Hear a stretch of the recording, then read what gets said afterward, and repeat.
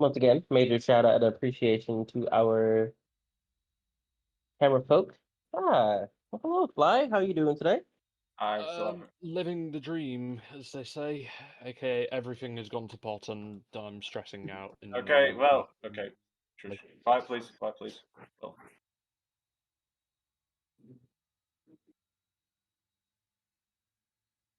anyway. Good morning, good afternoon, and good evening, ladies and gentlemen, and variations thereof, and welcome to day 2 of AeroKosh 2025, brought to you by Aeronautica ATC. My name is Royston951, speaking to you live from here, once again, inside Linwood Tower. And joining me is my fellow co-host and fellow Wingman Air Group pilot, Mr. King Zach. Thank you very much for joining us today, Mr. King. Wow, that was introduction. Hello everyone. Welcome back to day two of AeroKosh. There's my lovely co-host, brilliantly brought in. We are about to just kick things off here in just a moment. But Roy, how are you feeling about today? Honestly, I am somewhat all over the place. We do apologise for the lateness to the start of the stream. We've had some technical difficulties. Someone accidentally lost the camera in the river. I don't know how they did it, but they somehow did. We have had some last minute changes to the schedule, mainly due to aircraft maintenance and availability. Again, if there's some performances that are not here today, we do apologise for that. We're trying our best. It's a bit higgledy-piggledy right now behind the scenes, but hopefully we should get it straightened out in just a quick minute. So, Mr. Zach, what can we expect for the first hour of day 2 of AeroKosh 2025?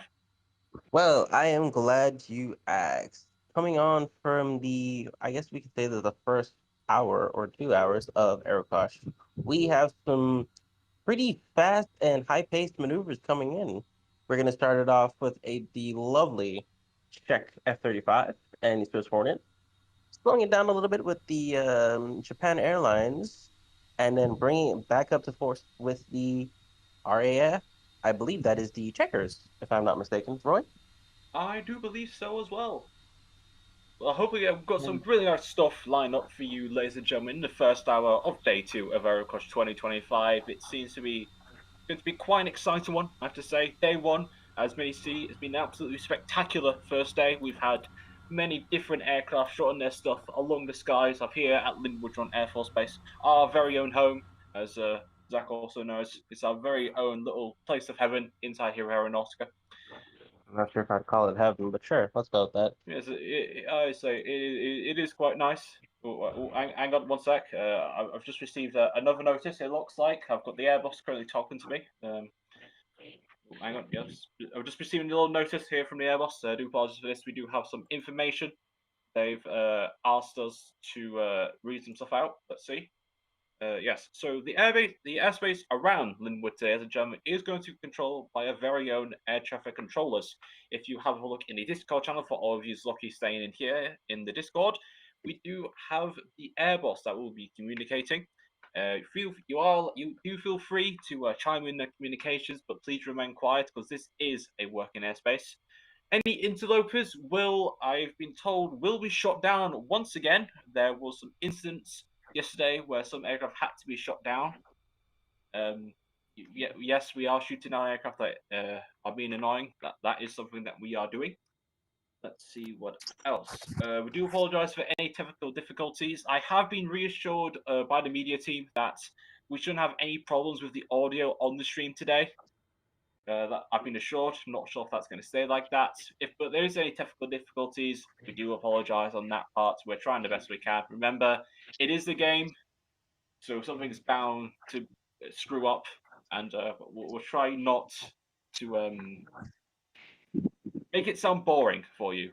We'll try to get. Basically, to say it simply, we do apologize for any technical difficulties, but try to understand from our end that it is, at the end of the day, the media team are doing the best that they can. So I'm looking at the schedule right now. Unfortunately, we've unfortunately had some late minute cancellations. The Bring Me the Felons display that was originally meant to start now unfortunately has canned due to aircraft problems. Apparently, one of the aircraft was caught fire. We haven't got any further details on that front, so we do apologize for that. There was somehow an SU-30 as well that was meant to turn up, though We don't know where it is. We think it's been lost in transit. We don't know where it's gone, but yes, that's also another thing that's been canned. It's just been quite a little hectic day for us here at AeroKosh 2025, but hopefully it should smooth out as the day progresses. Oh, just a bit of a server announcement. So the server will open eventually at that is 1815 BST, which is 1715 UT. I believe it's 17. Yeah. 1715 Uh, UTC. Yes, that is correct. yeah. For my Western folks, that will be about. Let me see if I can math this correctly in my head. I'm not gonna try. Hang on. It'll be 1:15 U.S. Eastern. Thank you. Thank you, our resident community ambassador, Mr. Toley. He's just somehow got onto the radio here. I don't know how. This is a closed circuit. It's not a closed circuit. Who told you that? I don't know. But anyways, we do have some very lovely cameramen out here today. We've got our very one, I believe that is Mr. Javiation that's on the ground here that's streaming for us. We also have, if I look towards the hillside, towards the eastern side of the base, you should be able to see Mr. Sokol as well. He gave us some very lovely shots yesterday during day one. I'm not sure if there's going to be any other cameras around today. I've still not yet to be told. But do remember, for those in the audience, please feel free to take any photos as well. Show your love for these pilots. They've taken their time out of their days to help to perform and even help out with today's event. So please make sure to give a big round of applause when they land and come in to the airport. They'll be very appreciated.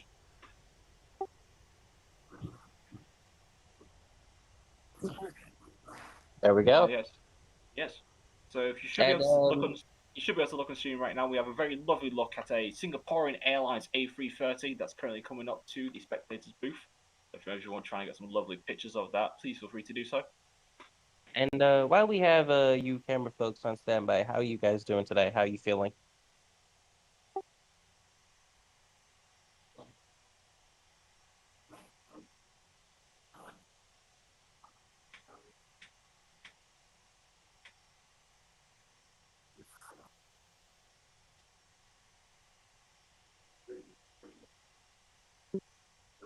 All right, thank you, and we do have you. We do love your support, and we also want to just make sure that we give the camera folks the biggest round of applause. Without them, we would not be able to watch the show or be able to enjoy it for those who cannot make it. So a big, big, big round of applause to the camera folks. And while we're here, Roy, we have some interesting jets on the deck right now. Oh yes. I'm currently looking at the. We've got a lovely seat up here inside Linwood Tower. We've got a little, we've got a little foldable table here with some really nice deck chairs. I have to say, it's absolutely.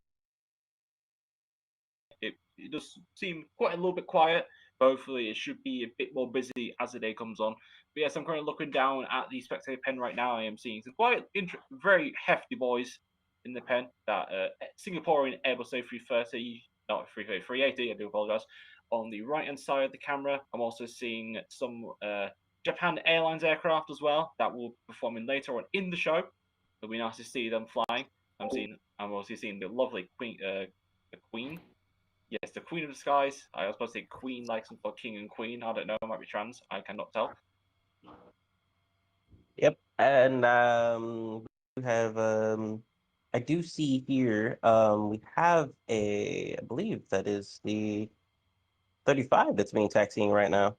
Oh yes, I'm seeing as well, ladies and gentlemen. If you direct your attention towards the centre of the airport, you should be able to see our first demonstration of today's event, which is a Czech Air Force Lockheed Martin F-35, currently making its way down towards runway 9 for takeoff. Now We do also ask that any aircraft that are not performing or not, if you are just spectating, please abide by rules and patiently wait. I see that KR is currently trudging along towards the performer.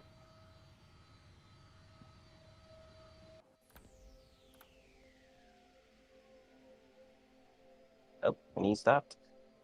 we just lost contact with the camera there. I do apologise for that, ladies and gentlemen. Unsure what's going on there.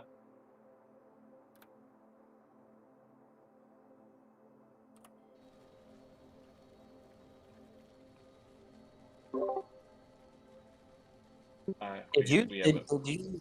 Yep, this is what we're talking about when we say Aeronautica's. We love Aeronautica. yes, we do love Aeronautica.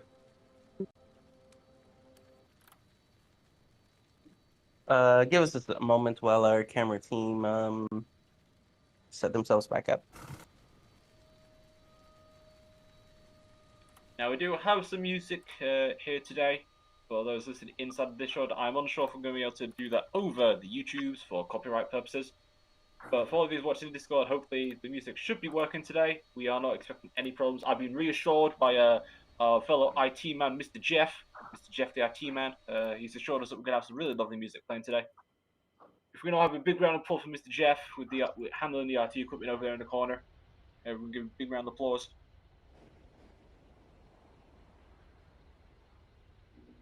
Okay, I see no one likes Jeff. Okay, good to know. I don't think it's that.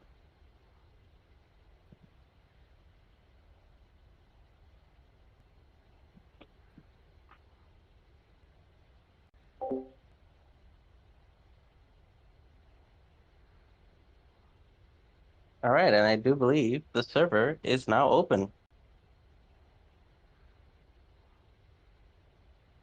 And Roy, is there any spectating rules when it comes to spectating? So, in regards to spectating, we're mainly allowing members of the public, so aeronauticans. Also, I have been told as well we are allowing some food vans as well to come on to spectators area. We are asking members of the public to please stay within the confines of the said spectator area. Do not run out onto the runway or anything like that. I'm unsure if aircraft are going to be allowed to spectate, mainly so that way we can keep the pens open for our aircraft that are going to participate today. I think I might have to despawn my aircraft. Then I just decided to spawn as an aircraft for the time being. We are also. Oh, hang on, I've just been handing something again. Thank you very much. Just been told this as well by the air boss. If needs be, some people may be asked to leave in order to keep space in the server free for our pilots. Remember, the display pilots do take priority over members of the public. So if you are asked to leave, we do apologise for that. We just want to try and keep everything open so that way people can perform today. So I will say, the 7-4 that just spawned next to me, I would ask you to despawn and get an Aeronautica.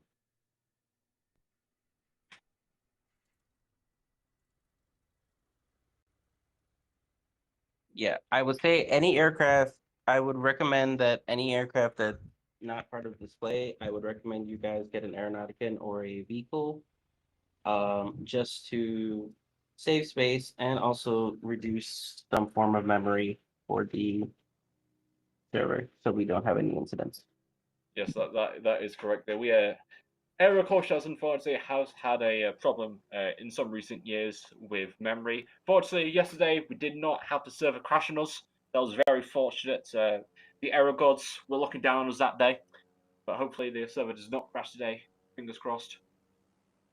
We do also like to thank the moderation team over at Aeronautica for having this private server for us, as well as breaking the laws of Mother Nature, so that way we can see this air show in complete daylight.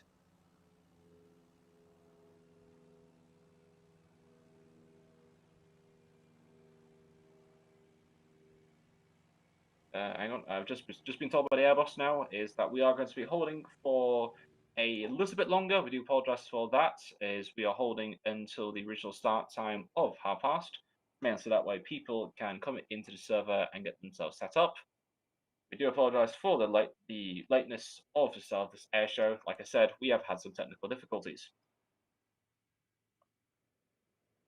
For all of you spectators as well, please be aware we will have some merchandise stands inside the spectator booth. We are offering a very lovely array of AeroKosh 2025 stickers for the grand total of 5 wings points each.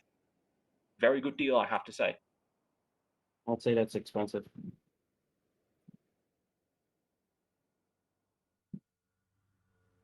Well, we need to keep this ATC running somehow.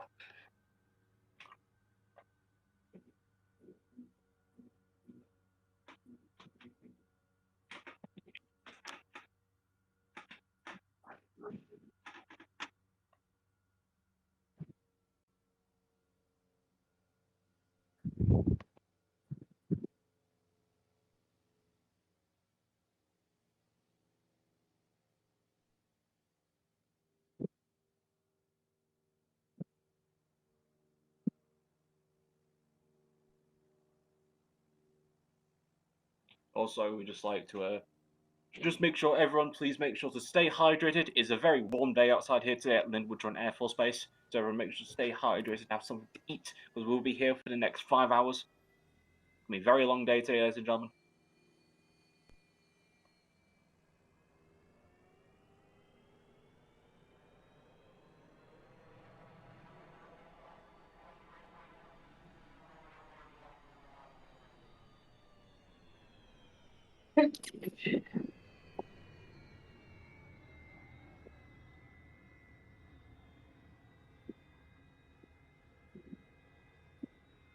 All right, I say again for those who are asking questions.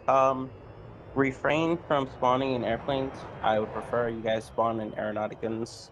Um, or I believe vehicles are okay, Roy. Correct me Yes, if I'm vehicles wrong. are okay. Yep.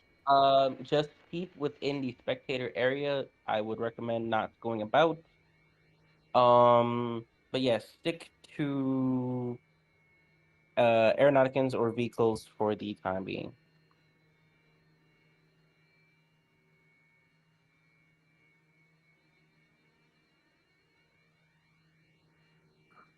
I'm gonna actually jump out of my aircraft and join into a plane, a car of my choice.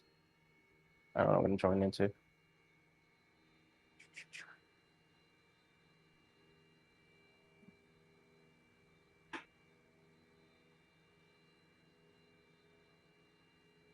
Okay. I'm just going to skate across.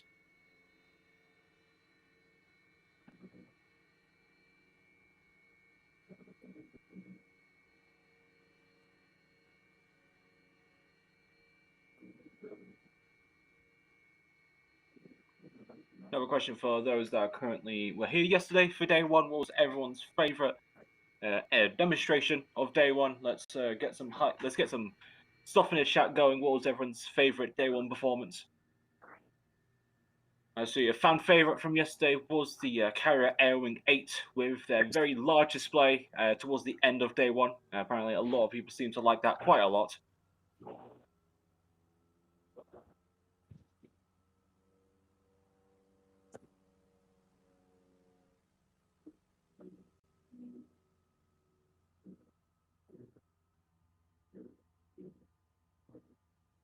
Roy, I am going to see if I can speak. I think I'm gonna do a public service. For those of you who spawned in aircraft, I think now would be the very best time to switch to an aeronautican or vehicle and make your way over ASAP before we get things off the ground. First demo is getting ready to be sent up.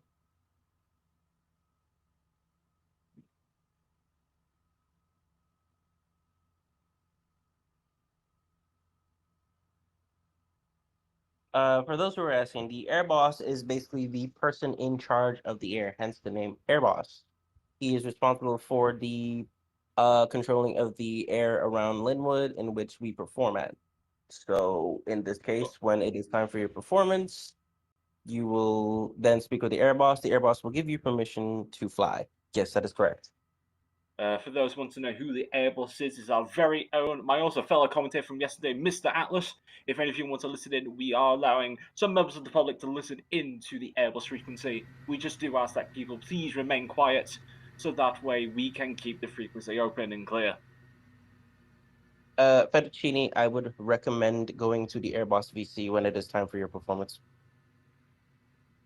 Also, there are guidelines that you can follow. There is a link to understand how it works.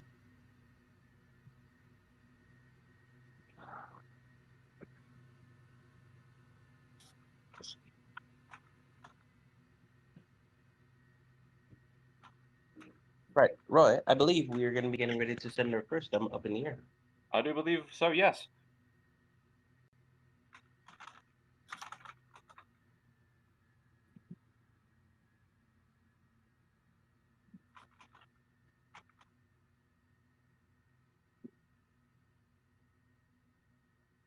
He is a 35, so unfortunately we cannot see him on radar.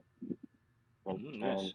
Fun facts for these people: the F-35 was known as a stealth aircraft, meaning that because of its design, it makes it, shall we say, quite hard to see it on radar. Yep. And I do believe he is Oh, hang on, one second. I think my positioned colleague's and ready to microphone. go. I think my colleague's microphone just broke just then. I'm sorry, wait, can you hear me? Yes, you can hear it. Yeah, I'm telling you, you need to plug it in. That's just like right there. You don't fiddle with the plug. Hey, look, don't bicker with me, okay? This is a brand new microphone that I bought off of wish.com. Okay. I guess the most reliable place is wish.com. You're lucky it wasn't Etsy. Oh, Fettuccine, I'm going to give you the link for the rules and regulations so you can read it and make sure you understand everything.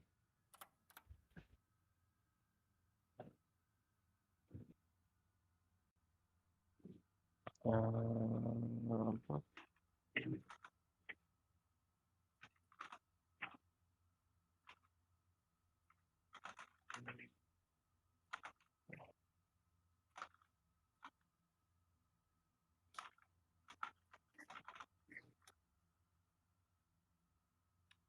looking down again towards spectator pen. If we try and get a camera on the spectator pen, it's I'm seeing quite a varied amount of vehicles currently lined up. I'm seeing quite a few food vans as well. Seeing quite a few food vans just littered around the place.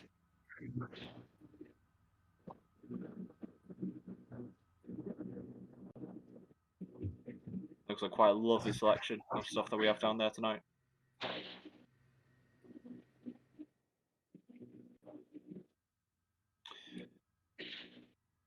Just been under the hang on. Yep, just been told by the Airbus that we should be up in roughly about 3 minutes. We're trying to stick to schedule as much as possible for this. So hopefully at sometime roughly in the next 3 minutes, the F-35 should be taken off for all of you photographers out there want to get some lovely pictures.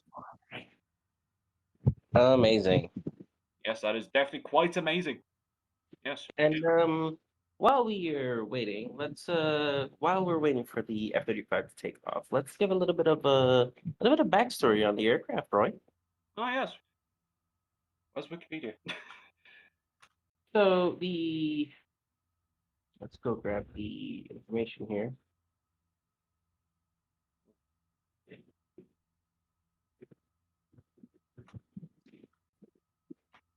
Okay.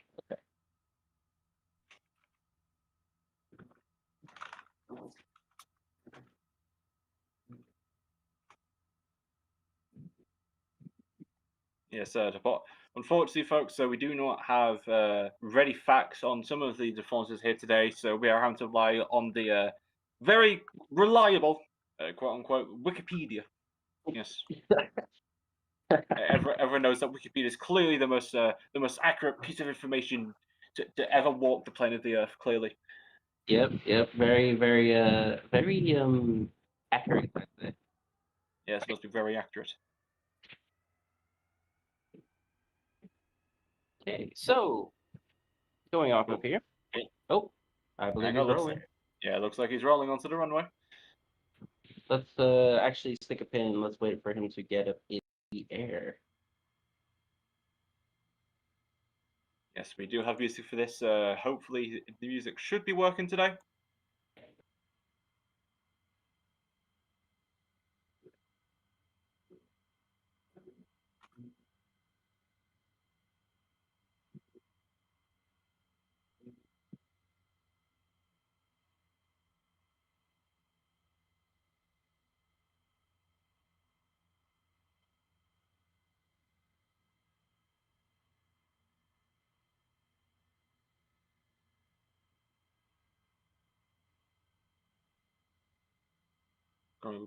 Currently roughly got about, shall we say, 30 seconds, ladies and gentlemen, for this aircraft to take off.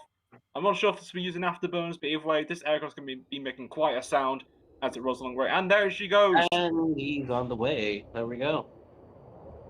Right. So while our lovely aircraft is on the roll, I'm going to give a little bit of information on this lovely aircraft. The F-35 was designed to replace the aging fighter inventories, including the U.S. Air Force F-16s and A-10s, U.S. Navy AF-18s, and U.S. Marine Corps AVB Harriers, and F-18s, and of course the UK Harrier GR7s and Sea Harriers. With stealth and a host of our next generation technologies, the F-35 will be far and away from the most advanced multi-role fighter. There exists an aging fleet of tactical aircraft in the world. The F-35s intend to solve that problem. With 9 countries involved in its development: the United States, United Kingdom, Italy, Netherlands, Turkey, Canada, Denmark, Norway, and Australia, the F-35 presents a new model of international cooperation, ensuring the U.S. and coalition partner securities as well into the 21st century. The F-35 also brings together strategic international partnerships, providing affordability by reducing redundant research and development and providing access to technology around the world. Along these lines, the F-35 will employ a variety of U.S. and allied weapons. Oh, hang on, we just got the music playing. Thank you very much, Mr. Jeff. Amazing. And so,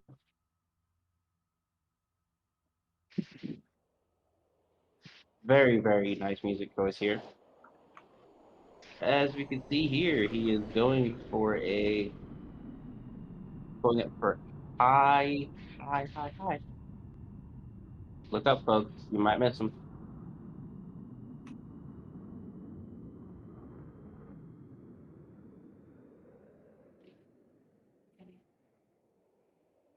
So, Roy, what are your thoughts about the F-35 in general? Well, the F-35 is, as many have coined it, is designed to be the freedom fighter of the West of the future, meant to be replacing the F-16 as the mainstay freedom fighter, as many have coined it in the media. I think most people recognize the aircraft to be the spiritual successor of famous aircraft such as the Harrier jump jet, with its B variant being what is known as a VTOL aircraft, or vertical takeoff and landing, meaning it can take off rather than it basically just take it off normally. It goes up and down. It's like an elevator, it goes up and down, not like a travelator. It goes like that.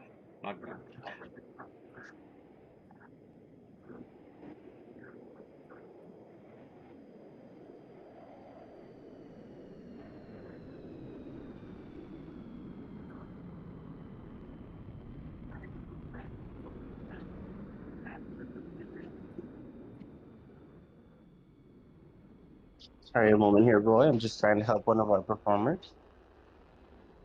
Ooh, it looks like the F-35 is going into a stall.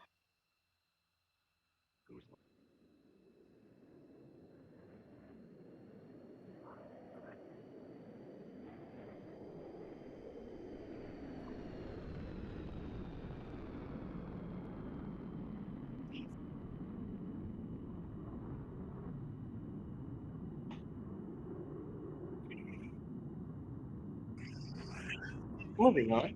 So, as my fellow commentator has beautifully said, the F-35 has become a very well-known aircraft among military aviation enthusiasts. One of the most well-known variants is the A variant, which is currently being flown as of right now.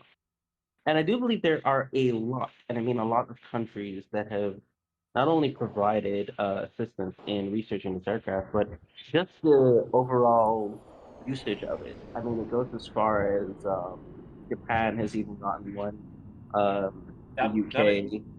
That is correct. There's been many different companies that have helped in the production of this aircraft. Probably most notably is Britain's very own BAE Systems, that are known throughout the military world for providing so many different weapon airframes, models, and so many different stuff. If you see a military piece of equipment, it's most likely BAE has somewhat helped in that design. Fun fact also about the F-35, there is a secret fourth variant of the F-35. The fourth model is known, I believe, as the F-35I, which is an export model specifically designed for the country of Israel. Israel is most known for modifying different aircraft to their specifications, most notably modeling the entirety of their Mirage fleet to their specifications.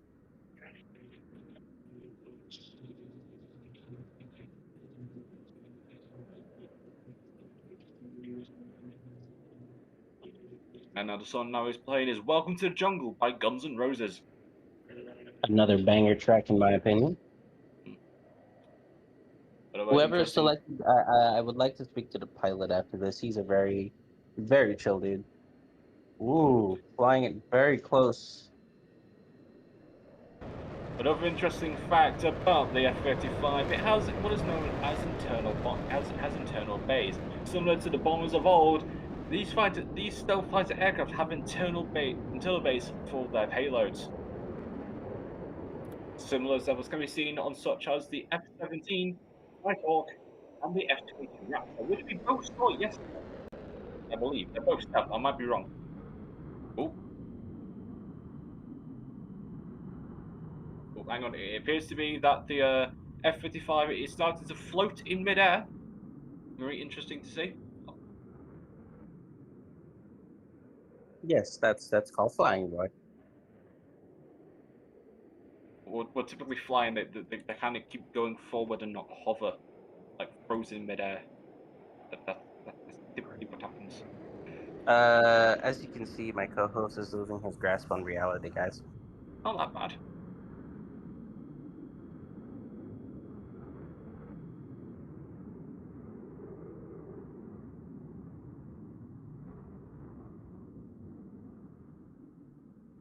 I'm hearing, looking over at the crowd right now, and I'm seeing a couple of people actually cheering for this F-35. Very nice to see.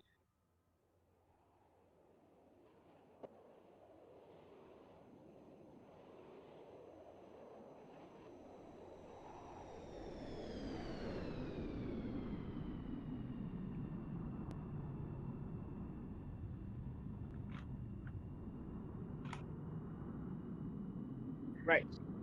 Some more information on the lovely jet. It is powered by one Pratt& and Whitney F-135 PW100 turbofan. It has a thrust of 33,000 pounds and can reach about Mach 1.6 and has a range of over 1,350 miles for internal fuel tanks, 1,200 nautical miles, and can go above 50,000 feet. One of the many things that I do know about this aircraft are different modes. There is stealth and there is beast mode. And stealth mode, as I would like to believe, is what the F-55 right now is running. Usually means that it doesn't have any pylons on the outside. But beast mode, on the other hand, has pylons on the outside with many, many, many different arrangements of munitions. And again, for some of our movie fans out there, the F-35 as well has seen action on the silver screen, seen in many documentaries, as well as, most notably, being seen in the 2011 film Avengers, where one of these F-35B tried to take on the Incredible Hulk, roughly, I think it's about 2/3 of the way through the film, but unfortunately was taken down. When you're going up against a Hulk, I don't think he was going to survive either way.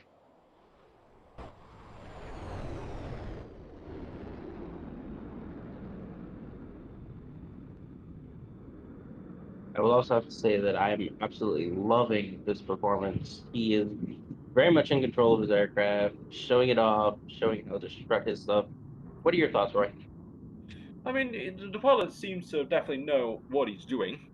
Not sure if he's going to ace the landing or not. I mean, yesterday we did unfortunately have a singular crash of one F-22 Raptor. Unsure if this pilot may make the same mistake. Who knows? But hopefully he doesn't. Fingers crossed. Because I don't think that we're going to be able to get the insurance for this one. Well, to say the least, that the insurance would be on the pilot and not the airport. So,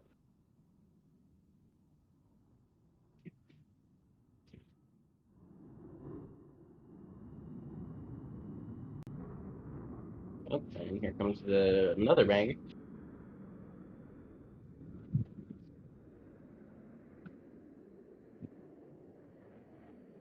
Very nice control of the aircraft there.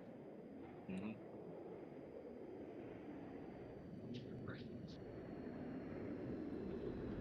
Oh, and there he goes. Up and away.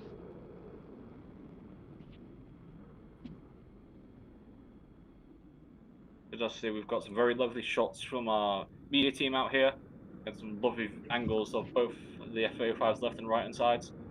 Let's give again a quick shout out to our cameramen here that were able to make this stream possible and get these lovely angles of these aircraft today for day 2 of AeroKosh 2025.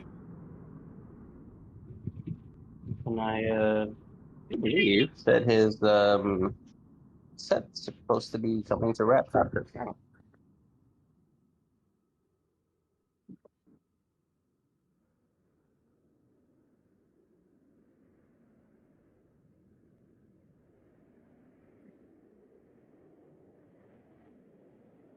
Right. In that regard, let's give a good bit of a round of applause to our first demo of the day, ladies and gentlemen, the F-35.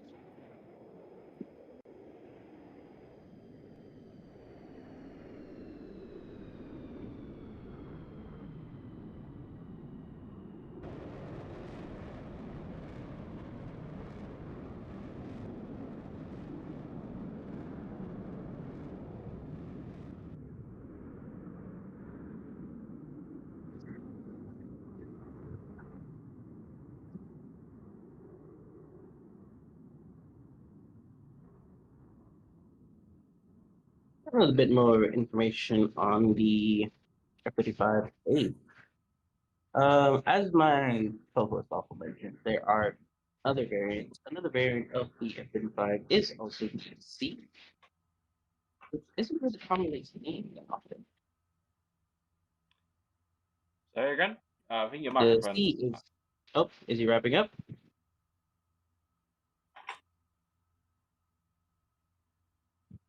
The C variant of this beautiful aircraft is the naval variant.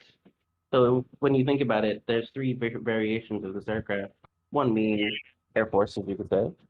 The B and the C could be classified as naval variants as well. Mm-hmm.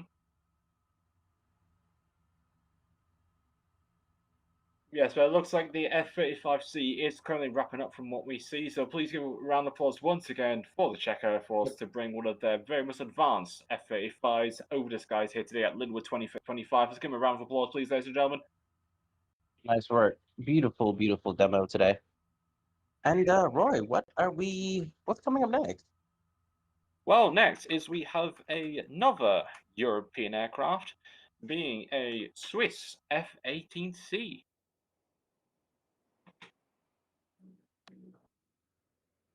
Mm, We are still very lovely to still to time, which is quite nice to see. indeed. Now, I'm noticing that I don't see the Swiss Hornet. Is he going to be starting remote? I'm unsure where the Swiss Hornet is going to be starting, but I'm going to see if I try and get on the Airbus to see where the aircraft's actually coming from. Roger that.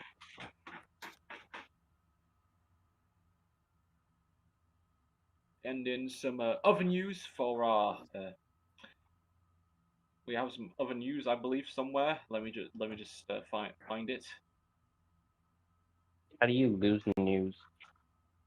My question. I mean, there's that many papers on it. I'm telling you, I looks like quite a mess of this.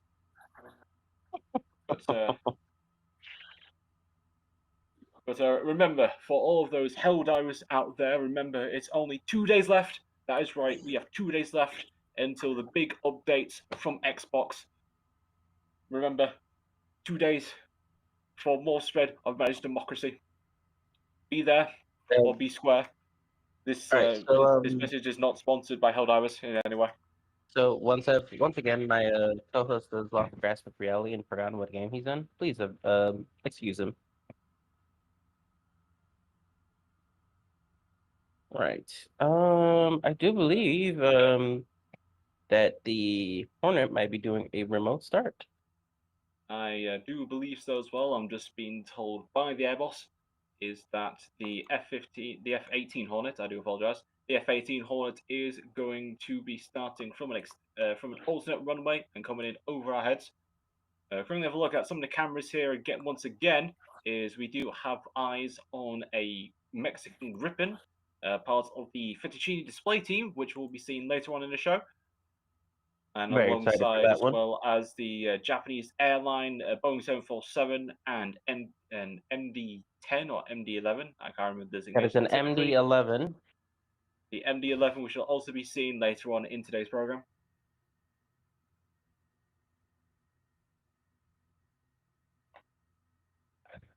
Let's have a look at some of these aircraft up close.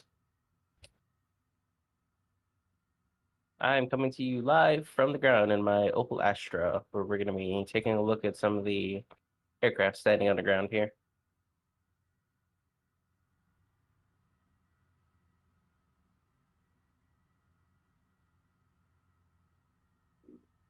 Yes, so as my co-host lovely, we do have the MD-11 and the 747. I believe that is a 747-400 for Japan Airlines. I'm a little excited to see this one. What about you, Roy? Oh, I mean, sorry, correction. That is a 200. the 747 is, as many people know, is the queen of the skies. This aircraft has been flying for a good couple of decades. However, is soon being phased out of service in many different airlines. But it's still nice. It's still a really good, really lovely chance to see a 747 flying overhead. I have had the honor of seeing one of these up close, and I feel very proud of being able to do so. I've just been told right now by the Airbus that the Swiss Hornet is coming in. If you have a look towards runway 27, that is to the east of the run. Looking to the east of the runway, you should be able to see it coming in. Oh boy.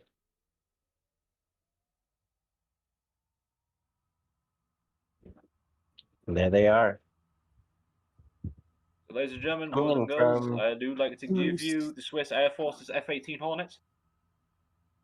27, folks. That is going to be to the left if you're on the spectator side, coming from the left.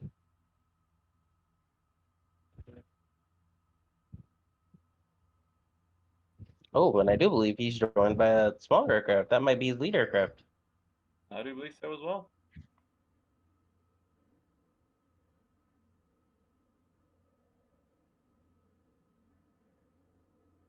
Ladies and gentlemen, the Swiss Hornet.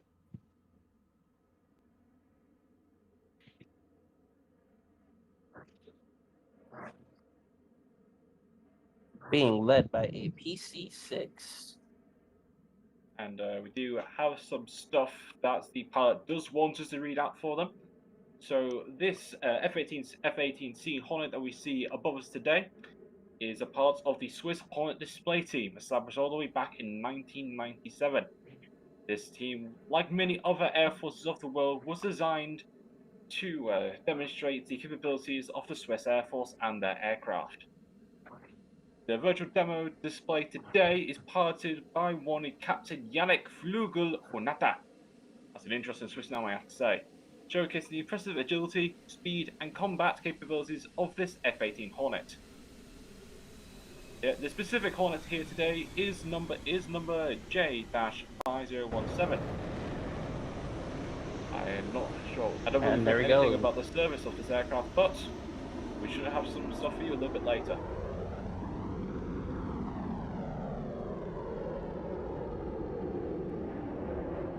There we go. It's off. This lead aircraft leads coming in for a knife edge. Now, is there anything else left to say about the aircraft, Roy? Well, interesting enough, they've also given us something else to say. So these specific F-18 Hornets fielded by the Swiss are upgraded what is known as the UPG-25. This is a modernization program done by the Swiss, which improves the avionics cockpit systems for this aircraft, adding what is known as a UFCD. I'm unsure what that is abbreviation for, which enhances the radar and sister systems of this aircraft. It also enhances the communication and emergency warfare. What is something called EWS? I can't remember what it is off the top of my head. I believe that is something to do with the how to cancel weather with this aircraft, as well as all around structural upgrades for this aircraft. We have seen one of these aircraft flying yesterday alongside the likes of carrier Airwing 8, but it's not seen a Hornet in the skies over Linwood today. Fun fact, for all of you avid aeronautical enthusiasts, The F-18 Hornets are the same aircraft as fielded by our very own Wingman Air Group Black Rooster display team.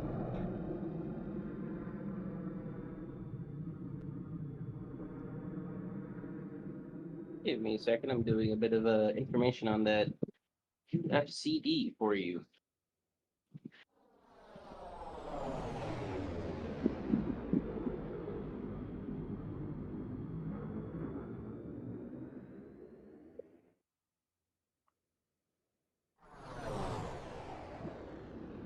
I do apologize for those watching the YouTube stream today, ladies and gentlemen. We do have some music playing. However, due to copyrights, we aren't able to show this on YouTube. So we do apologize for it being so quiet over there on the YouTube side of things.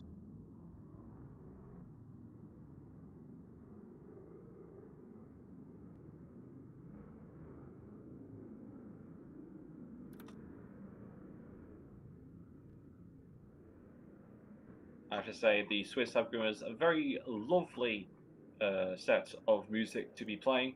The next one here is Kickstart My Heart by Motley Crue, a very famous song amongst Metalhead fans. So I don't think there's anything needed to be said, Roy, about the Hornet. I mean, I've said it in a few air shows ago, but the Hornet is a very well-known and very beloved aircraft among aviation enthusiasts. Even if you're not much of a aviation nerd, you have heard of the F-18 Hornet. And I think you can agree with me on that one.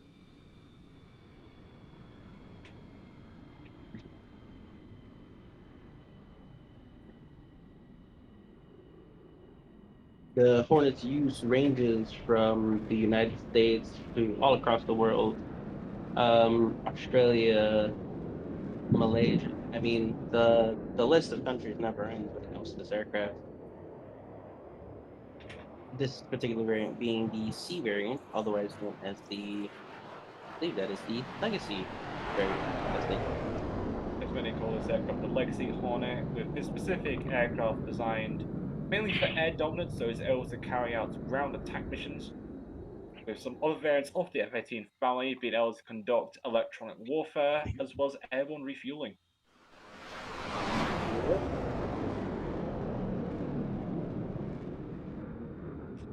And once again, these Hornets are no stranger to I'm the gonna do a silver little bit of screen. information here because I'm a little bit curious as to where this would. And as like I was saying, these Hornets are no strangers to the silver screen. Many of you may remember seeing these aircraft in the recent 2022 film Top Gun Maverick.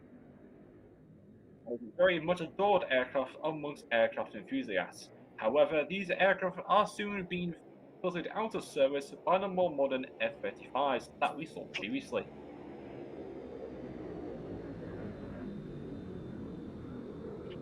Now, it is also regarded that the F-18 is still currently being used at the airbase. Well, being the Super Hornet variant is the more commonly used one.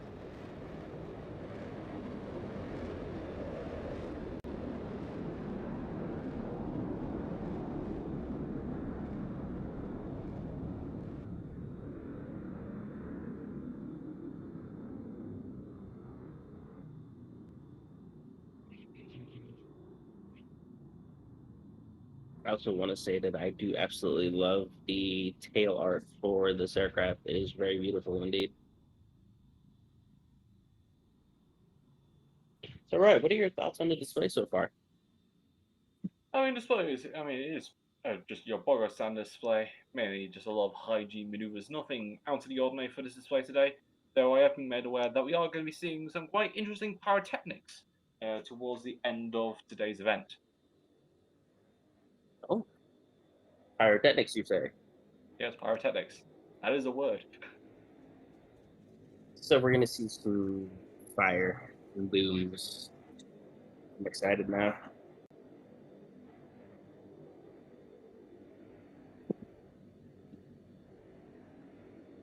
All right, coming in from crowd left. Beautiful. 4-point turn right there. Looking at the stream right now, we've got three different, lovely different angles of this aircraft as well. Quite lovely to see.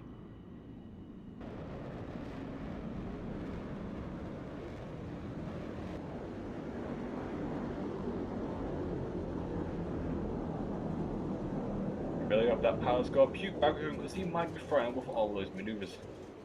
I know I would.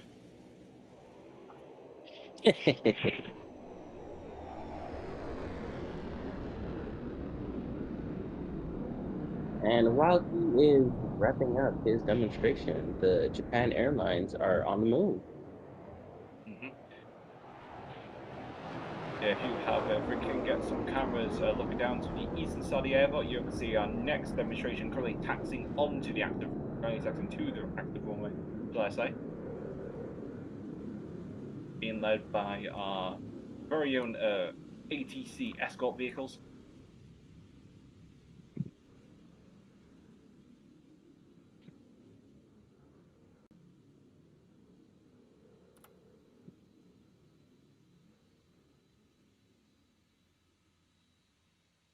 Oh, hang on as well. I am seeing as well. I've just been so I'm look to the just out the corner of my eye to the left hand side. Sorry, the right hand side of the right hand side of the airport. And we've seen a couple of propeller-driven aircraft that will be coming up soon.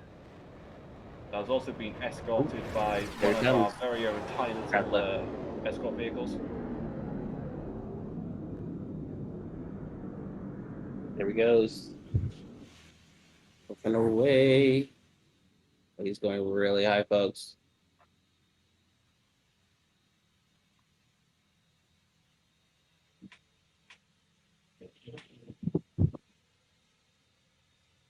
Right.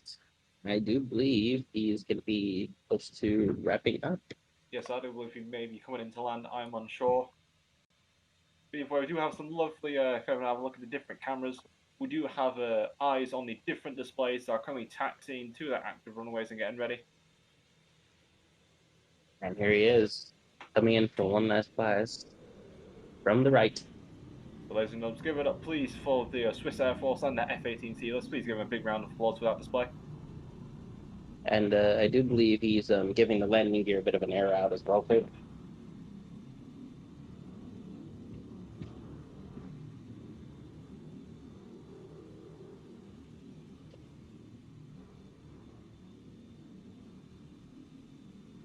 Just a reminder for those as well that are wanting to watch the event, we do have a stream that is up on the YouTubes.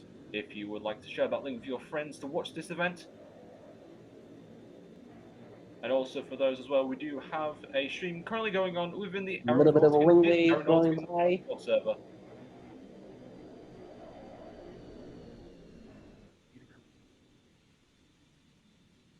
Right.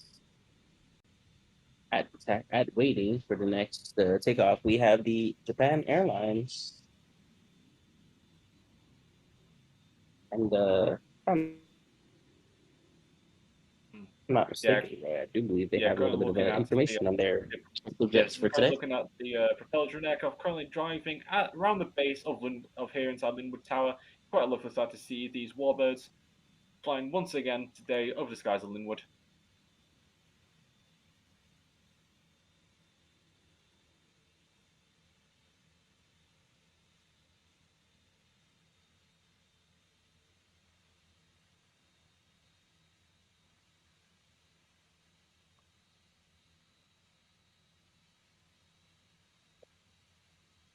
Right. Another round of applause for the Swiss Hornet as the Japan Airlines jets get rolling on the runway. Mm-hmm.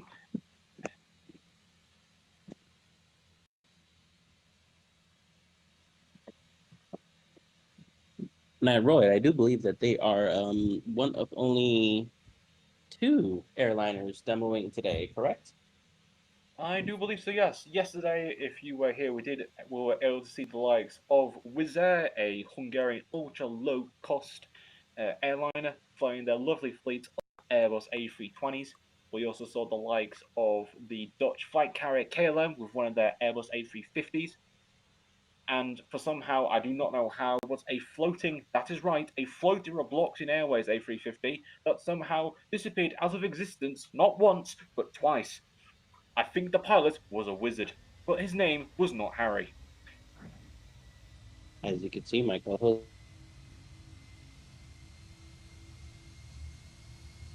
Yes, we currently now But see going running off along the the runway, runway. it's Japan Airlines. thundering down the MD-11. This should be a lovely shot for you photographers out there. Make sure to get some screenshots. Make sure to share that love. Beautiful aircraft, the MD-11, basically I would say a relic or a fossil in the aviation industry for how old the jet is. I mean, wouldn't you agree, Roy? I would have to agree that you don't really see many McDonnell Douglas aircraft anymore. Knowing off the top of my head, I do know that UPS is currently one of the few airlines that still run the MD-11, but that is the freighter variant. Mm-hmm. As the pilots get them for their first approach. Roy, I will go ahead and give a little bit of information on the first aircraft, Mm-hmm. which is Jaybird, also known as registration JA 58588. This is a MD-11. Oh, what's the information thing?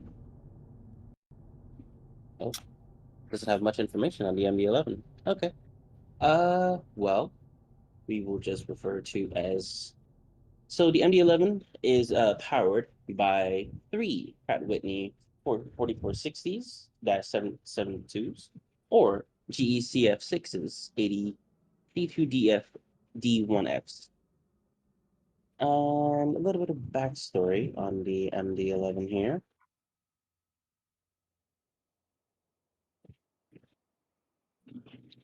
The MD-11 is an American tri-jet wide-body aircraft manufactured by none other than McDonnell Douglas, and then later by Boeing.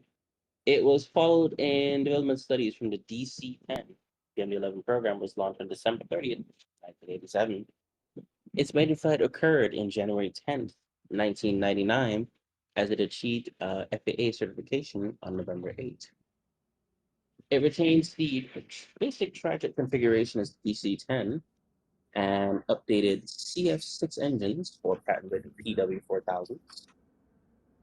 And it was supposed to rival, it was a proposed long-range alternative to the twin jets, the Boeing 767 and the upcoming, at this time, 777, and the Airbus A330. However, the MD-11 failed to meet its range and new targets. Case in point, it's a dinosaur. Now let's move on once again as we move on to what many call the Queen of the Skies, the Boeing 747, currently heading its way across runway 15. That is from the western side of the runway. The Boeing 747 needs no introduction. This is probably one of the most famous airliners of all time. First being built all the way back in 1968 by Boeing Commercial Airplanes. This company is well known for its family of commercial airliners, and most famously its warbirds of the Second World War, such as the B-17 Flying Fortress. This aircraft is honestly, like I said, it is a very well-known aircraft. Over 15,000, well, not 15,000, 1,500 of these aircraft have been built. First being introduced into service in 1970 by Pan Am, or Pan American, I believe that's what it's called. The aircraft has been used as both a passenger airliner and a freight hauler, as well as has been seen in use by the military, most famously by the usage of the United States President in the form of Air Force One. Fun fact as well, the Boeing 747 was also conceptualized to be an airborne aircraft carrier. Yes, airborne aircraft carrier. Quite interesting, I have to say. This aircraft was also made famous for And carrying speaking of which, we have the MD-11 going for a touch and go. Wow. That is impressive for an aircraft of that. Not something you see quite often with these airliners. As I was saying, I was really interrupted by my co-host. The 747 also has been made famous as a shuttle carrier, carrying the NASA space shuttles from high altitude to then be dropped into low orbit. This specific 747 is number JA8114. This 747 is powered by four Pratt& & Whitney JT9D turbofan engines, then been refitted to use General Electric CS6s and the more famous Rolls-Royce RB211 engines. These aircraft are able to fit seats 10 abreast, meaning that it is able to fit 10 seats through the width of the cabin. Able to go Mach 0.085 and able to accommodate roughly about 366 passengers in three classes. Like I stated previously, this aircraft has been used all over the world, from the Americas to Europe to Africa and Asia. Unfortunately, however, both the 747s have unfortunately been retired, many seeing usage in limited numbers in passenger services, such as, most notably Lufthansa, but is mainly used in a cargo carrying role and is honestly, they're mainly going to be staying that way until roughly the 2040s, where unfortunately this aircraft will soon see the cutter's torch. I just want to point out that this particular variant of the 74, as Mike also said, is been used around a lot in even in military infrastructure. Um, Specifically, affectionately known as VC-25. That's Air Force One. And I do believe, Okay. Roy, that the Sophia was also a 200, correct? Or might have been a 100. Right. Coming over the crowd right now, we have both of them coming from center point, the crowd. Some wingtip smoke action here. And they are wing waving, signaling goodbye, and they're coming back in for landing. Mm-hmm. So yes, once again, ladies and gentlemen, let's give a big round of applause for Japan Airlines and filling these two very large birds of the sky. Let's please give a big round of applause.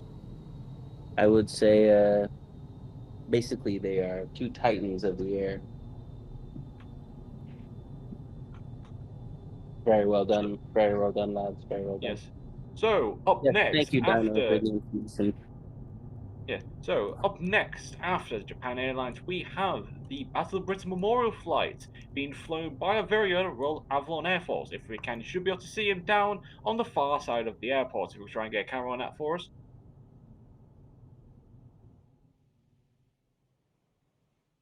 Yeah, you should be able to see more of this glory currently waiting to be allowed to taxi onto the active runway.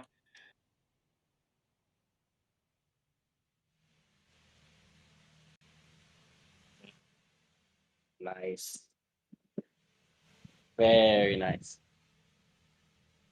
Good to see the good old Lancaster and Spitfires out and about.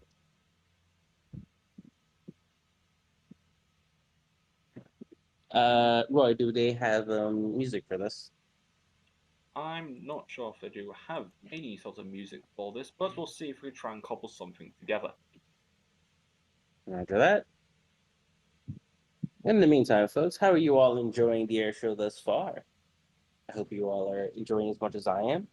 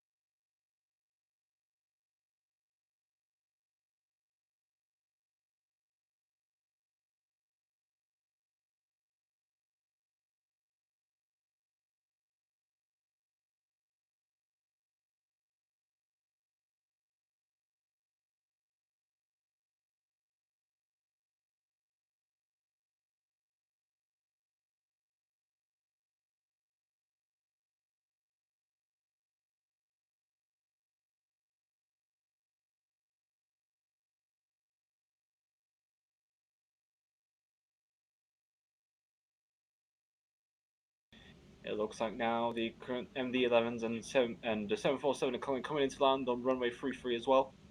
Let's see how they are able to take this landing. Hopefully they do not botch it like some other demonstrators from yesterday.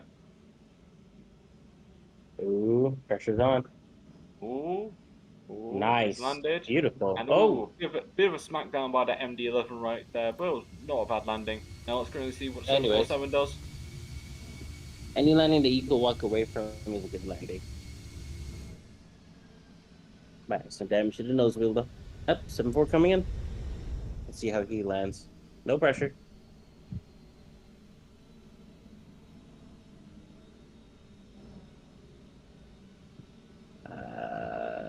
Ooh, very nice. Very slow, Very very nice. elegant landing from the Queen of Scars right there. I do believe that. Oh, hang Although, on, no, it just smashed into the deck. Hopefully, I do believe we're going to be seeing this aircraft in near the spectators' booth, so if once you can get some lovely close-up pictures and maybe even go inside these two very large birds of the skies. right, and I think we can turn our attention right back over to the British Memorial flight. As yes, we can. We currently can see the lead of the flight currently taxiing onto the runway. It looks like it. Now we do have a special commentator for this specific display as well. You may recognize him from yesterday. I do believe we are currently in the process of getting the communication line set up with the commentator.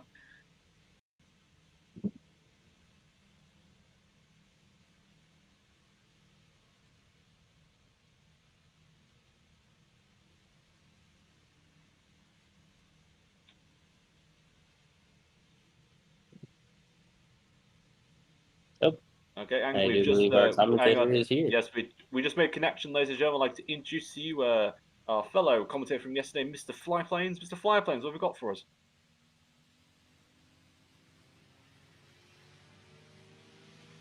Okay, Mr. Flyplanes is now speaking in a musical tone. Okay, good to know. He is not speaking English. As I mentioned before, my co-host here is lost grip on reality. Anyways, Fly, when you get to us, how's it going today? I think Fly's busy with organizing everything, so let's give him a chance, Roy. Meantime, the Lancaster has already taken off, and the Spitfires are on the move.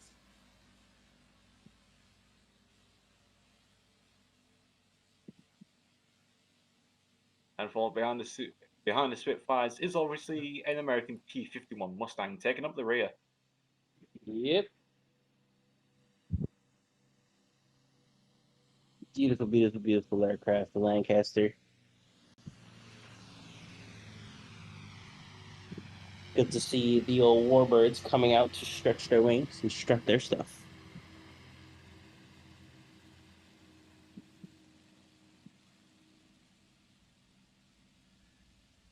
So, Roy, what do you know about the Lancaster? That is a Well, since I'm home-based a British advanced person, study. I need to obviously know about this. So, the Avro Lancaster is considered by many to be Britain's most famous bomber, being used throughout the entirety of the Second World War. The Avro Lancaster was first fielded all the way back in 1942, with, let me just currently get the statistics up, with almost over 7,350 of these beauties being built. The aircraft were built by the company Avro, famous for aircraft such as the later Vulcan, and even some civilian airlines such as the BE 146. Let me currently just get some more information about this aircraft. This air One thing to note as well about the Avro Lancasters, they were designed for what is known as night bombing, meaning they were designed to go over to the Hun and bomb them during the night. Hence its two-tone paint scheme, where it has the Royal Air Force standard summer camouflage of green and khaki of blue of not blue. I cannot even see this aircraft today. I'm clearly blind. Of khaki green and regular khaki, and with black all along the bottom of the aircraft. The Avro Lancaster was also most famous for being heavily customizable. What you may recall, for some of you history buffs out there, the Lancaster took part in known as the Dam Busters Raid, where it used bouncing bombs to take out a dam in the center of Germany. Fortunately, All right. today, the Avro Lancasters are still flying today, with one such example, designation PA474, flying with the Battle of Britain Memorial flights currently operated by the Royal Air Force. You'll be able to see this aircraft at RAF Coningsby in Lincolnshire. Following behind the Avro Lancaster are two Supermarine Spitfires. Now, this is another icon of the British Royal Air Force during World War II. The Supermarine Spitfire was the mainstay fighter aircraft for the Royal Air Force during the Second World War. You may remember these aircraft from their introduction during the famed Battle of Britain over southern England. Over 20,000 of these versatile fighters were built of all different variants being used by the Air Force and the Navy, being exported to both Britain and other countries within the Commonwealth, such as Canada, New Zealand, and Australia, and even saw service with the Free French Air Force and the United States. These aircraft were in service all the way up until 1961 with the famed Irish Air Corps. There are many different examples of these Supermarine Spitfires still around today, with I believe it's currently about 4 of these aircraft being flown by the Battle of Britain Memorial Flight. I myself personally have had the honor of seeing these aircraft up close and also flying. So, as a resident American, Mr. Zach, what can you tell us about the P-51 Mustang? You're putting me on the spot here. I mean, probably gonna have to pull up the files, but let's see if we could check in with Fly. Fly, are you with us right now? Hi. Hello. I might be able to speak. I don't know. Can you hear me? Yes, we Yeah, can we hear can hear you. you The loud and connection clear, is boss man. we do have sustainable connection. Yes. Go ahead, Mr. Fly. Great. I'm probably going to drop out at some point, but sod it. Let's give it a go. So, the P-51 Mustang is essentially the namesake of the American World War II fleet. It was a long-range single-seat fighter, which was used both during World War II and the Korean War, amongst many other conflicts, of course. Now, the Mustang was originally designed back in 1940 by A person. a team that was headed by James Kindleberger. Oh, have I gone? No, you're still here. Maybe. Who knows?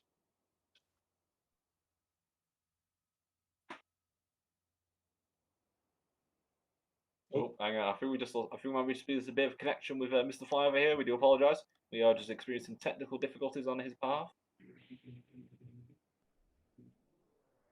Maybe it's returned. Who knows? Uh, Can you hear me? Yes, we can hear you again. Hello, welcome back. Okay. Yeah, I'm loving life at the moment. It's the epitome of my day. But anyway, the P-51, of course, is in use all the way. Was in use all the way around the world, and there's still plenty of them flying out and about. I'm not sure on the exact amount of aircraft that were built, but she's a nimble beast with a surprisingly quick top speed of roughly about 440 miles an hour for all of you using Freedom units, and 710 kilometers an hour for all of you not. She could cruise on average at about 580 knots, which is roughly 360 miles an hour. And she was powered by, of course, the Packard's Rolls-Royce V1650-7 Merlin, which, funnily enough, is a V12. I have to say, is a beautiful sounding engine, by the way. And is it also true that if it wasn't for Rolls-Royce, the Americans would not have been able to field such a lovely aircraft? If it wasn't for Rolls-Royce, I mean, we'd probably all be speaking German right now, to be honest. You hear it first, folks. Yeah. Make sure to thank Rolls-Royce because that you were not speaking German. And as someone who is very local to the Rolls-Royce factory, it is very nice to hear a Mustang engine go over every once in a while, because there's one example of a Mustang near me, and the Griffin engine, which is the other mainstake, and the aircraft breaking off here. Ooh, aircraft break. And back to the display, we're going to see something a little bit different from what you'd expect in your normal historic flights. The two Seafires, or Spitfires, because we don't have a Spitfire model, cry, are now going to reposition round on either end of the airfield and commence a little dogfight demonstration, if I remember correctly. Ooh. So, what specifically do these aircraft fly for? We know what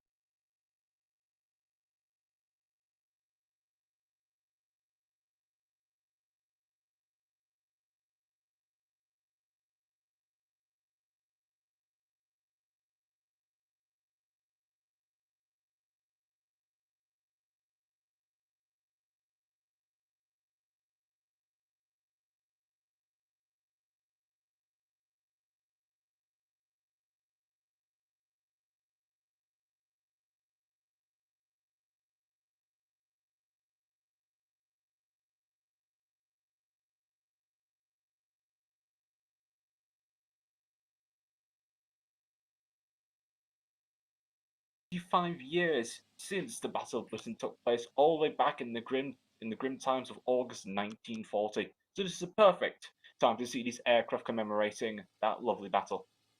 It Well, not is really lovely, indeed. but more historical battle, shall we say? Yeah, Not definitely. It is. It's always a treat when you're out and about, just hearing the occasional Merlin go over, or just any old aircraft for that matter. It does. It's such a distinctive sound when it does go over. So You just, I it's beautiful. sorry, I'm not much of a I would say I guess I'm a little lacking on knowledge, but what engine powers that Lancer? Is it also Rolls Royces or So are the they Lancaster is powered by not one, not two, not three, but four absolutely gorgeous Merlin engines as well. oh, So if you thought the Seafires were nice with just one, then just make sure you get the imagine Spitfire four, when right? it comes in. It's just And gorgeous. and you said that Roy, I do mention you said you can actually go and see this bird in person, correct? Yes, you can see many different examples of Spitfires and P-51 Mustangs all around the world. And well, specifically, like I said previously, you'll be able to see an Avro Lancaster flying with the Battle of Britain Memorial Flight at RAF Coningsby in Lincolnshire.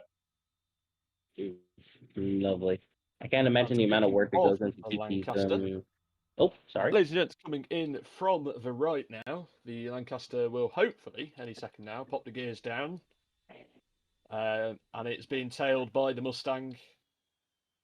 There we go. The gear comes down on the Lanc. Mustang just keeping Ooh, just out of the way here, as I believe we're going to see a low approach from the Lancaster. Just going to shut up and let you listen to the engines here as Paul pushes the throttle forwards.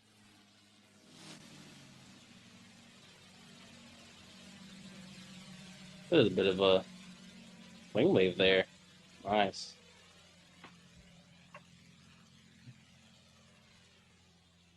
Beautiful, beautiful, beautiful, beautiful, beautiful aircraft. I would love to see this aircraft and hear it IRL one day, hopefully. Oh, it is. You know. I've had the absolute joy of hearing it 3 times this year, and it never gets old. It never gets old. Well, I think If you cut, that goes for those kinds of engines as well too, the radials and the Merlins and all of them as well.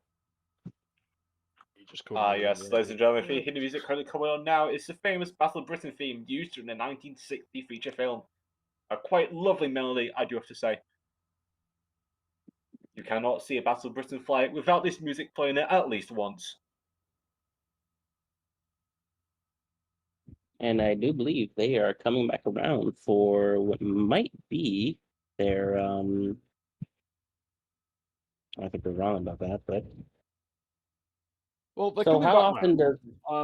does At this point, I'm not sure what we're actually going to get to see because if you did have a look at the schedule earlier today, the Avalon Air Force checkers were meant to be displaying, but however, due to one of our team members being unavailable due to his family commitments, which popped up at the last minute, we are unable to display them for you today. We do sincerely apologise about that. And to be honest, we really did want to display them, but we just hadn't got the personnel to do so.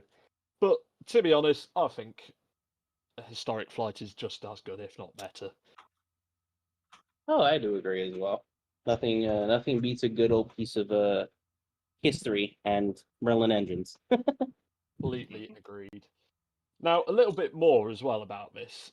We threw this routine together about half an hour ago, just seeing as we had that last minute dip out. So all of these pilots are basically just flying this for the very first time. We got one practice in at Fiskar just beforehand. So I think they're doing a relatively decent job. I have to say Well, that they are doing quite a good Have job, I have to say. So, as barely practiced. I as know what someone we're going to who's get here. come from a group that is known to be able to pull off last minute events, I too understand fully what it's like to have to figure out something in less than an hour or two or so.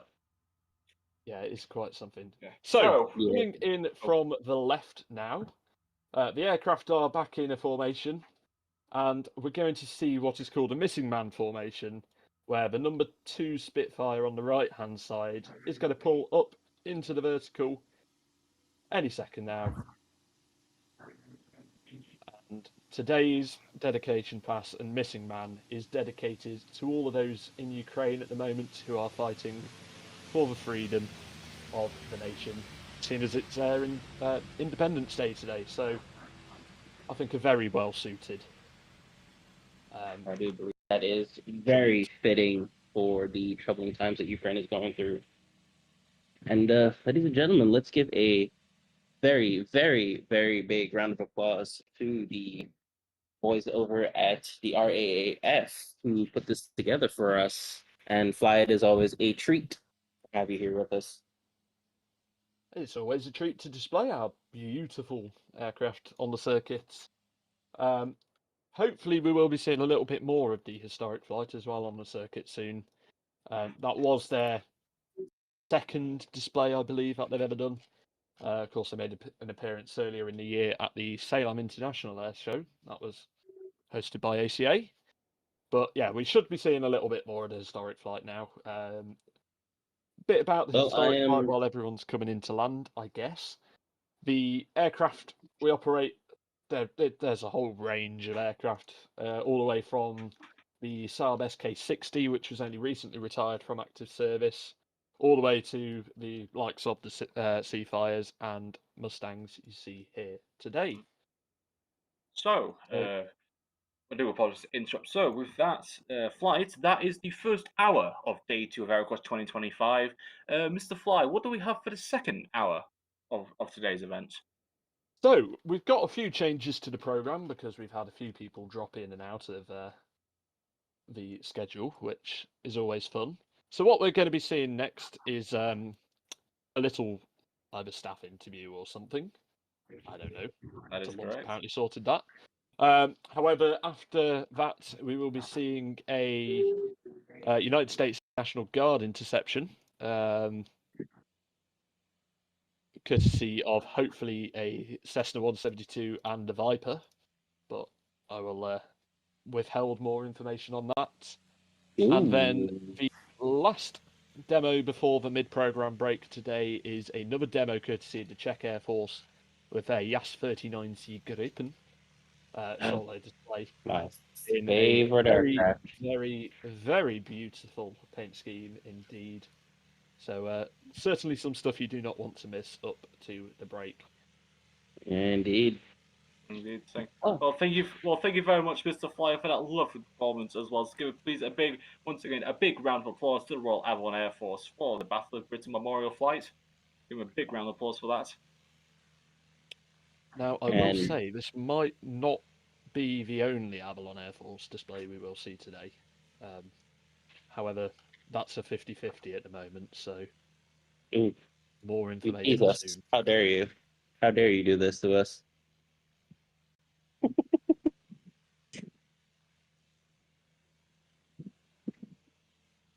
Now, I'm going to hand the stage back over to you two with your very capable hands. And we shall see what is up next. I don't know. Yeah. So back to you lot. Thank you very much, Mr. Fly, ladies and gentlemen. Thank you, Fly, for showing up once again. Representative for the Royal Avalon Air Force down there. Now, as per the schedule, we've had this little break due to a unfortunate cancellation of one of our displays. Though fortunately, we do have something planned up. So, as you'll be able to see, I'm currently down here on the ground near the spectator booth, and we'll be asking you, yes, you, the members of the public, to voice your opinions here live on the stream. So we'll go going around, seeing what everyone's been thinking of the show thus far, and getting some questions as well to see. Well, just questions. So I'm not sure if we'll be able to get a camera up on myself or even Mr. Zach. I'm not sure where Mr. Zach is currently. But, I am actually sitting in the spectator booth right now. I'm lurking around. I'm just currently making my way down towards the spectator booth currently. I'm seeing quite a lovely just a group of different aircraft, I have to say.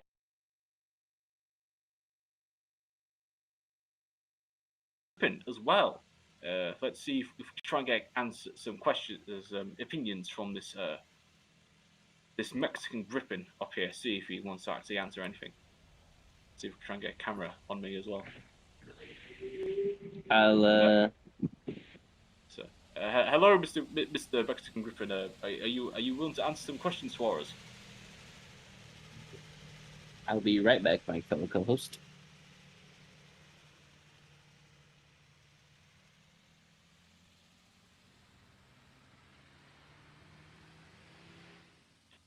I don't believe anyone's home.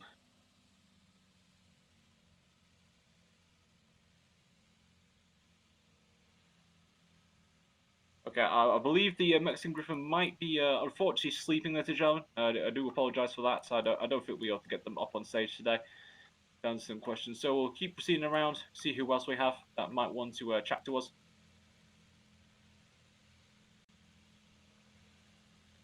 Let's see who else might want to go and have a chat on stage. Let's see.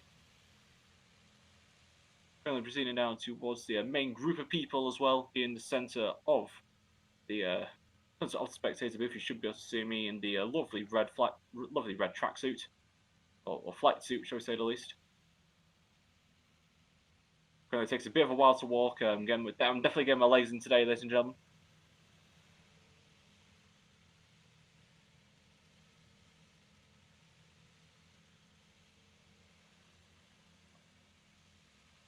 Let's see who would like to answer some questions. Yes, let's see, man. Here we've got a lovely photographer over here, Mr. A.T. Kingsman. Over here, let's see. Excuse me, sir. Would you like to answer some like to voice your opinion live on stream for us? Hello, sir. Hello. Hello. So who's your name? What are you doing here today, Mr. Atkins?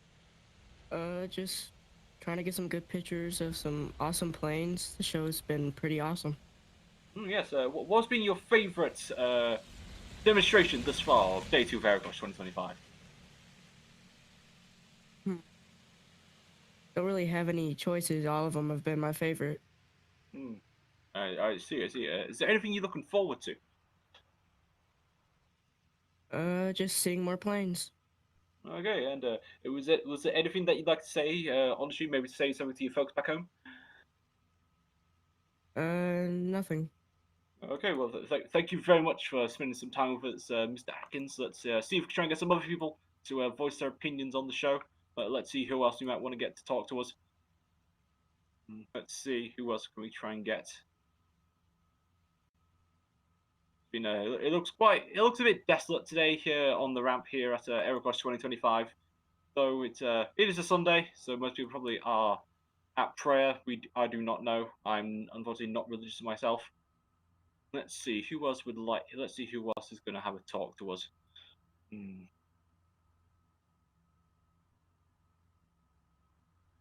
Hello, individuals. I return for more yapping. Supposedly what I do best. Yes, apparently that's what you do. Let's see. Aha. We have a very famous photographer here as well. Seems to be in the stand today. Mr. Cons Ant over here, very famous photographer throughout the aeronautics community. Mr. Cons, would you like to voice your opinion live on stream for us? Oh. I think he might be a little bit busy today, ladies and gentlemen. I don't think he might want to answer any questions. Considering he doesn't have a... Well, I don't know. We can't be too careful these days. We want to be very inclusive to everyone here. Let's see who else wants to have a chat live on stream.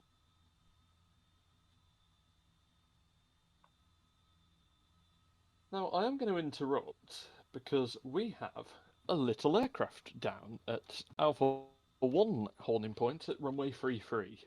I wonder what this could be for.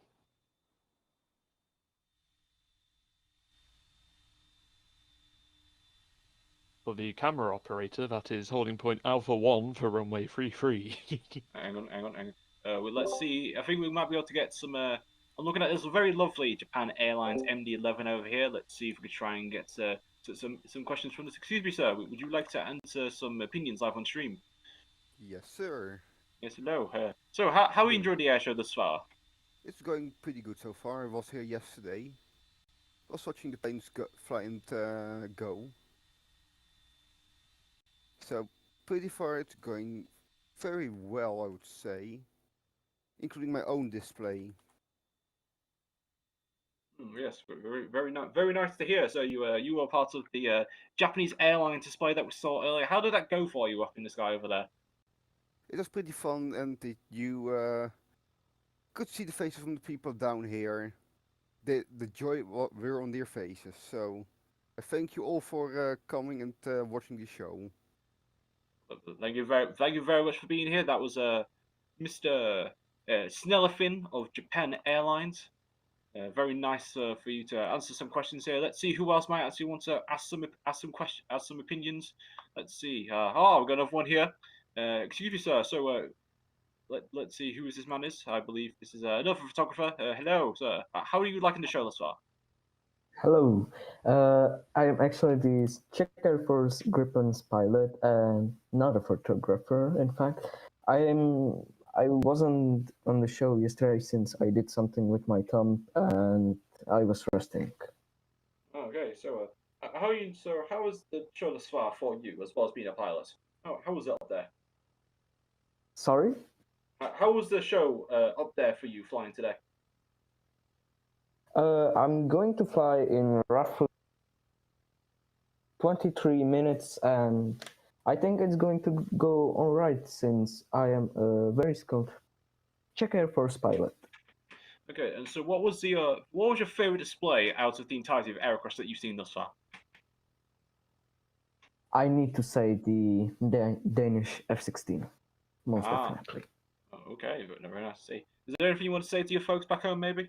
This is being streamed across the YouTubes. Yeah, good luck and enjoy the show. Okay, thank you very much. That was Mr. Mega Harankoda of the Czech Griffin display that will be seen later on in today's program. That was very nice to see some of the opinions of the people here at AeroKosh 2025. So, Mr. Zach, I believe there's something going along the runway as well, from what I'm seeing. I just got back, and you are correct. We have I believe it's a Cessna 172 lining up. What's he doing here? Anyone know? Is a Cessna 182R. Does anyone know what this Cessna pilot's doing here? I do not know. We'll see if we try and get in contact. We'll see if we try and get in contact with the Airbus, see what's going on here, ladies and gentlemen. We do apologise for this. Looks like we have a bit of an interloper here today. Not sure what's going on there. No, don't worry. This is part of the next demo. You know how earlier I mentioned there is going to be some shenanigans. Oh dear. Well, this is part of said shenanigans. The other aircraft involved in the demo will be hopefully getting up airborne any minute now. So what we can say is that we've been infiltrated, is what you're safely saying here. We've been infiltrated by the Cessnas. Is that what you're saying? The Cessnas are finally invaded. Now, it does look like we do have one aircraft who is not part of today's flying display, unless they're turning. Yes, they are. Okay, good. That's fine. But that little Cessna is going to get airborne now, and God, a Cessna with gear up looks so goofy. I always forget that version of the Cessna exists. It can put its wheels away.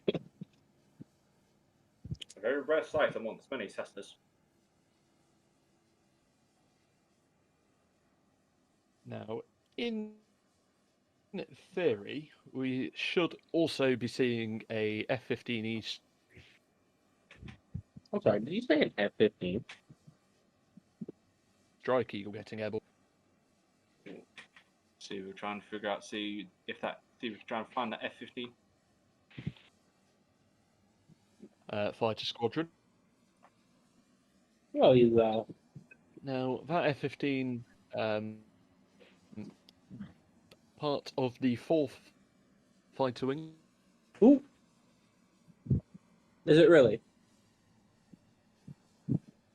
Which Based at division of Force Fighter Wing?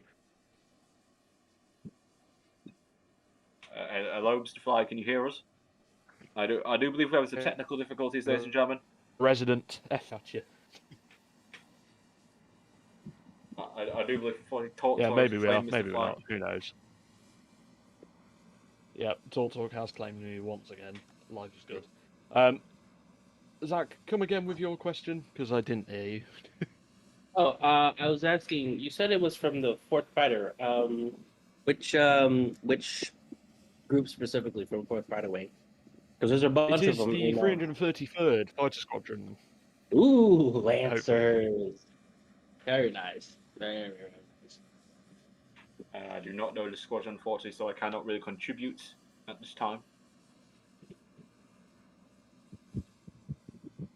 Yeah, a little fun fact about that one, Fly. I actually just made their heritage bird for their 5-man fly ship. I'm Well, I currently think. working on.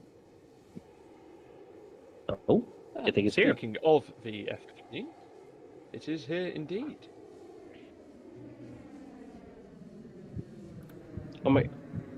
Wait, is he? So what we're going to be seeing here is a little US Air National Guard interception demo.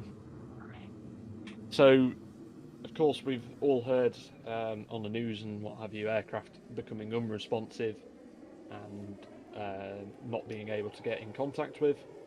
And today we're going to be seeing a F-15E Strike Eagle from the 333rd, sort of demoing what it's going to be doing on the daily when intercepting aircraft that just decide that they don't want to listen to you. Fly, can I inquire about that livery that the F-15 is using? Go on.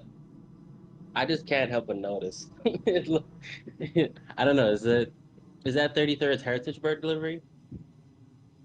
It could be indeed. I'm not the wisest on what airframe it is, but from Atlas I was told it was his own livery he's made. So Oh, it's a yeah, livery he made. could be, Okay. could not be. Very well. Also, just like to direct anyone's attention, if you have a down look on the taxiway near runway 09, we have our next display currently taxiing towards the active runway, getting ready to take off. And we'll also try and get some lovely pictures of that. Please make sure as well, if you are taking photos, please feel free to post them, show them the love. So turning our eyes back to the sky now, the F-15's done a hammerhead brake in front of the Cessna to say, "Oi, you need to listen, because otherwise I will shoot you down." Essentially. Oh, do you think we'll actually be able to listen into the communications of this fighter interception as well? I am not sure, to be honest. I don't think that would be. They like to keep that stuff closed doors. But now the 15 coming in at a relatively decent speed here. You can see Greta Thunberg's worst nightmare, aka pollutants, coming out the back of the airframe. As the F-15 chases down the little Cessna once again. I find the Cessna very stubborn. The F-15 we're seeing here is, as I mentioned earlier, part of the 333rd Fighter Squadron. And that squadron is conducting at the moment advanced fighter training. So the squadron was activated in 1957 at the same base they are at today. Seymour or Seymour Johnson, I can't remember how you pronounce it, in North Carolina, as a 4th North American F-100 Super Sabre squadron of the 4th Fighter Day Wing.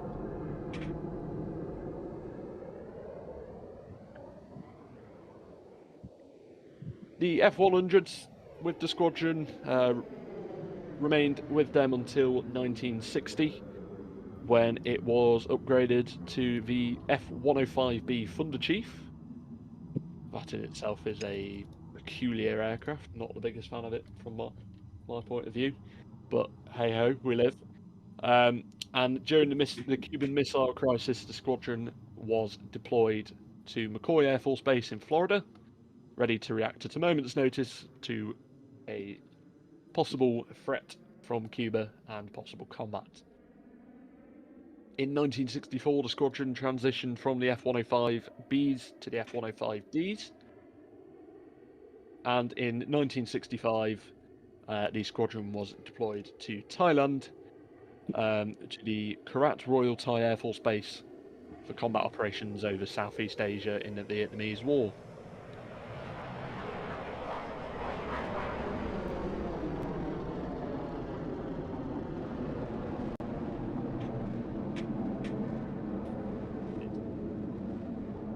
So, why don't you give us a little bit of perspective about the F-15, seeing as you seem to know a fair bit about it? well, there is a lot to say about the F-15. Starting from its stupendous track record to just its service history. I mean, this jet, um, I'm blanking out on some information here, but I'll stem up real quick. But the current variant that the Fourth Fighter Wing actually flies, specifically the 33rd and all of its variations, is the Strike Eagle, which is as mentioned, a strike aircraft. Normally it's in this case, um, I believe he is also running the E2, which is the more advanced version of the Strike Eagle, or otherwise known as the Eagle 2. Effective with a lot more loadout slots and better equipment. But let me give you a little bit of information on the E itself. The E was actually developed in the 1980s. Multi-role strike fighter, derived from the F-15 Eagle C. Um, it really came into production around first flew around 1986, and then kind of saw a bit of action during or nearing the end of the Cold War, which it kind of picked up some of its kills. It actually it replaced also the F-11 Aardvark as well. The Eagle's been used and has seen a lot of action. Iraq, Afghanistan, Syria, Libya, um, deep strikes. So one of its main loadouts is its capability to run the JDAM bomb, 12 to be exact. And it is going to be sticking in service for quite a long time until the Advanced Eagle takes over. I was just about to ask that. So, the eventual plan then is for all of the F-15s to be replaced by the F-15EXs, or are we going to see Yes, that is F-35s as the well? Or current plan. So as of right now, it's bouncing between the EX, also known as the Advanced Eagle, and in of recent years, we also have the Silent Eagle, which is a stealth variant of the Eagle. So it's going to be also entering service, but it hasn't been said exactly when it's going to be entering service, but we can expect to see a little bit of Silent Eagle coming out about now. I would also F-15 is like very, very One of peculiar. the many redeeming things about the Strike Eagle in itself is not only is it very well known in the U.S., but it also has different variations as well.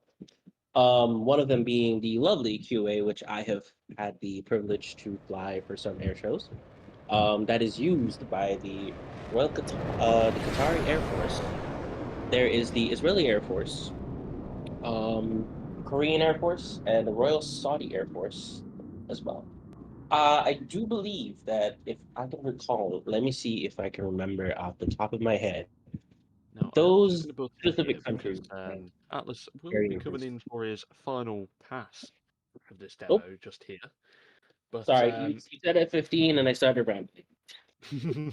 Yes, I would just like to add as well, all of you avid video game fans out there, you might recognize the F-15 as well as being the poster boy of the Ace Combat series, starring the likes of Garm Team in Ace Combat Zero: The Balkan War, Garuda team apart in Ameria in Ace Combat 6, Fire's Liberation, and most recently in Strider Squadron, a part of the LRSSG in Ace Combat 7, Skies Unknown. And I have to say, it's an absolute lovely little aircraft, this F-15. It's probably my favourite out of the entire American fleet. Having had the absolute opportunity and privilege to see the F-15 QA Ababil demo from the Qatar Emiri Air Force last year on the circuit, it was quite something. Now that demo was flown by Boeing test pilots before the aircraft was actually delivered to the Qatari Air Force. So that in itself is pretty cool. Well, so I'd like to give a big round of applause for that F-15 interception demo flown by their own Airbus, Mr. Atlas. Let's just give a big round of applause. Yeah, a huge round of applause there for Drew and Atlas in that demo. Drew literally having about a minute's notice for that. So if I look down towards runway in the 33, if we try and get some cameras on that, you'll be able to see our next currently lining up, holding short of runway 33 over there, the Czech Gripen as well. I do believe we might have some music for that as well. Also, Fly, I just want to say that it's very well known at this point that Aeronautica is not going to beat Ace Combat allegations anymore. Yeah, unfortunately. Yeah, that's But So coming on to the runway any second now will be our next fast jet demo of the day. This one also courtesy of the Czech Air Force with their 211th Squadron, who are part of the NATO Tiger Association, hence the special paint scheme. But I'm going to let the aircraft get airborne here, and I'll give you a bit more info about this display once Mega is in the air.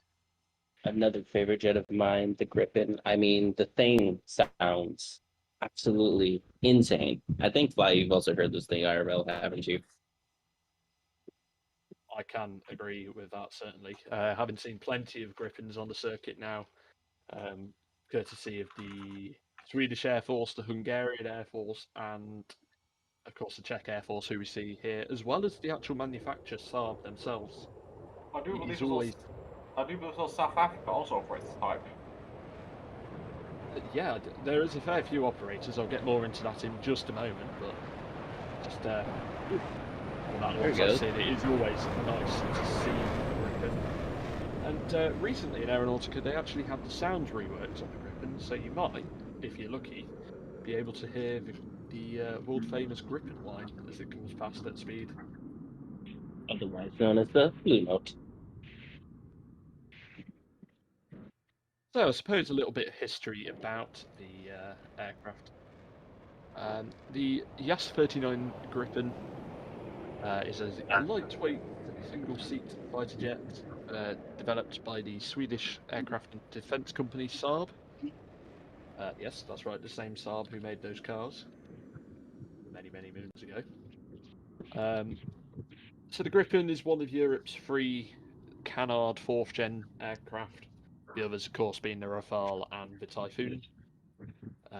But the Gripen is actually the only single-engined aircraft out of the fleet of European 4th gens that we have. Coming in inverted now from the left. The aircraft rudders round. And all the blood here rushing to the pilot's head as the aircraft remains inverted. It's not pleasant to be in that position.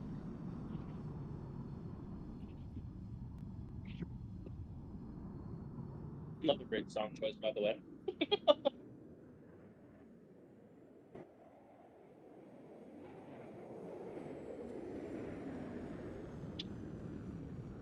This demo is actually surprisingly hard to track since it's a very, very high speed.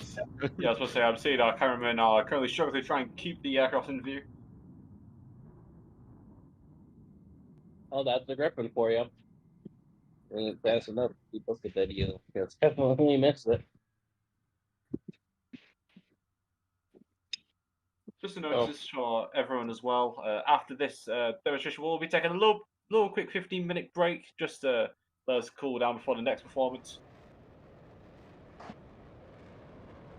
So I wonder, actually, out of curiosity, how many countries really run the Griffin? I'm gonna check this out. That is a very good question, and I have the list here. So, as of 2016, I know that's plenty of times ago, but it's the most up-to-date data I have right this second. There are a total of 6 countries operating the Gripen, of which Brazil, Czech Republic, Hungary, South Africans, Sweden, Thailand, and the UK, surprisingly. But I will get more into the UK in just a second, because it's You know, got its own bit of the UK doesn't surprise me. What does surprise me is South Africa. Yeah, so the South African Air Force ordered 26 aircraft in total, 17 single-seat C variants and 9 two-seat Ds. The first delivery, a two-seater, took place all the way back in 2008. And once again, as of 2016, there are still all airframes in operation with the number 2 squadron of the South African Air Force. Beautiful. Oh, that's nice. So, a bit about the UK's Gripen as well. It's very odd to hear that we have a Gripen registered in the UK, but it's not in use with the Royal Air Force. It is instead in use with the Empire Test Pilot School, which operate the Gripen for training. And the ETPS instructors and pilots undergo simulator training with the Swedish Air Force and then go on to fly the two-seater Gripen at Saab in Linköping in Sweden. In on average 2 training campaigns per year in spring and autumn. So very, very nice little Easter egg. Oh yeah, that's nice. But coming in now from behind, the Gripen has the smoke on. Oh, inverted. Zach, I'm going to hand the ball to you for a moment.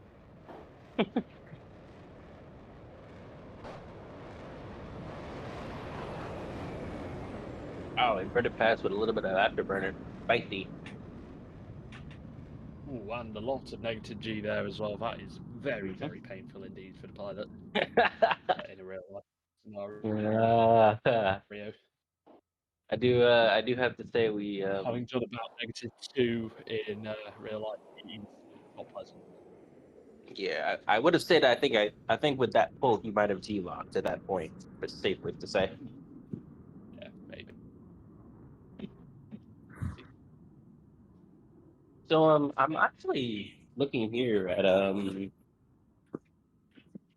Czech Republic, and the Czech Republic actually leases the Gripens, and they're preparing to transition into the F-35. Yeah. So I'm not sure about the F-35 specifically, but I do know they are getting some. I don't know if they're buying these outright or leasing them from Lockheed.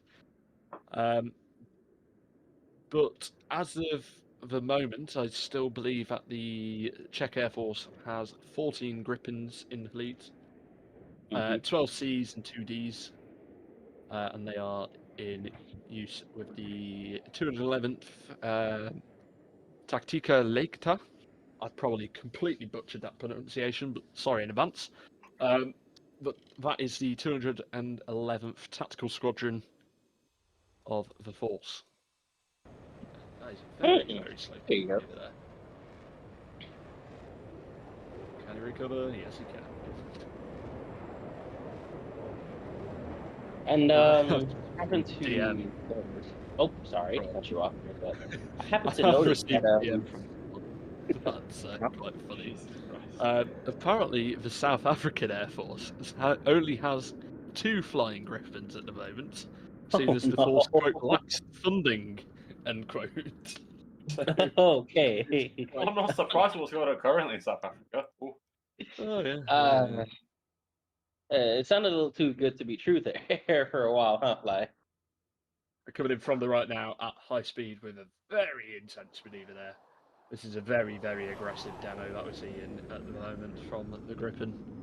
Yeah, he's definitely putting me to school here with the Griffin. I mean, I flew that yesterday, and I'll admit the Griffin is definitely a little bit out of my element for the speed at which it turns. Because my Jesus, does that thing turn very quickly? Yeah, it's she's a very quick manoeuvring aircraft, Yeah. but that is thanks to the two canards on the front. Um, And speaking of which, if something that I'm reading here is that the Philippines are actually going into the final stages of selecting a new jet. We might be seeing some Philippine Air Force Griffins soon. that would be cool to see. Indeed. Ooh, coming in from, is that left? Or right? Oh, that is left. On the left.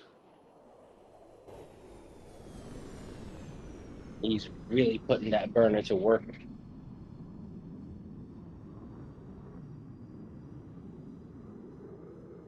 That's why I think we might have to roll out uh, emergency vehicles for his pilot when he gets back. I have a suspicion that his pilot might be a bit of goo when he gets back with these high-speed turns and pulls. Yeah, certainly. Now, a funny little thing about the pilot flying the demo here today. He's actually flying with a broken finger. So Oh, that makes this display even more impressive, considering he's only got 9 out of 10 fingers to use on the keyboard. well, I do hope that the finger that is, or the finger that is broken isn't of complete importance for this demo. Seems to be doing Well, rather it is the well. thumb, so I don't know, relatively important, if I No. do say so myself. Well, more power to him, honestly. He's definitely doing better than people who have all 10 toes and 10 fingers. A lovely little spiral climb there. Yeah. Very nice to see indeed. And just a reminder as well that the air show is currently active, so if you are flying a helicopter around, not to name any individuals, but you know who you are, please don't. Please land. You know who you are. And I have a track record of calling people out. Fly has given me permission a few times, so if you don't want to be blasted, just come out of the aircraft. Well, this is a new one. A dirty inverted pass now from the Griffin. Ooh. Now, of course, dirty config means that the gears are out on the aircraft. Is as what we in the Win Air group call pulling an Australian. The new one on me. Might have to adopt that at some point.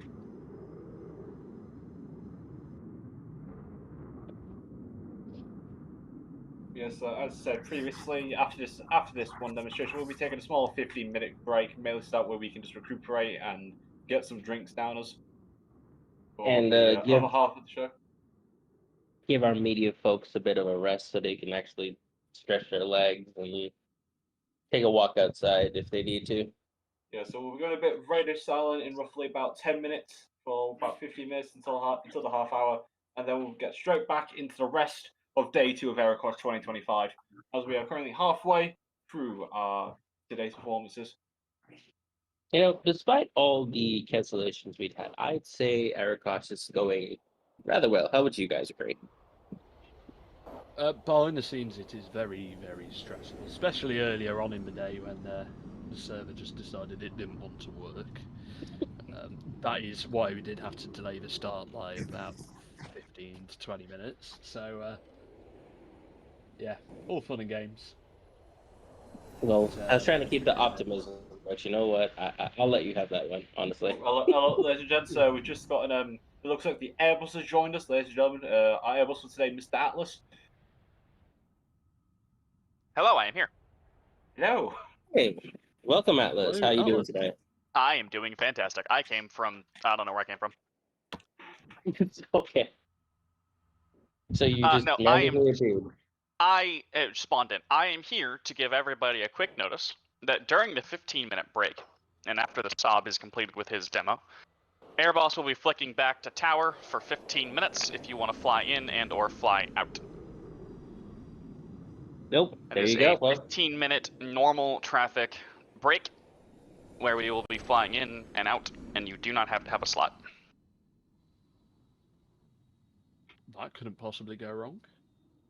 I'm sure it will be fine. yeah. Hmm.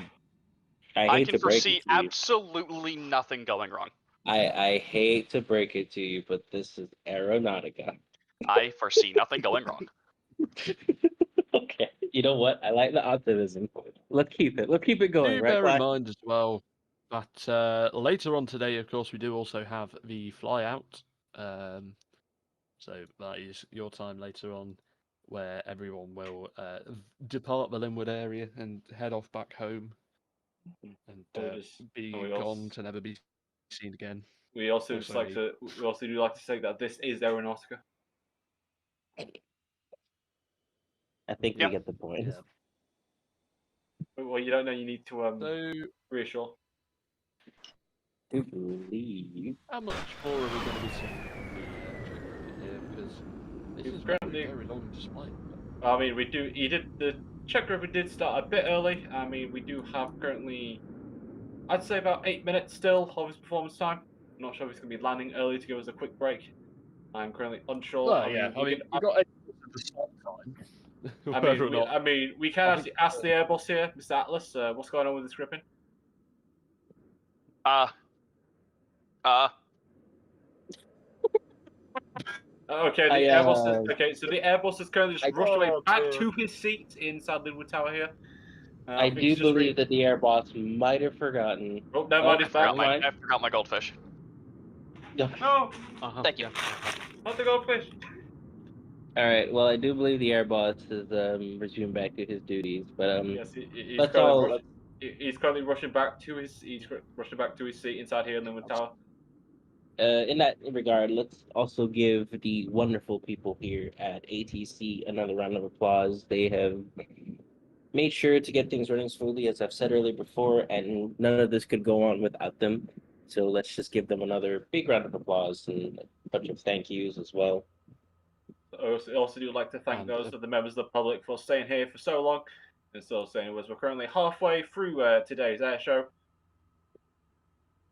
I do know that I'm going to need to go take a walk after this. My legs hurt. Yeah, so it looks like the Griffin has just come in for a landing on runway 3 I believe it's going to be taxiing to the spectator pen. So yes, as we stated, we are going to go a bit radio silent for a bit here inside Linwood Tower. That way we can just have a drink and stretch our legs. But don't worry, ladies and gentlemen, we'll be back to you at 4:30 for the rest of AeroKosh 2025. That's right. So go grab yourself a drink. Go take a walk. If you need to breathe in some fresh air, go for it. And we will see you back here soon.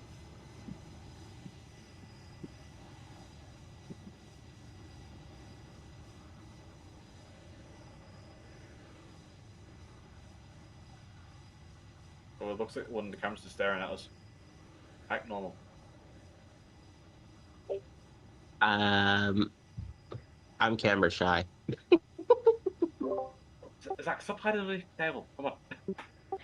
No, I'm camera shy. Come on. Get table. Come on.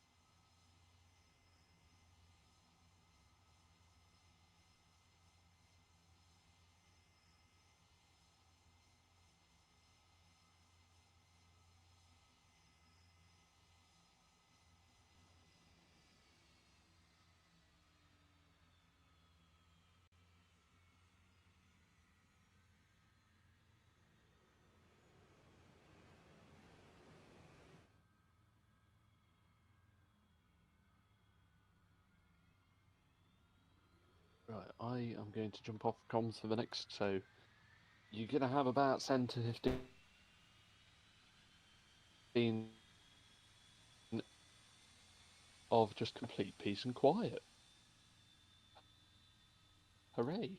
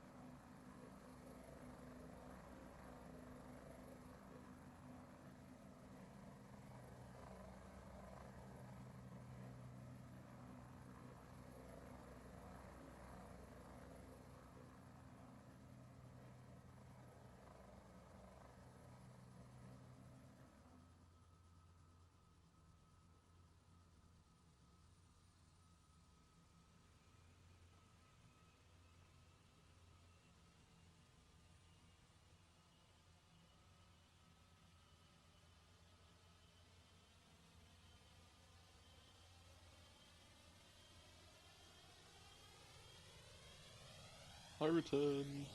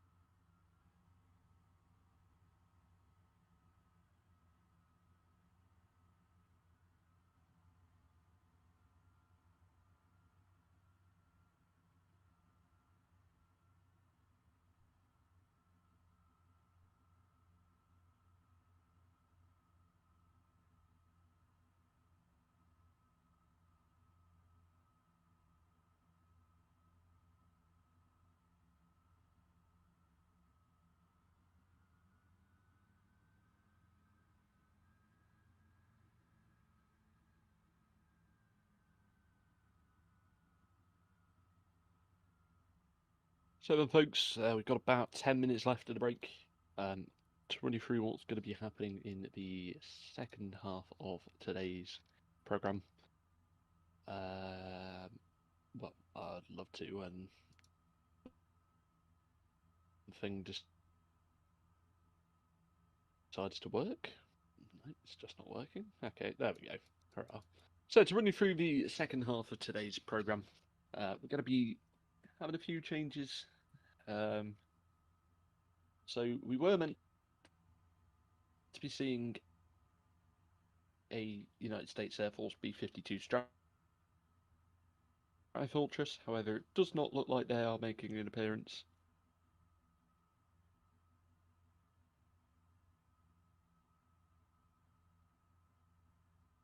We're trying to get a change sorted for that.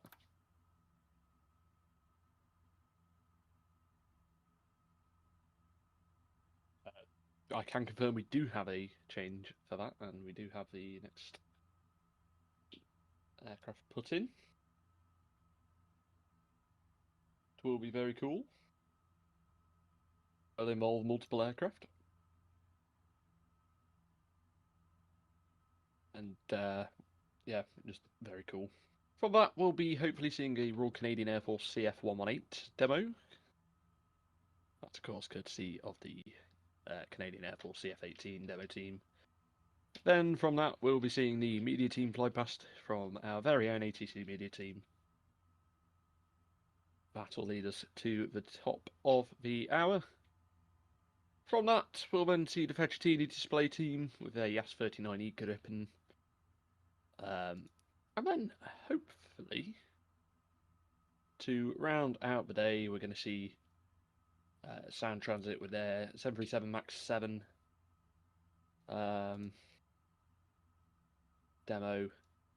That, and then our last demo of AeroKosh 25 will be a CF-135 Also courtesy of the Canadian Air Force with their CF-135 fictional demo. So, very interesting stuff indeed.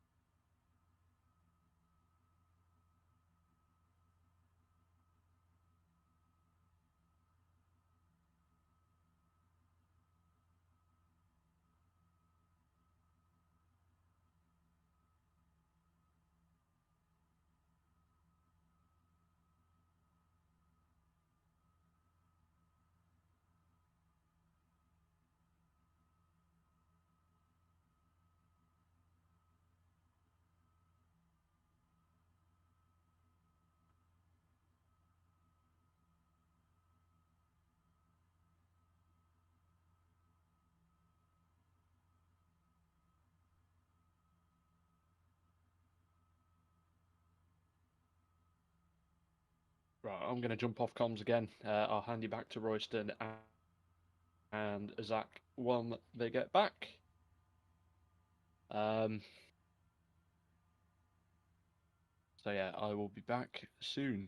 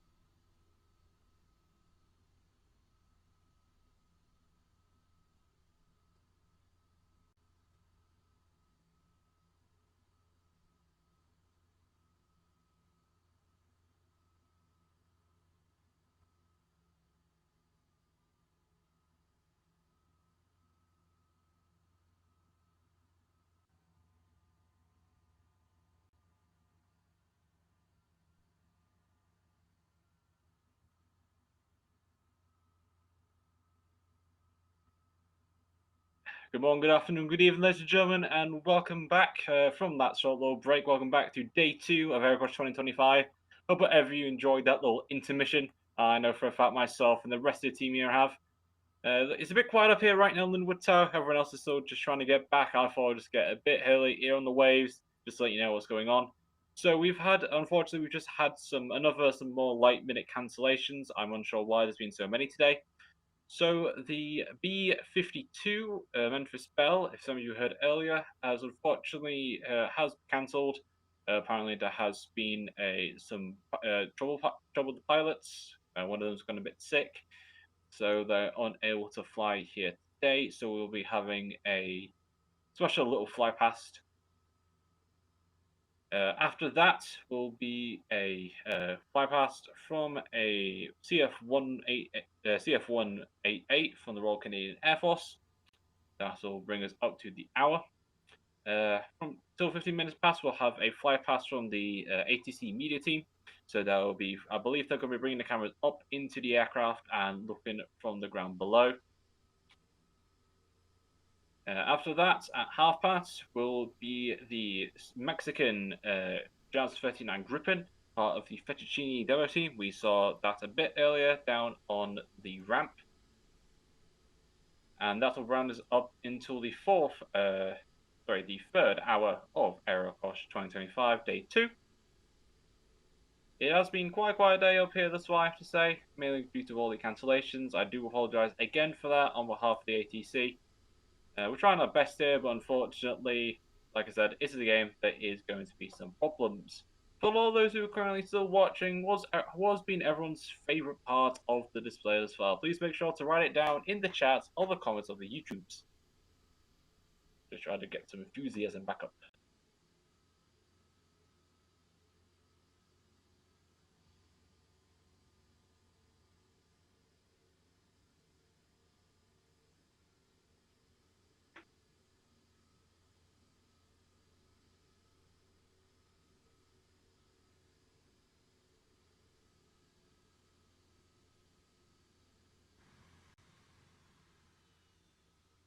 So I'm just going to have a talk with the Airbus over here. It looks like that we do have the little special flight of U.S. Air Force bombers currently getting sorted out. I believe they are going to be coming from off base. I do recall. We will be giving some a little bit of information about them. In regards to the camera crews, I do believe some have also been taking a break. I've been told that one of the camera crews is having a bit of problems with his hands, but hopefully he should be back up and ready to stream the air show again on the YouTubes. If you have a look at the stream right now, we do have a very lovely look at a A64 Apache. I do believe that is a part of the US Air Force. I'm unsure why there's Apache here. I'm unsure why. We do also have what looks like a little Boeing 737 just currently just prowling around the spectator booth as well. A part of, I'm trying to see what it is a part of. Oh, hang on, scratch that. That's actually a AeroKosh Boeing 737. That's actually very nice to see. I do believe that was made by a member of the public. I'd like to say thank you very much for that lovely little representation for AeroKosh. You can also get the camera's focus to the left of the tower. We can see a F-35 from the Canadians. I have just been told by the pilots that it is actually a CF-35, not 135. Apparently, he is very angry. It was called 135 by one of our commentators. We do apologize for that on our behalf. So it might just be a little bit quiet until we can get the aircraft currently in the air. Remember, these are quite large lumbering beasts. They do take quite a bit to get airborne. So for the time being, just sit tight and relax as we wait for the next demonstration to currently arrive. We again do like to thank the members of the aeronautical moderation team for helping maintain security of the skies, as well as opening this private server for us. And again, the members of the Aeronautical ATC for making this event all possible.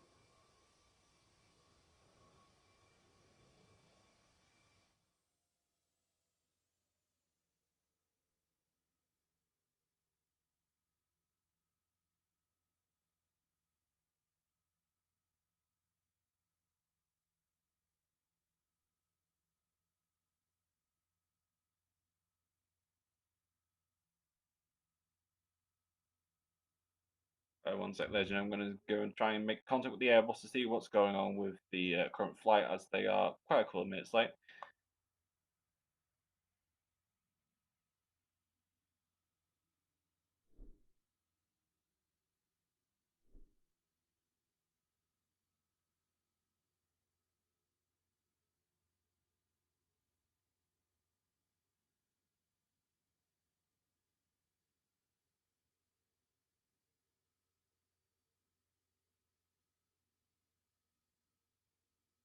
All right, we're back. Sorry about that, ladies and gentlemen. Just had a word with the Airbus down there. It looks like the aircraft are currently in the air. Just taking a bit of a time just to get them air on.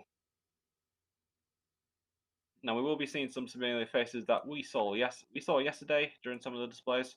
Some of you may recognise them from a very lovely pyrotechnics display commenced by the Royal Avalon Air Force. A quick round for any aircraft currently down the ground at Linwood. The ATC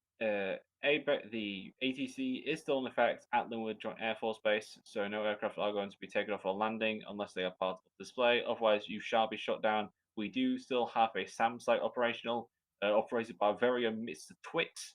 You might remember him yesterday, talking up here a little bit. And hang on, I just had a look at the radar screen. If we have a look towards the left-hand side of the airport, ladies and gentlemen, looking towards runway 27, we can actually see the bombers in the distance.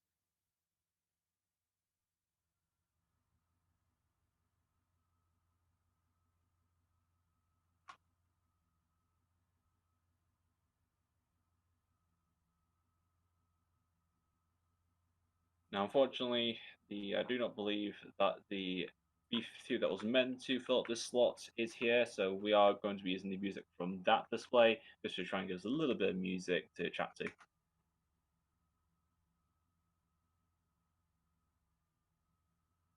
So, ladies and gentlemen, from the right, sorry, not from the right, from the left, the bombers of the United States Air Force.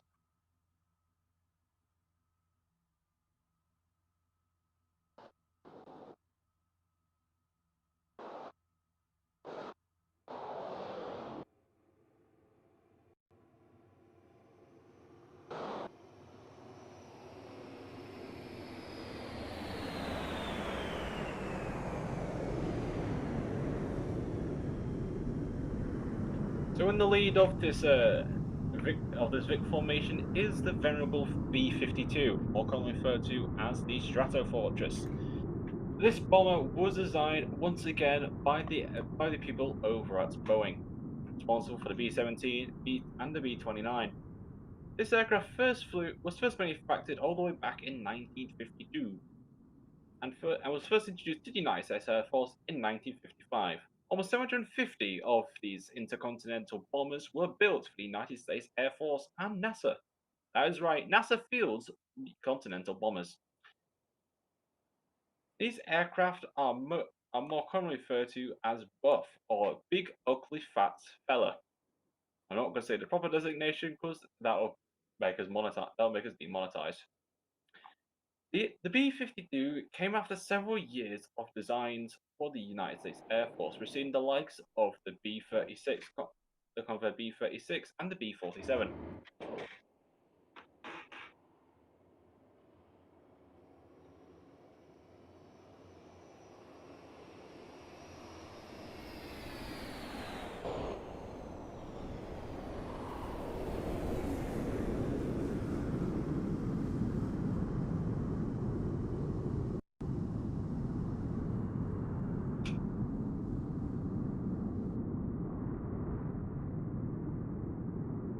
B-52 first saw action over the skies of Vietnam all the way back in the late 1960s during the famous Operation Rolling Thunder, sporting the very famous two-tone night bomber scheme.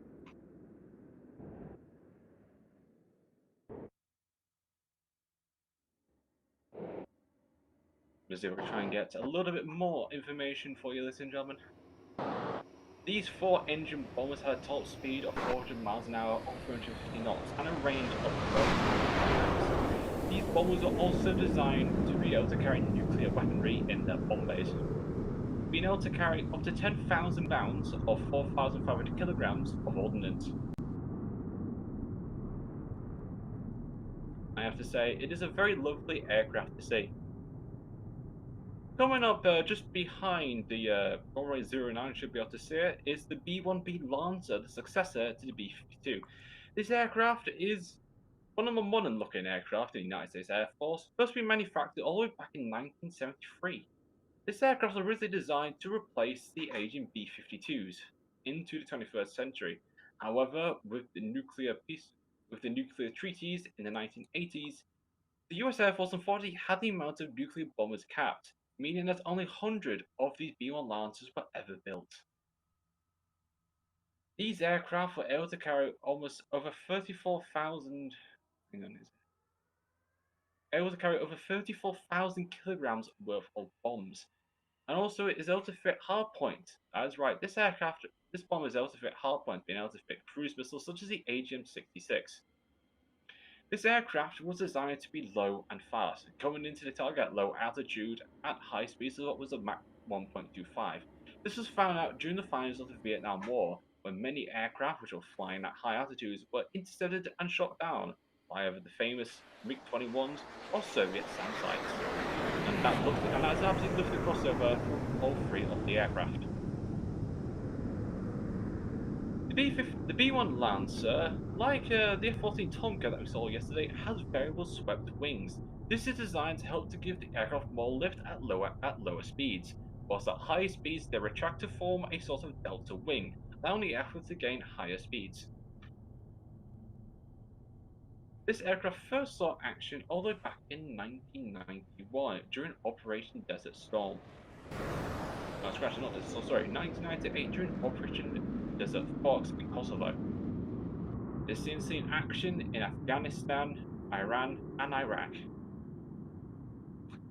These aircraft are soon to be replaced by the up-and-coming B-21 Raider, with all B-1s planned to be retired by 2036, which is honestly a quite unfortunate thing to see.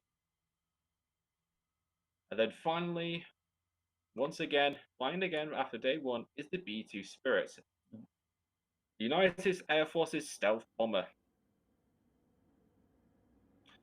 The B-2 Spirit is a supersonic flying wing, where it does not have any sort of visible control surface such as tails or canards.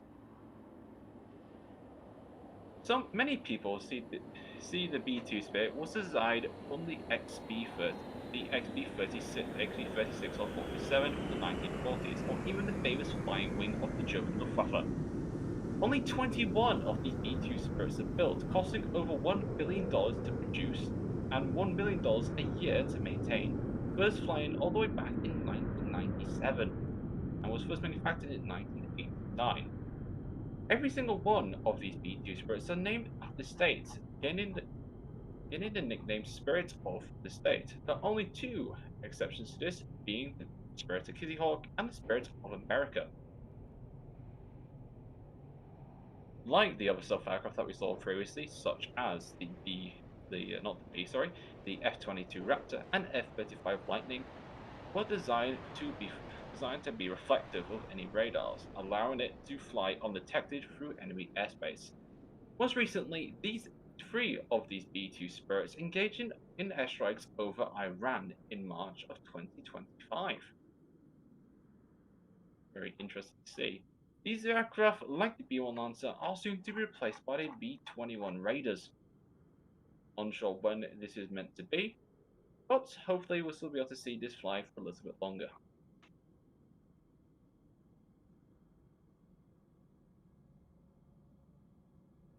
Just a general question for all those watching in the audience. What is your favourite bomber out of these three? Is it the B-50 Strata Fortress? Or is it the B-1 Lancer? Or even is it the B-2 Spirit? Write your answers in the comments or the chat of the stream.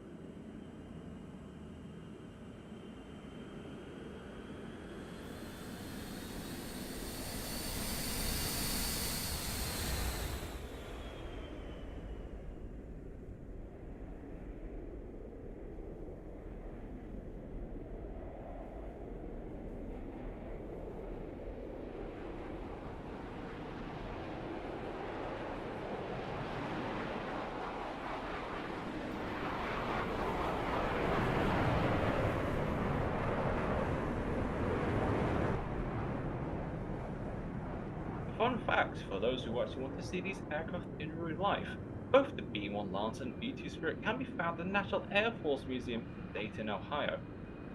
alongside many other aircraft such as the SR-71, the F-86 Sabre, and even some older aircraft such as the B-51 Mustang, and even a Hawker Hurricane. Very interesting. I would always recommend giving your local museums a visit and look at the history. They are meticulously maintained and preserved for future generations to have a look at.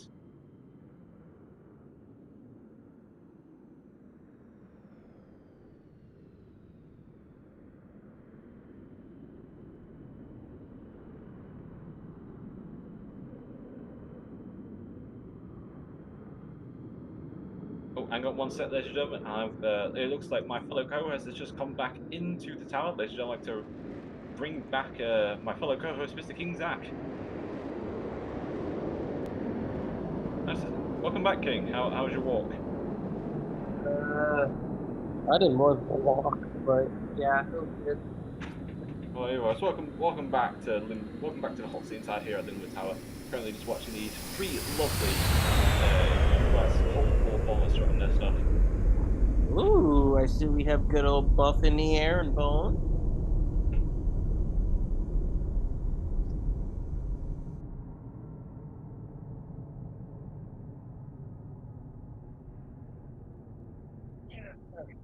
Alrighty. Get myself sewed.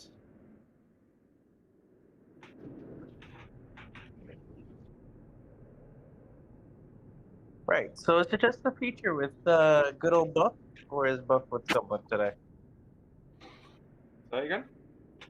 Is Buff with himself? Is Buff by himself, or is No, he Buff joined by is being anyone else? joined once again by the B2 Spirit and B1 Lancer. You should actually be able to see the B2 coming from landing at runway 33. Ooh. There's Bone. Oh, never mind. He's going for a touch and go. Looks like it. Going right over the ground. Make sure to get your photos. Make sure to get your cameras and photos out.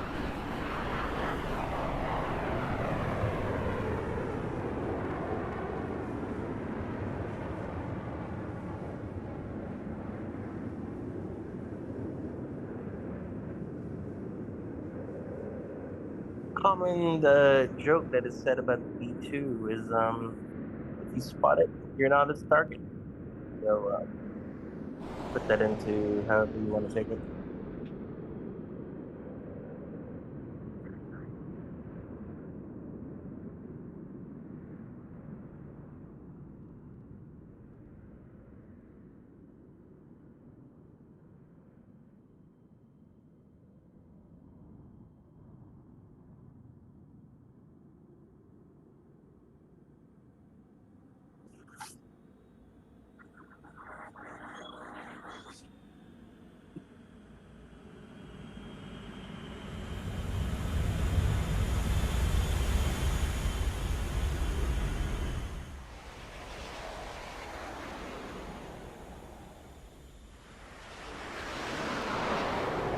So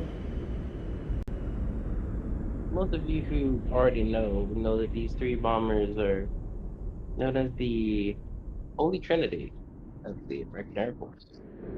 Each bomber here is its own unique, I would say, in its own special way, unique payload. But most of them also carry roughly around the same different things. And it's actually quite amazing to know that these are just three giants of the United States Air Force, with Buff being the oldest one. And also, if most of you didn't know, Buff is an abbreviation. Abbreviation I will not say out loud due to it being strange, but if you'd like to don't look it up, you can.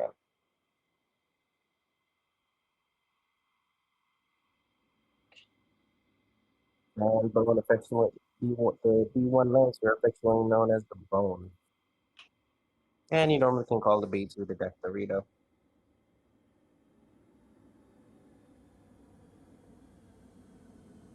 Right, and coming in from, I believe, that is right over the crowd from Crowd Right, the B-52. A lot of people definitely must have spilt their drinks right there. Yep. And oop, I think the bone has landed.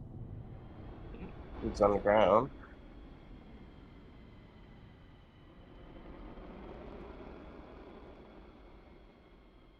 It looks like the aircraft are now coming for landing at runway 33. Yep. The buff over there as the B2 landed. The B-52 now coming around to line up on runway 33, it looks like it. Hopefully they get a really nice shot of this aircraft. I know one of the cameras got a really nice view of it as it comes into the runway.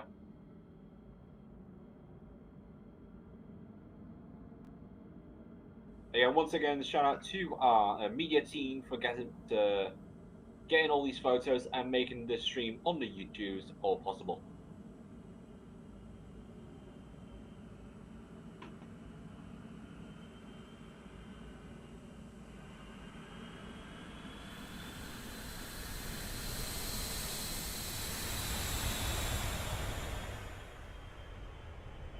And here comes the B2.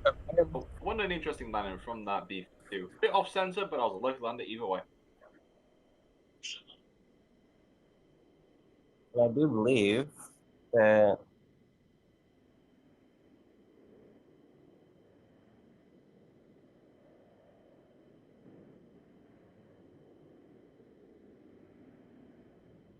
we have the GF 188 demo coming up here next. I'm unsure about that. We haven't seen anything about this aircraft. But we can see now the B-2 coming in for landing. I'm so behind. So sorry for the...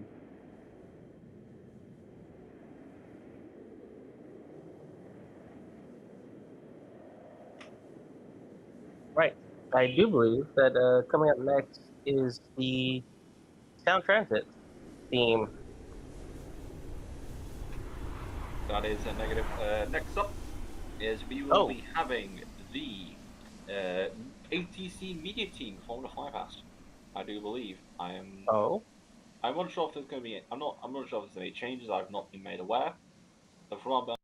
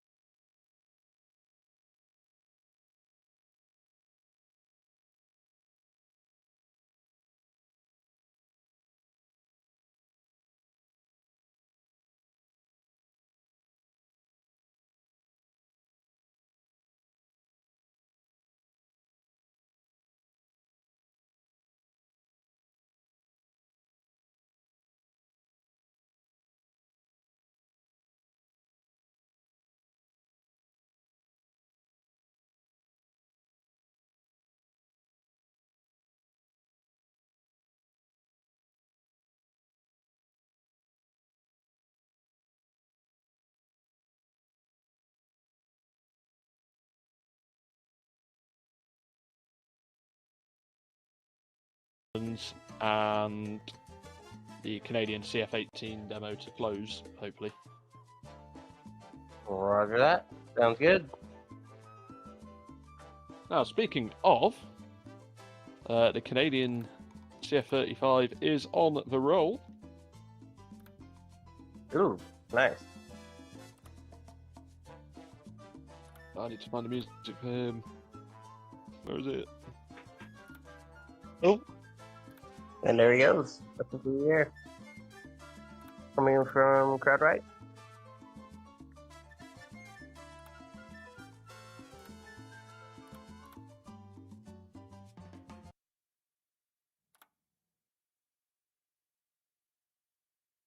Okie dokie. So the CF-35 is an aircraft that is currently projected to replace the aging CF-18 fleet in the Royal Canadian Air Force Service.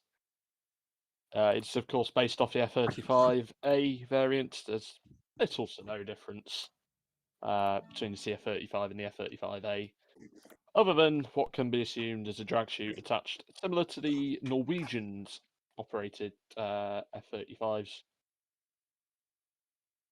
as obviously they're landing in a lot harsher environments than most countries will be. So the CF-35 is also assumed to have an internal bay with a capacity of 6 air-to-air missiles, compared to the usual 4 that the F-35A has. Now, speaking of, coming in from the right, the bomb bay doors are open. Giving some room of that 6. Ooh, very low there.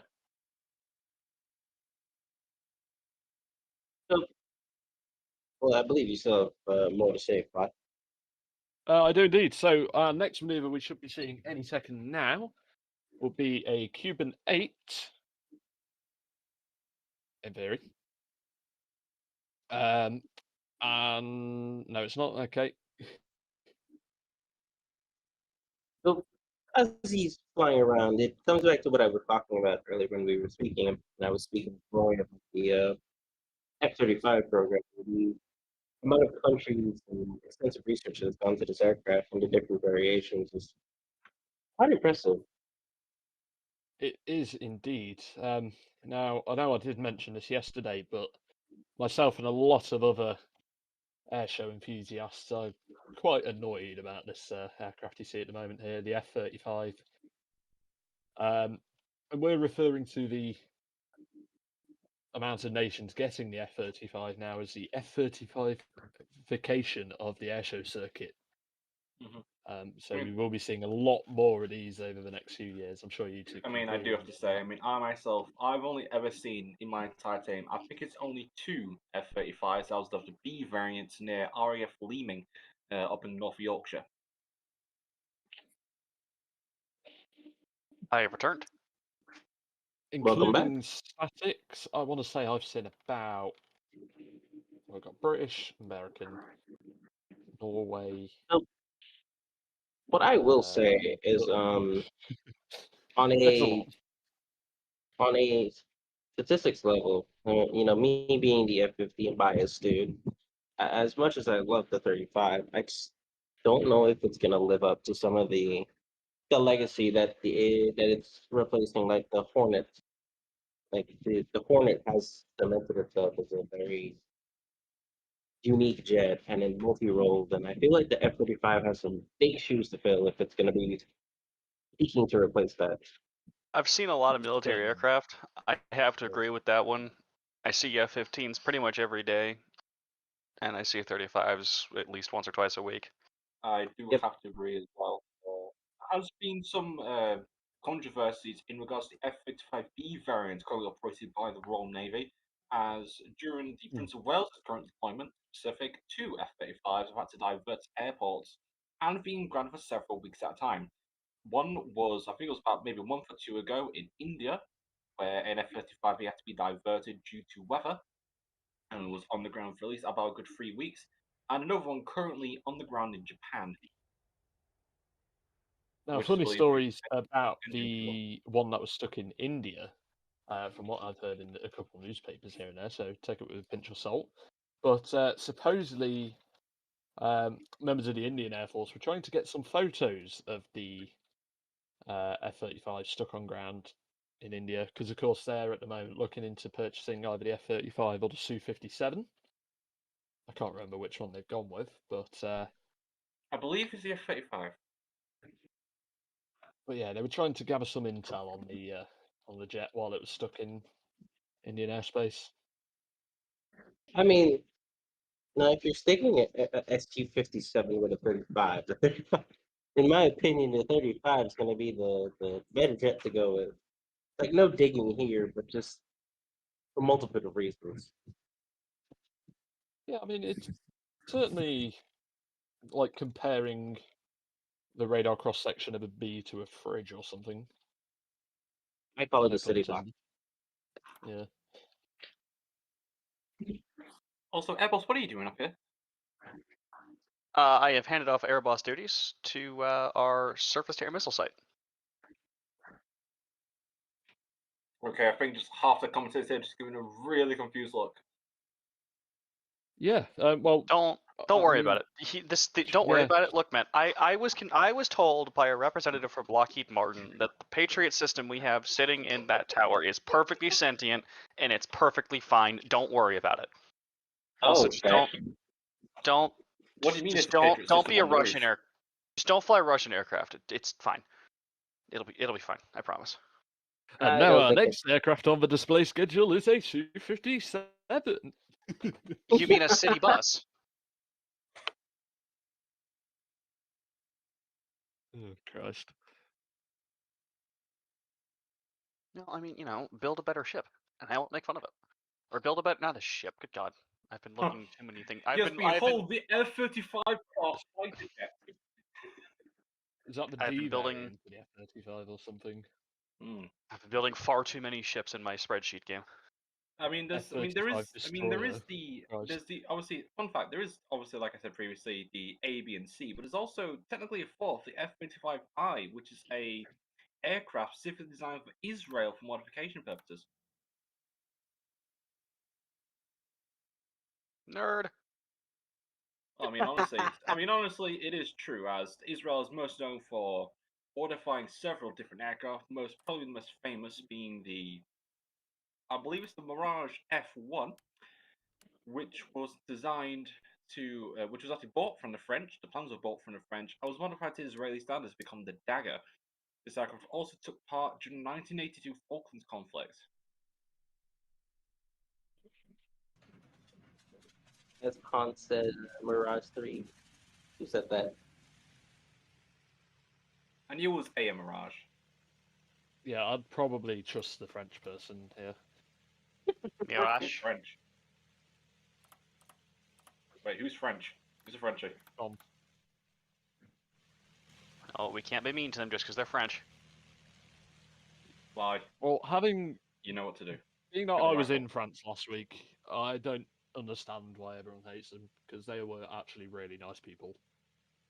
Unironically, I enjoyed interacting with French folk when I was in Norway a couple months ago, rather than pretty much anybody else. That being said, the Germans are, God, they have good beer. Oh yeah, the Germans, they do know how to go a good party on. I will say that. So do the Norwegians. This is going to be a tiebreaker. What about the Swiss? I have not met a Swiss person yet. They just got pretty naff music taste, in my opinion. Oh yeah, definitely. I mean, you remember the old break room over at Lionham? Yeah, you remember those really bad tunes. Like, oof. Yeah, I do. Yeah.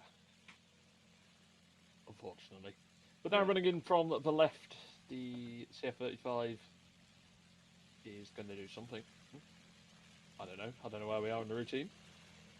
Absolutely impeccable. I lost where we are either. If you have not been to an actual air show, this is about the commentary that they actually have. Like, this is just normal. Yes, we are as confused as you are. What's coming up next? If you've ever been to an air show commentated by Fendenell, then you'll know he loves the sound of his voice far too much. Well, I will say we've tried desperately to keep today's show on track, but with we had a couple cancellations, and it throws a bit of a loophole into our. I call shenanigans. There were no shenanigans whatsoever. What do you mean? It literally says in schedule. It says shenanigans right there, mate. Right there. First, you steal my goldfish. No. Now you accuse the man of shenanigans. What is wrong with you, bro? This is. Right, I'll be back in just a sec. What do you mean? It says right there, slot 11 shenanigans. He was never heard from again. Fuck is never returned. I personally think that after this, Spy is going to take a very extendedly long vacation. Yeah. I mean, That I would know be if he myself. wasn't working as a director here, so he doesn't really get a choice anymore. I mean, I know myself. I'm going to be really very much enjoying my bed and having a nice little cold drink of squash before nodding off. Did you say squash? Like the fruit? Vegetable? No. So over here Is we have squash a fruit? Hang on, this is No. an important question. Is squash a fruit or a vegetable? Classified as a fruit, but it's known as vegetable. It falls under the same categories as tomato and a cucumber and a I pumpkin. actually didn't know that today. The squash is but squash is botanically considered a fruit. But So- no, squash so- over here is a it may be a fruit, but it's also a concentrate. So the idea is it basically just helps flavor water. So you just put a little bit at the bottom of your cup, fill it with water, and you basically just get flavored water. It's think of it like Kool-Aid. This really but is it just the didn't help. epitome of air show commentary. Yeah, There's an air show demonstration happening, and I have no idea what's going on anymore. He's doing think of great. think of it like a liquid Kool-Aid instead of powder. Speaking of which, here's right. Okay, so Yes, yes. Fun fact about this pilot, Mr. Wolfrock. He's also a fellow WAG pilot, alongside myself and Zach. Yep. Good old Wolf Rock, resident Canadian within Aeronaut Wingman Air Group. Mm-hmm. We also have some very lovely music playing right now currently. The music choice is very good. I do have like a bit of snippet from the DMs, and he did say that he wanted all the music to be Canadian based. So there you go. But yes, fortunately, Mr. Jeff, the IT man's been able to get some music working for us today. And it looks like F-35 has coming from. Then let's please give a big round of applause to the Canadian F-35. Big round of applause for that man. I believe it's going to be going up to the pen for close-up screenshots once again. So, Atlas, what do we have next on the agenda? Yes, will be next. My Google Sheets actually just straight up crashed, so give me a minute here. I got you, Alex. Let me give you yours. It's that one there. Hey. PC Media Team Flypad. Wow. So what can we expect for this flyover? What are we going to be expecting this flyover?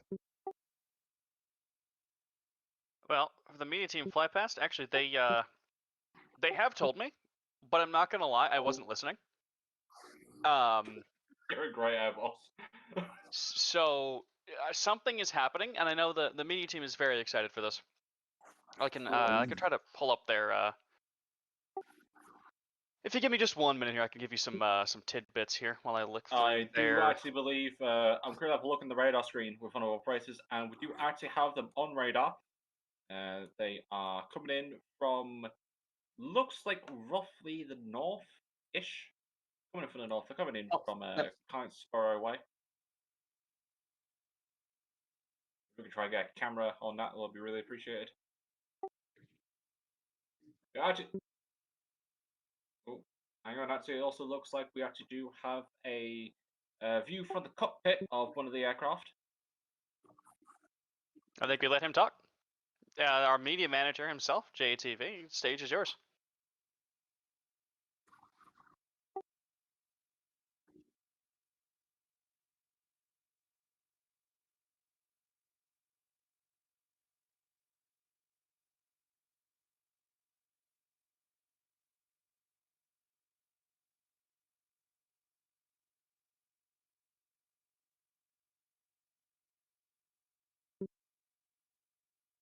Fantastic. There's the answer to all of our questions. Yes. Yes, good old P-51. Who can deny that? What did you just say? There's a P-51 in your what? Said P-51. Who can deny that? It's a Mustang. Oh, I thought you said P-51 in your buzzer. I was say what? What are you talking about? All right, so Atlas Roy has lost his mind for the fourth time. I don't know what to do anymore. Nightmare, nightmare, nightmare.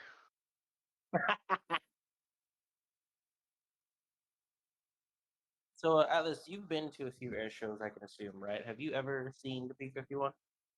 The P-51, I have seen several. And can you confirm that it sounds as good as people say it does?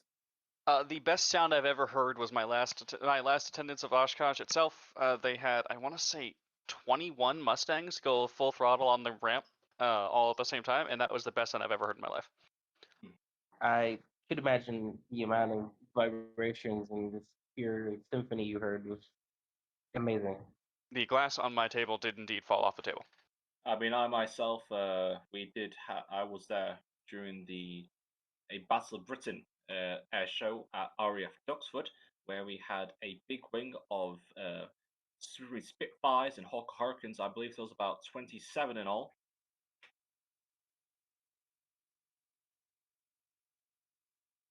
Yep, I gotta change that at some point in my life. I need to experience an air show. Yeah. Any air show, it doesn't matter.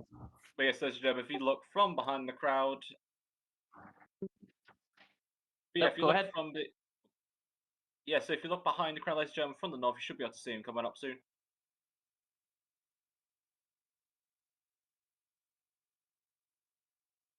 All right, and JT, the stage is mic is yours. You were saying earlier.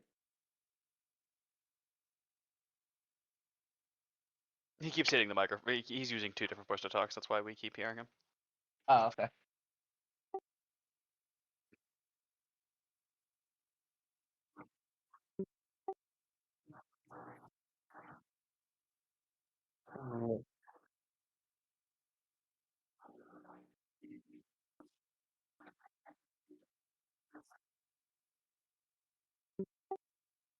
Yeah, ladies and gentlemen, coming in from behind the crowd and over us, the ATC media team sporting the beautiful, beautiful, beautiful P-51 Mustang.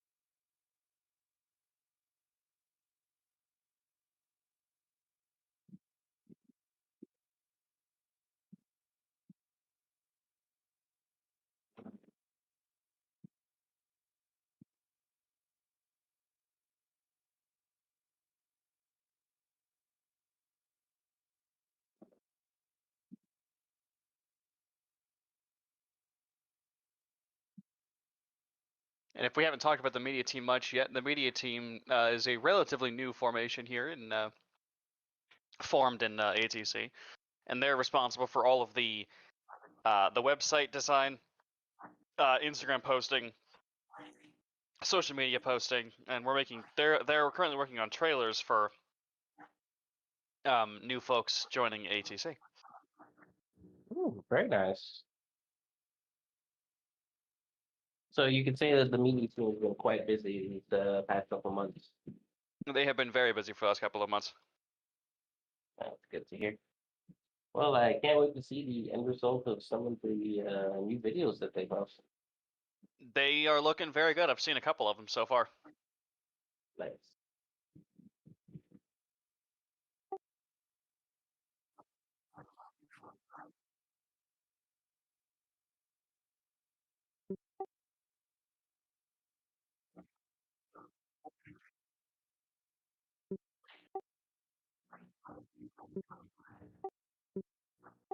Nice. You gotta love it. A little bit of improv never killed anyone yet, especially in an air show.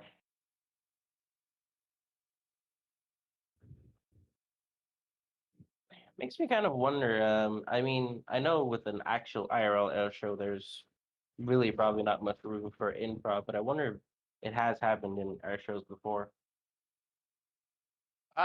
There's really not much room for it. The FAA gets a little mad if we improv too much. I can imagine. Pretty sure the FAA would sue you if you went 1 knot over the requested speed, I'm assuming. No, the way they do it is you have to demonstrate your your show to the FSDO, the Flight Service District Office, and then they'll approve it or deny it, and then you pretty much just have to stick to that.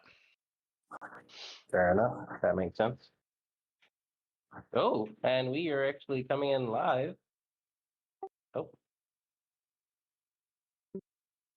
We did kind of say that. I said it earlier. We do have a live view from the cockpit of one of the F-35s. Yes, this is clearly an F-35 in my mind. Sorry, my mind started to fray. Rosen has lost his mind. I have. The goldfish and yeah, he has since the beginning. Also, I do, Davey, I will ask, do you have a livery on your Mustang?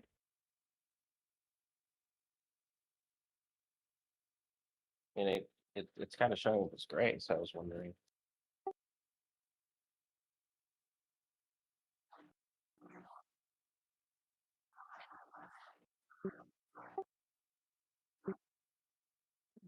Fair enough. A bit of primer gray, never killed anybody.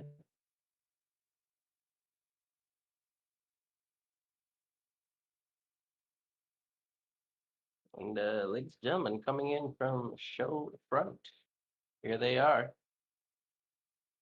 ATC Media Team Flyover.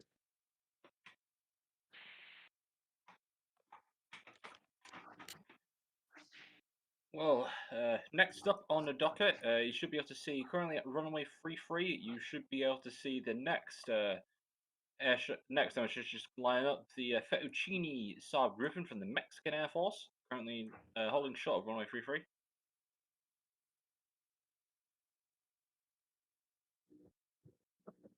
And again, let's give the ATC Media team a big round of applause as well for this little display they've just shown us.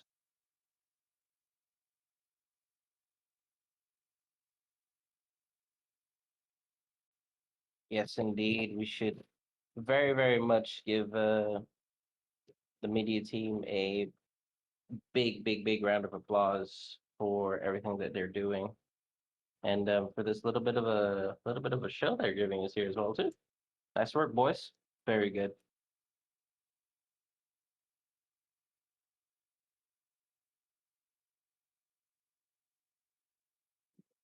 Thanks. Once again, nice work. Very amazing flying out there, you lot.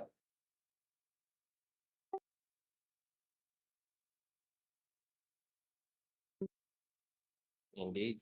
And speaking of which, he is lined up on the runway. We have Fettuccine from the Fettuccine demo team, a Just 39 Griffin.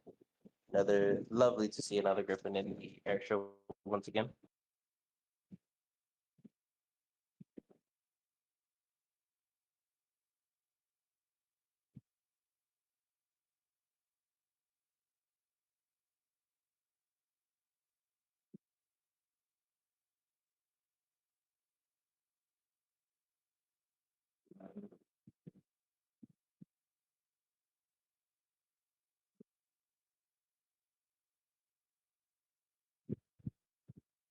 And I do believe that we're just, I think he is waiting on the permission from the air boss. I do believe so as well. No man, he is currently a taxi. They'll take it off from runway 33, and obviously the mariachi music has now started playing. Now, I was trying to look into this, and I don't think I've seen any info on the Mexican-owned Griffin, but I'm not wanting to doubt it just yet. Yes, so we do have some information in regards to the Mexican Griffin. We do have a commentator script they want us to read. So, Atlas, if you want to read that for us. I don't have the ability to pull it up. My computer's giving me issues. If you can send it to me in a DM, though, that would work. I just found it. Never mind. I got it.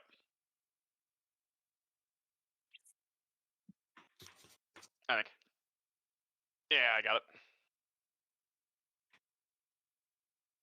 All right. He's on the runway. Should be rolling now. Among the world's finest aircraft, one stands out, not just for its performance, but for the story it tells. This is Fettuccine's Mexican demo team, the Jazz 39E Gripen.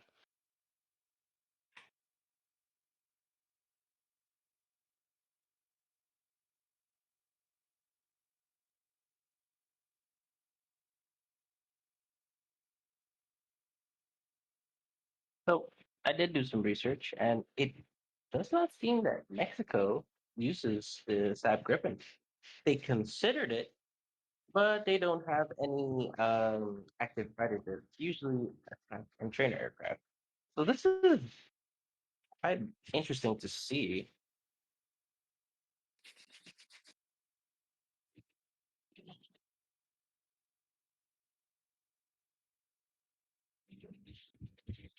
Which there he goes up in the air with the green smoke. Wow.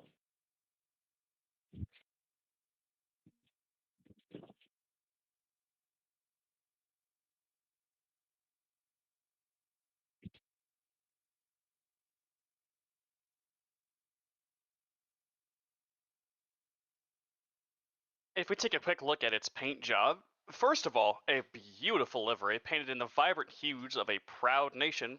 This fighter jet is more than just metal and thrust, it is a canvas of culture, and a very, very pretty canvas at that.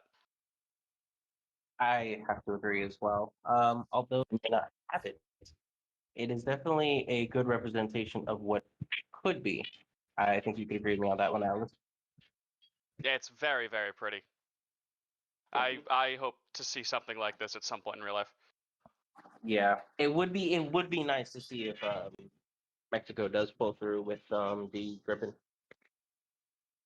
It is also worth noting that he's using green aerobatic smoke, which I think is also kind of fitting.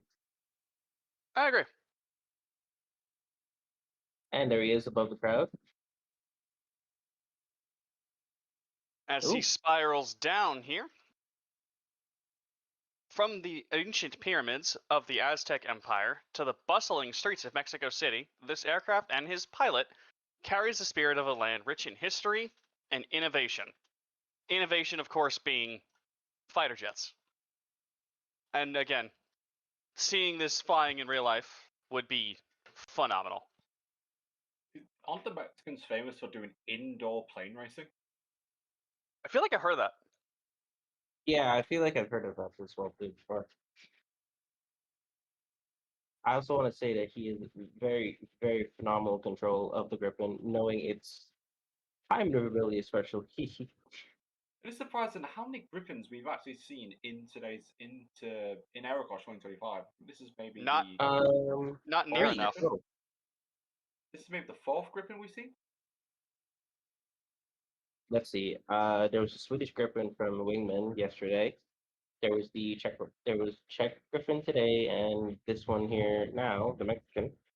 Am I missing any? I don't think it. I think it was just only three. Unless I think Roy has been losing his mind. You I have think as so. well. Roy, have you had a drink of water today lately? Yes, I have. Okay, something might be laced in that water. Anyways, right. One of the things I will say that the Griffin is so small, so it's hard to keep track of it What on earth sometimes. is that? And he is just a Oh, phenomenal performer. look at this. Absolute. Oh, uh-oh. Ooh.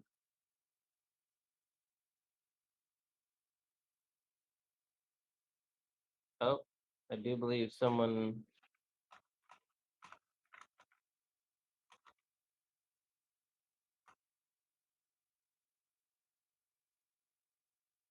I do believe someone tried to fly over the box there. Well, that's just, once again, as we've mentioned several times today, we have several aero staff on standby to keep our airspace clear. So I do want to take a quick second to shout out the Twix for being here for most of the day and all of yesterday to keep our airspace clear for this show. Indeed, I agree. Griffin coming back around for another pass. Ooh, this time going low. He's clipping the hard Ooh. deck. Inverted.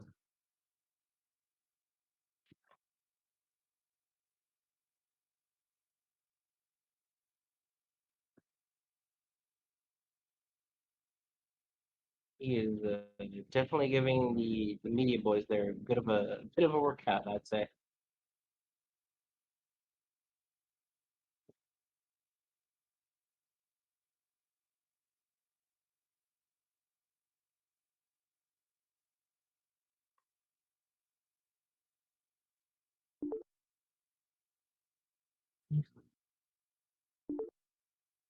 Right. And I do believe he is pretty close to wrapping it up, Stu. I do believe so as well. So after this performance, we come to the fourth and final hour of AeroKosh 2025, our last three performances for today. So at half past, we will be having the Memphis Belle B52. That'll be until quarter two. Then following that, we will have a Boeing 737 MAX fly past from Sound Transit. That'll bring us up to the hour. And finally, the Royal Canadian Air Force CF-18, which will round out the day. Those are the last three events for AeroKosh 2025. Same way we open it, same way we close it. A little bit of fast, a little bit of slow, and a little bit of fast again.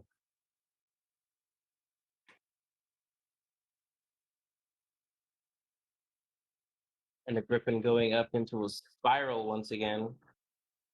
I think that's more like a corkscrew, but okay. Okay, right. Actually, it's a corkscrew.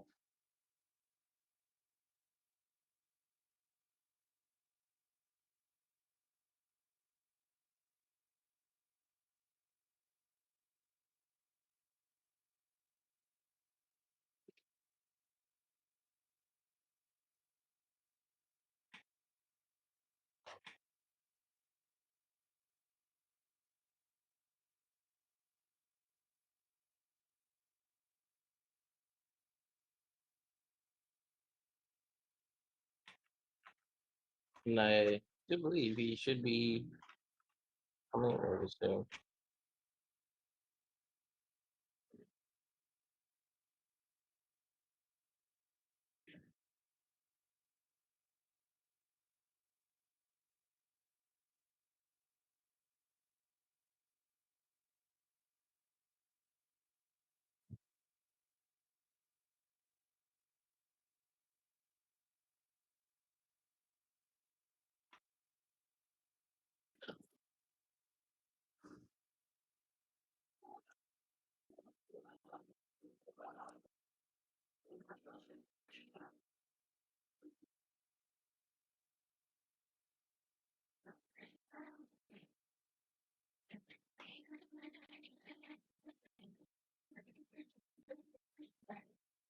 Right.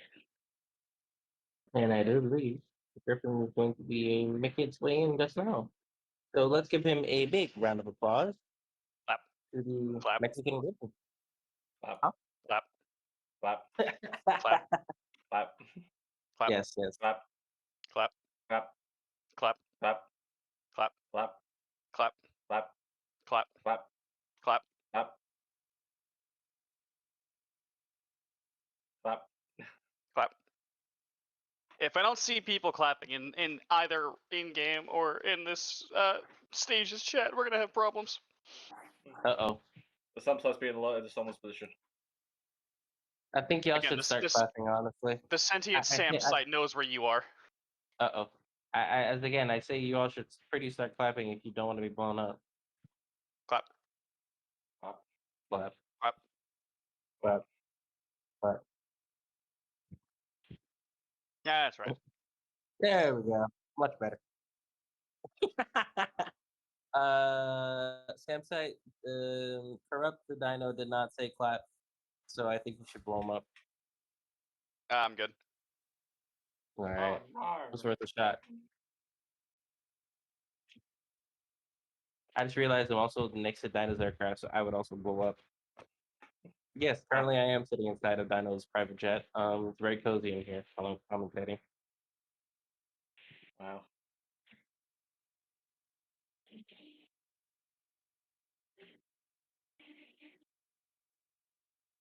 Right. Let's give the Mexican He's Griffin still in the air. another round of applause. Oh, he Still, really? he He's is still in still the going. air.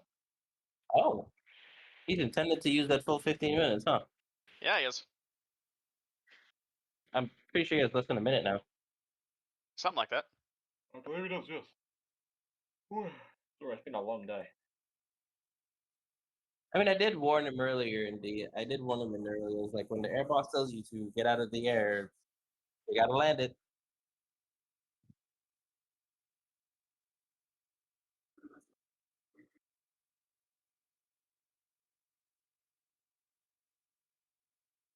So let's hopefully he brings it around before we have to bring it down for him.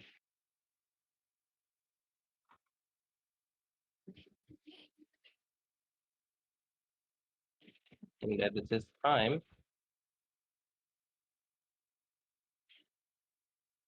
In the meantime, the Stone Transit aircraft are passing towards the active runway. Yeah, if we try and get some cameras on that, you should be able to see amount of spectators there in the spectator area.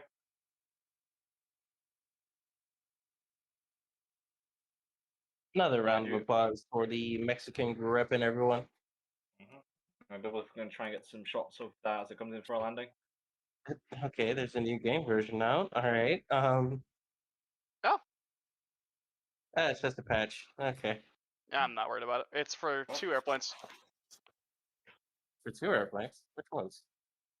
F-15 and a Cessna 210. Oh my god, there's 2. F-15? What? It is pick up and me Jesse here, 15, yes.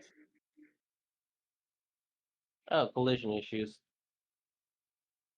My F-15 does not have collision issues. Thank you very much.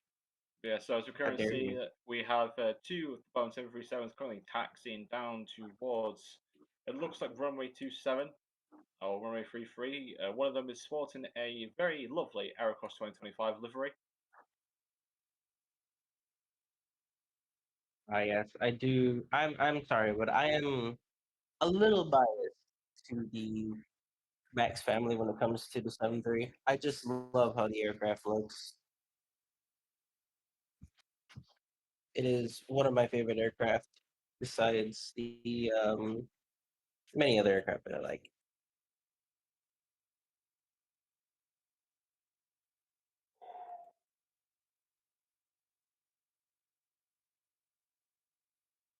Now, Alice, you mentioned you said you could fly one of these IRL, can't you?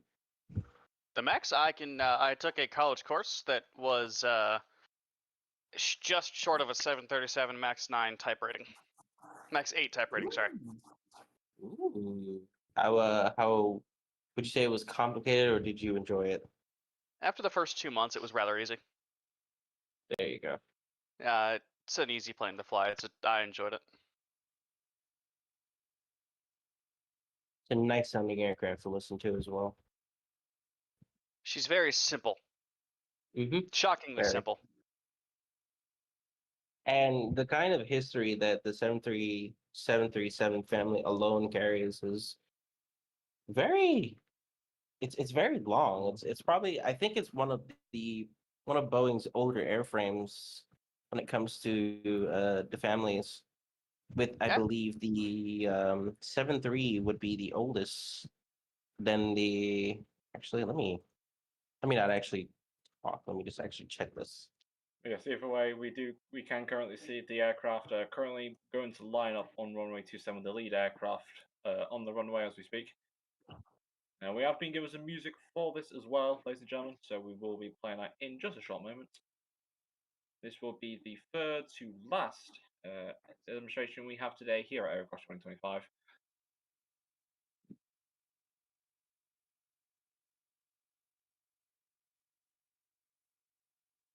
As I mentioned before, the 7-3, which became the most ordered plane in aviation history. So that alone could tell you many, many, many.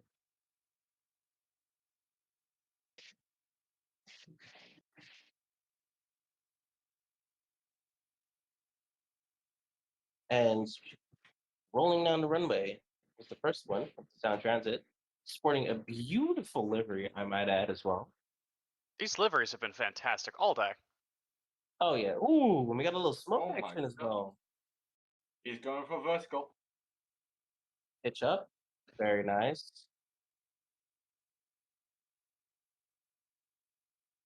Beautiful takeoff right there, showcasing the might and strength of the 73.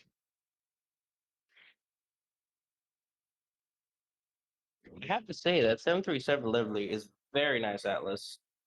Very nice. I love it. I hate it.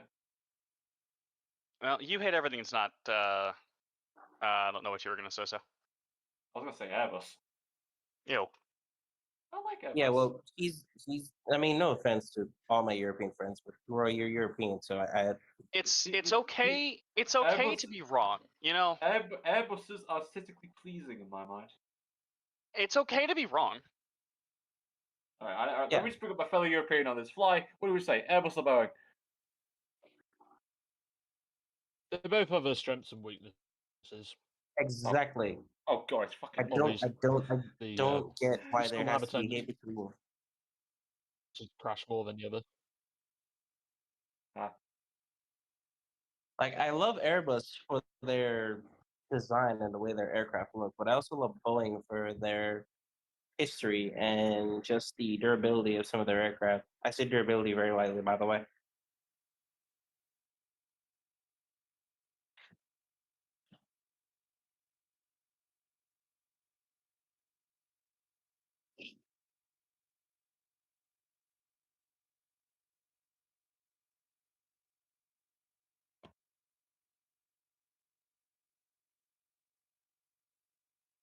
Right.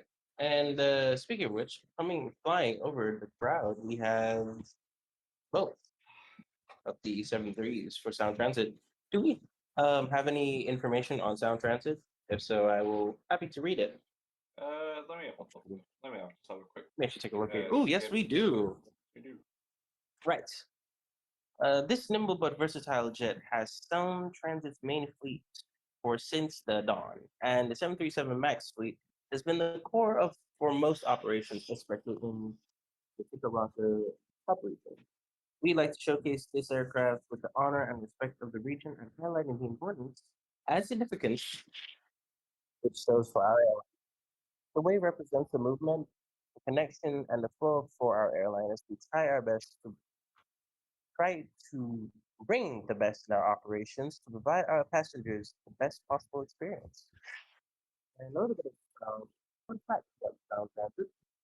Sound Transit has many domestic and international destinations spanning all over aeronautica, mainly in northern Asia and central Oconee region. They have over 30 plus aircraft of the fleet with regional, cargo with Prime Air and Flexport and international carriers, strong partnerships with all our relations, and Sound Transit was founded in the Puget Sound in Washington State as a Metro-owned, now merged with an old airline and now operates their own aircraft. And speaking of which, they have a 737 MAX 7 in the air and a 737 MAX 8 in the air, both porting the CFM LEAP 1B. Very beautiful air, very nice sounding engine, I might add there.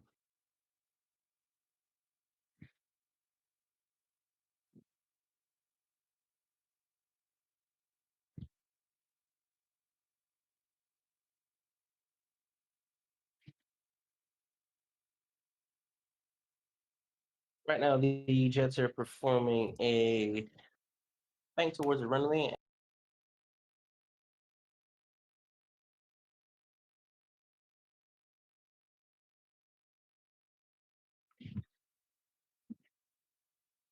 So, Atlas, have you've been to the actual Oshkosh before, correct?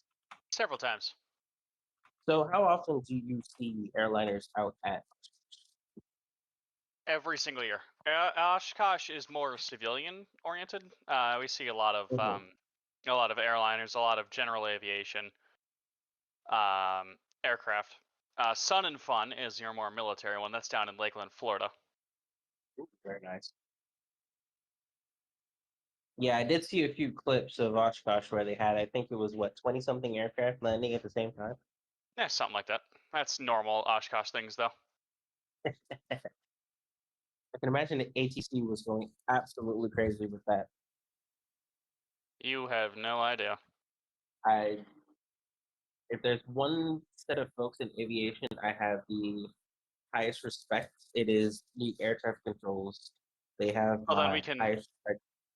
we'll take this quick second then to give our training manager a shout out for Kingfish 155 is our resident FAA air traffic controller that gives us expertise every day. If I Very fly nice. airplanes, he controls them, and we both bring something to the table for training. There we go. That's how it's done.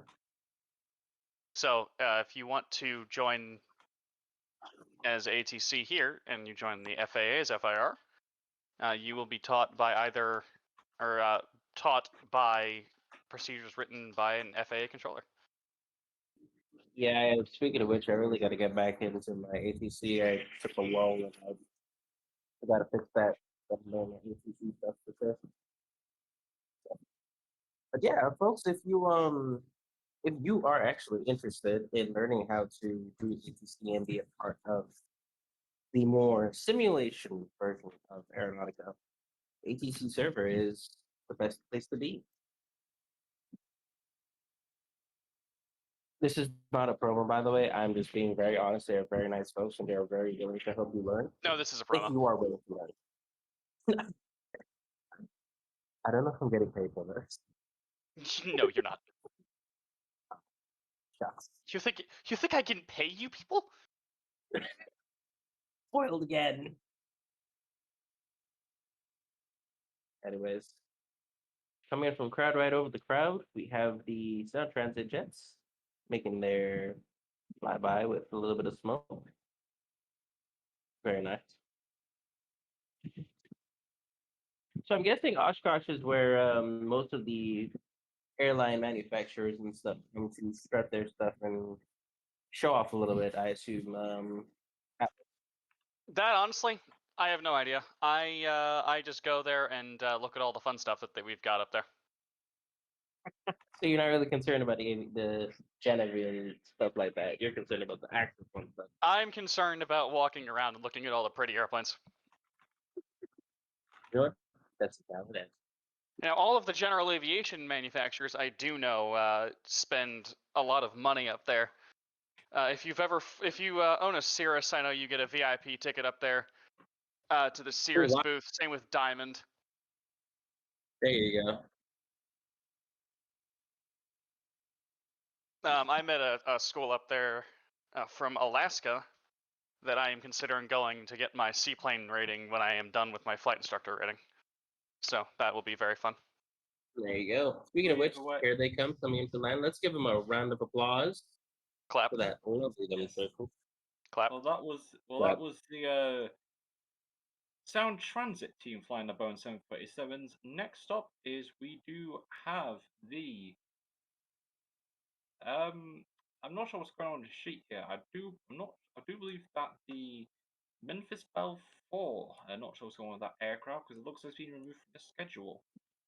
I'll just have to confirm. I believe Right, Memphis Bell was canceled. I think RCAF's 18s are up next now. Okay, well, I do apologize for that. Oh, was Memphis? Oh, okay. But either way, next up is it's actually going to be unfortunately our last performance of AeroKosh 2025, which is the Royal Canadian Air Force CF-18 to round out the day, and also again, like I said, this will be the last performance for AeroKosh 2025. It's been a very lovely day today, very bit of a hectic 4 hours on behalf of us here at Linwood Tower, but I mean it's been all right. I mean it could have been worse. All these aircraft would have crashed. Those all that wish to fly out, when the air show is done, we will be opening up Tower once again with radar services through both Norman Approach and Coney Center. Everyone is welcome to fly out, and that will go for probably about 45 minutes to an hour or so. Perfect. I can This is your perfect. my Boeing business jet is finished washing This will down, be so I your. can fly back. This one will be your best time to learn ATC if you have never flown with us before. There you go. Yeah. Called. No, you're not.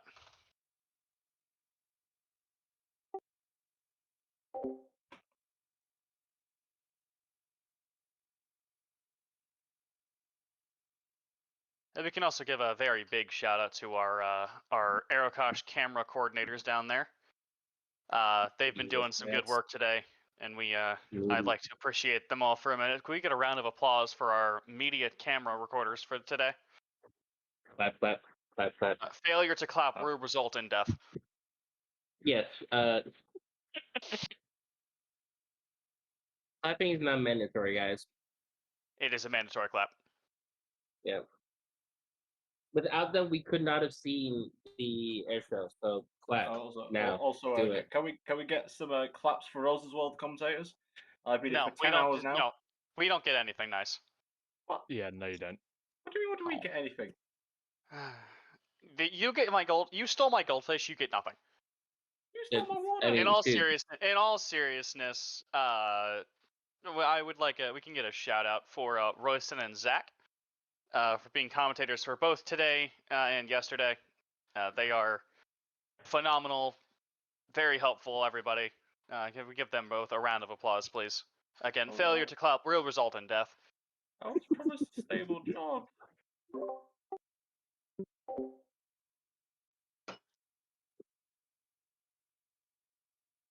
I was promised a yeah, and also we throwing it back. We also cannot have this show without the lovely Atlas, who is part of the team who put this all together. I mean, although they stress themselves to put things on, they've still managed to. Actually, I do believe as well. We couldn't have done this as well without the likes of our Mr. Samsai as well. Let's give it up for the Samsai. Nice. Believe the CF-18s are about ready to rock. Let's It do looks it. like we are. Looks like we are going to have a commentator for this, ladies and gentlemen. Looks like. Oh, we have the CFA18 team up here. Amazing. This is a bot, so I'm not really sure how this one's going to work. It's relaying from a different server, as far as I understand it. Whoa! Really? Wow, we can do that. That is fancy. I have no idea how this works. Why is it the Canadians get better stuff than us? Don't ask questions. Well, that's interesting. It's deafened. Yeah, this is interesting. I know I heard it say words a second ago.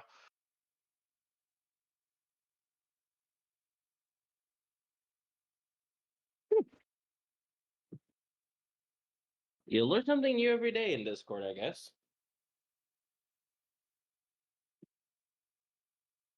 Anyways, I'm gonna go ahead and spawn Mouth Jet to prepare for the flyout.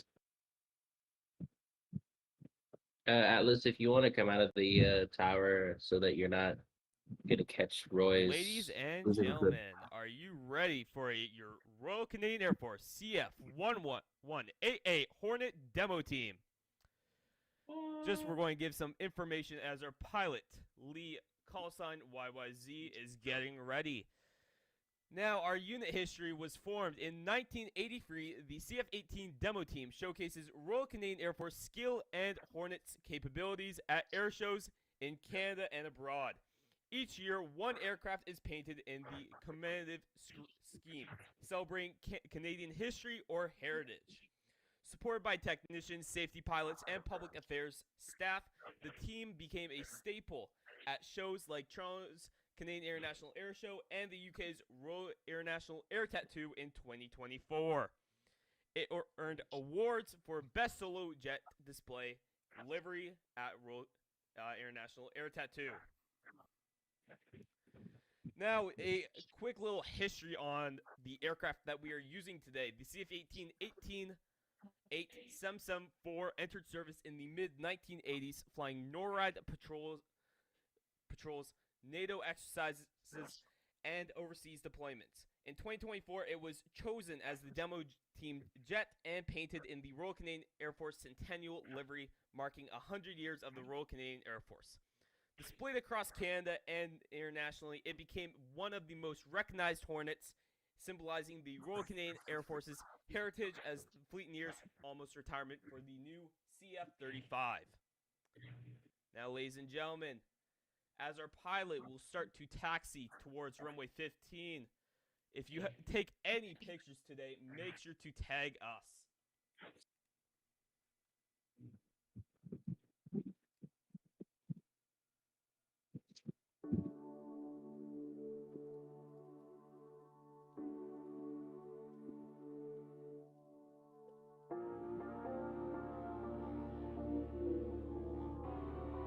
Okay, I just have to say that I'm very mesmerized by the spot. This spot's really cool.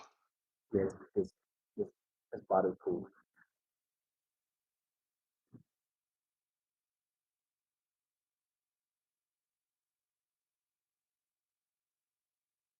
Uh,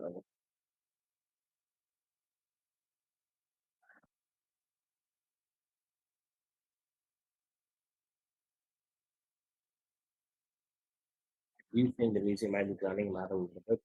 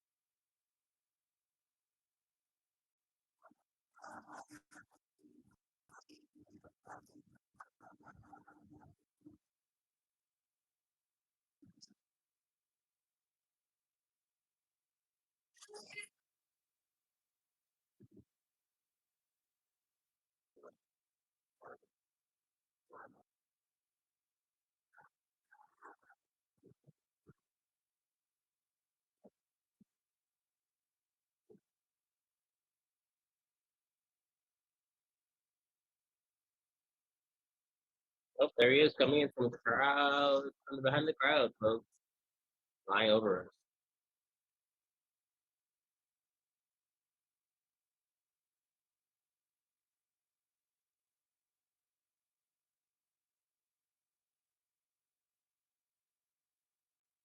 Now I'm gonna be coming back down to you, Alice. Have you ever had the privilege of seeing the CF-18 demo at all? No, but I have seen the NASA F-18. Okay, that's just as equally cool, in my opinion. I mean, I myself, I've only ever seen an F-18 Hornet once, and that was a Swiss F-18 Hornet when I was once again at RAF, leaving North Yorkshire for nighttime operations. There you go. And I'm assuming, Fly, you had to step in when you heard the word Hornet, huh? Oh, I have indeed. I've seen plenty of Hornets, including the one on your screen right now.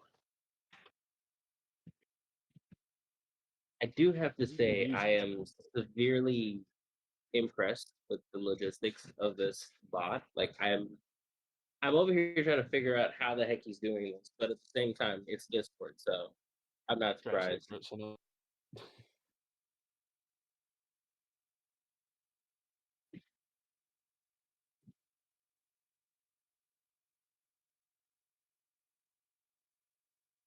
I suppose a little bit is something to say that Lee is trying to make a one-to-one recreation of the real life demo here. That even being the words used in the script, as well as all the music and the course of maneuvers in the demo. So far, he's doing a pretty decent job, if I do say so myself. Well, I'm gonna trust your word for it because I think you might have seen it and I haven't, so I think I'll trust your word for it.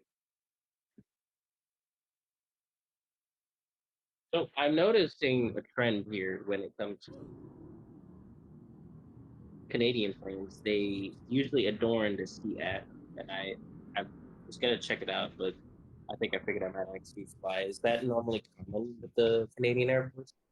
Is it due to the modifications that they make? Because it sounds like it. As far as I know, yes. I'm not the most well versed in Canadian assets, but as far as I know, the C is just the Canadian designation. Like, for example, the F-15J, I want to say, with the Japanese Air Force. No, It's no, no, sort no, of no, no, no, similar in a no. way You're to that. confusing it. It's not the No? F-50. It's the Mitsubishi F-15J. Winky, winky, nod, nod. Ah, Okay? yes, the Mitsubishi. It's the Ah, yes, Mitsubishi. and this is clearly a destroyer. Please note it has F-35s. Yes. An F-35 Just class wait. destroyer, Just clearly. wait. The F-35 is going to be called the Mitsubishi F-35J, and I'm calling it here tonight. It's It will happen. Mitsubishi. Abushi. Do you And on say that Hyundai bombshell, like I Hyundai? leave. I promise you, this is a helicopter carrier. This is a helicopter carrying destroyer. Please ignore that they're F-35s. What do you mean? Clearly, this is a Persian oil tanker. Yeah, clearly. Clearly. What do you think? Why do you think it got stuck in the Suez? It's related to the epic of it. Clearly. Right. So as we can see, the Canadian Air Force 18 is currently flying above head. I have to say, as a livery maker and a livery enjoyer, that I've seen that livery around a few times, and I have to say, I absolutely admire it so much. It is a beautiful livery. Oh, there we go.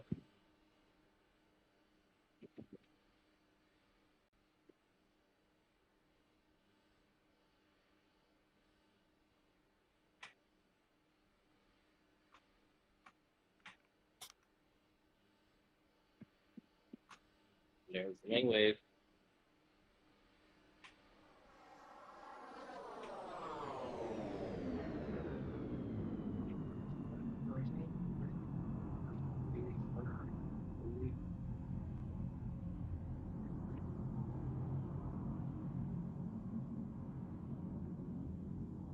Uh, Alice, I do have a question for you about that F-15 livery that was being flown. Did you make that?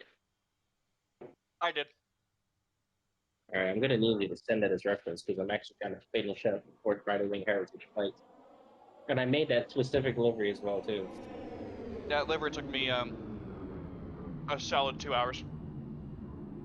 Yeah, same amount of time as I took to make that one, and I'm also in the process of making blue green and then the other ones. Oh, ready inverted. Let's go.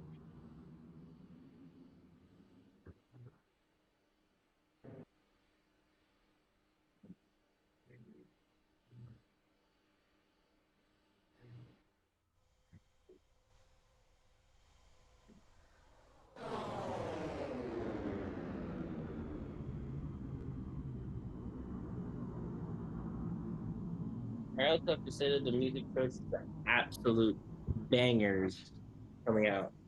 This spot is probably honestly my favorite part of this demo. Yes.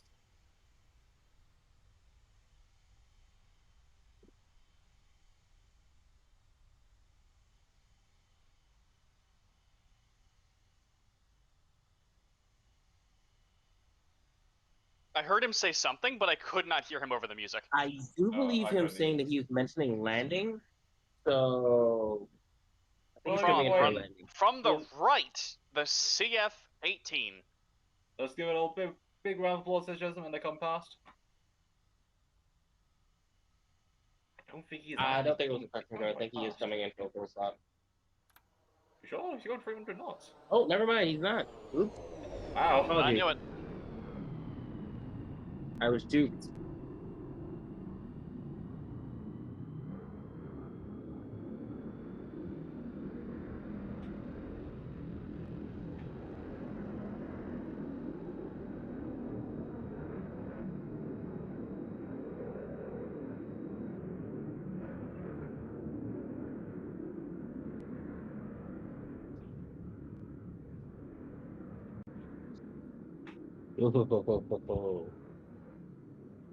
Way to end it out with a little bit of Uptown Funk.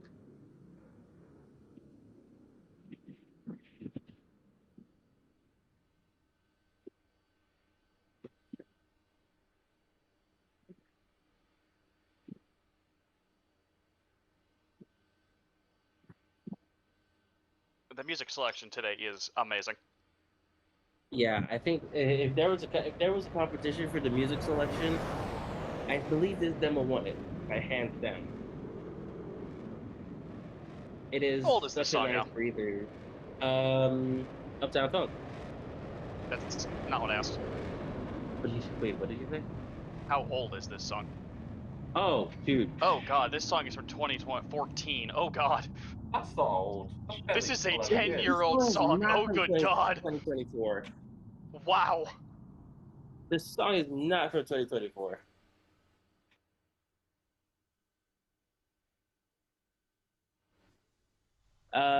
This person, Alex, says that this song is absolute garbage. Sir, Yeah, they're wrong. they're absolutely wrong.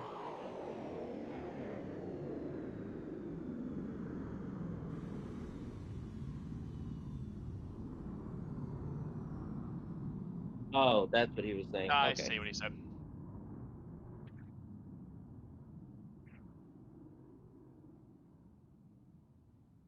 Yes. Oh, Oh my my god, god, this is such a good bro. song. Oh.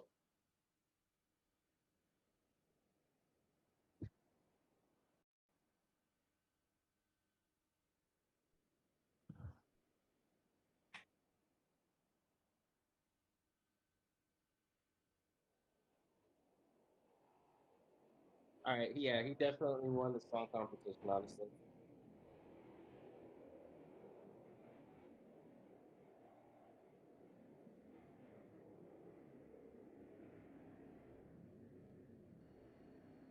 And ladies and gentlemen, I do believe he is coming in from. I'll be runway 15. Camera's on it now.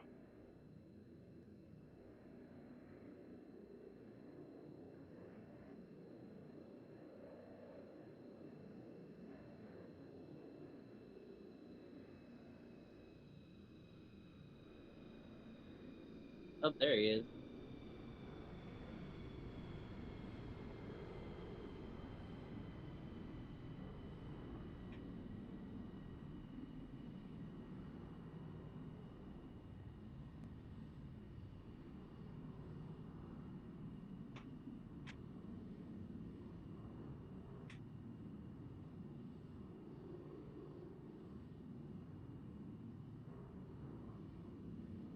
Look at him.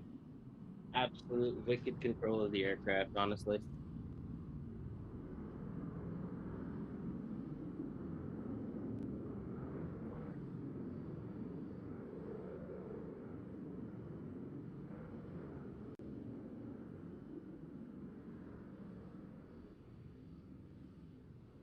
Oh, be right back. Oh.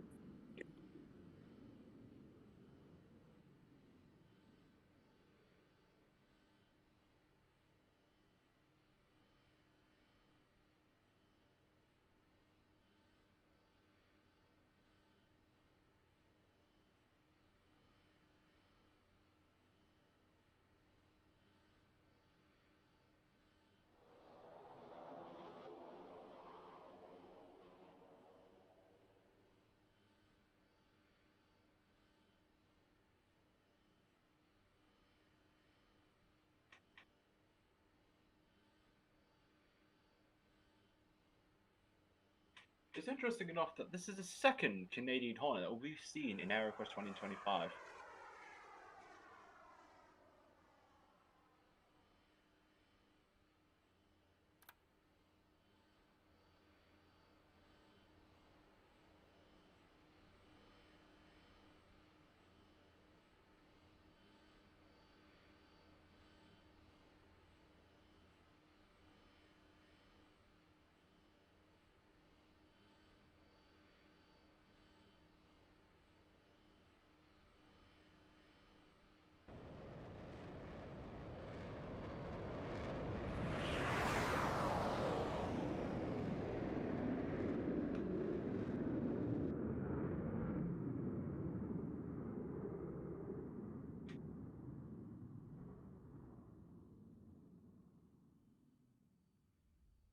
Just a reminder, so everyone, ladies and gentlemen, this is the last 10 minutes of AeroKosh 2025.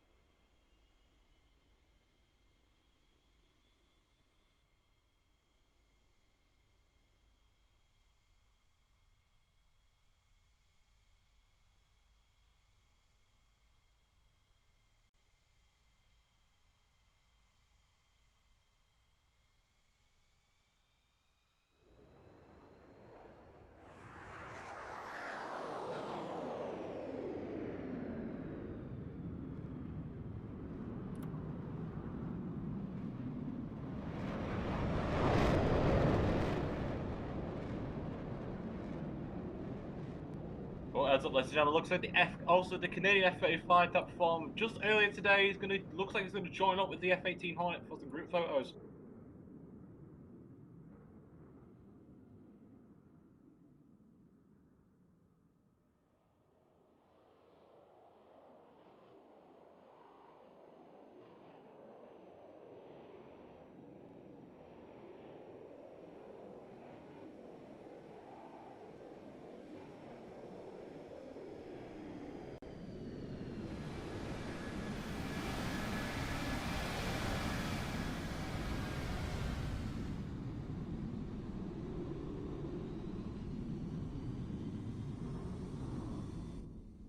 And also looks like as well one of our director's aircraft, the Airbus A330 that we saw yesterday, is also taking off from runway 15.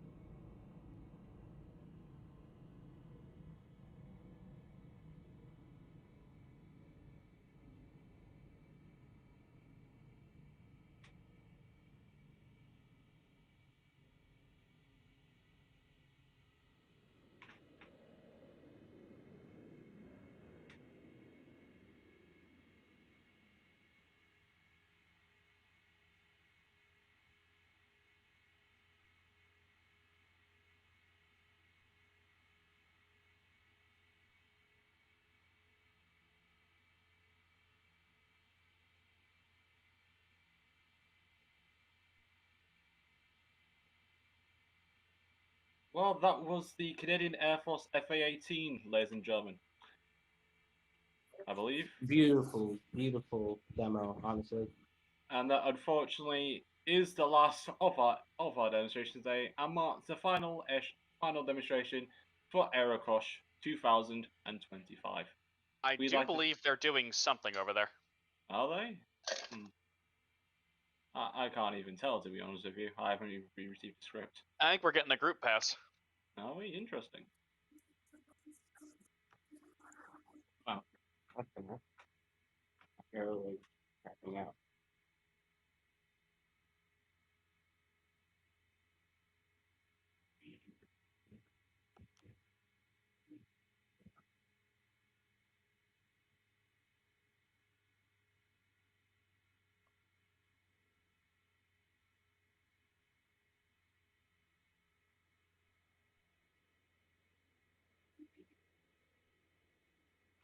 From behind the crowd, it appears.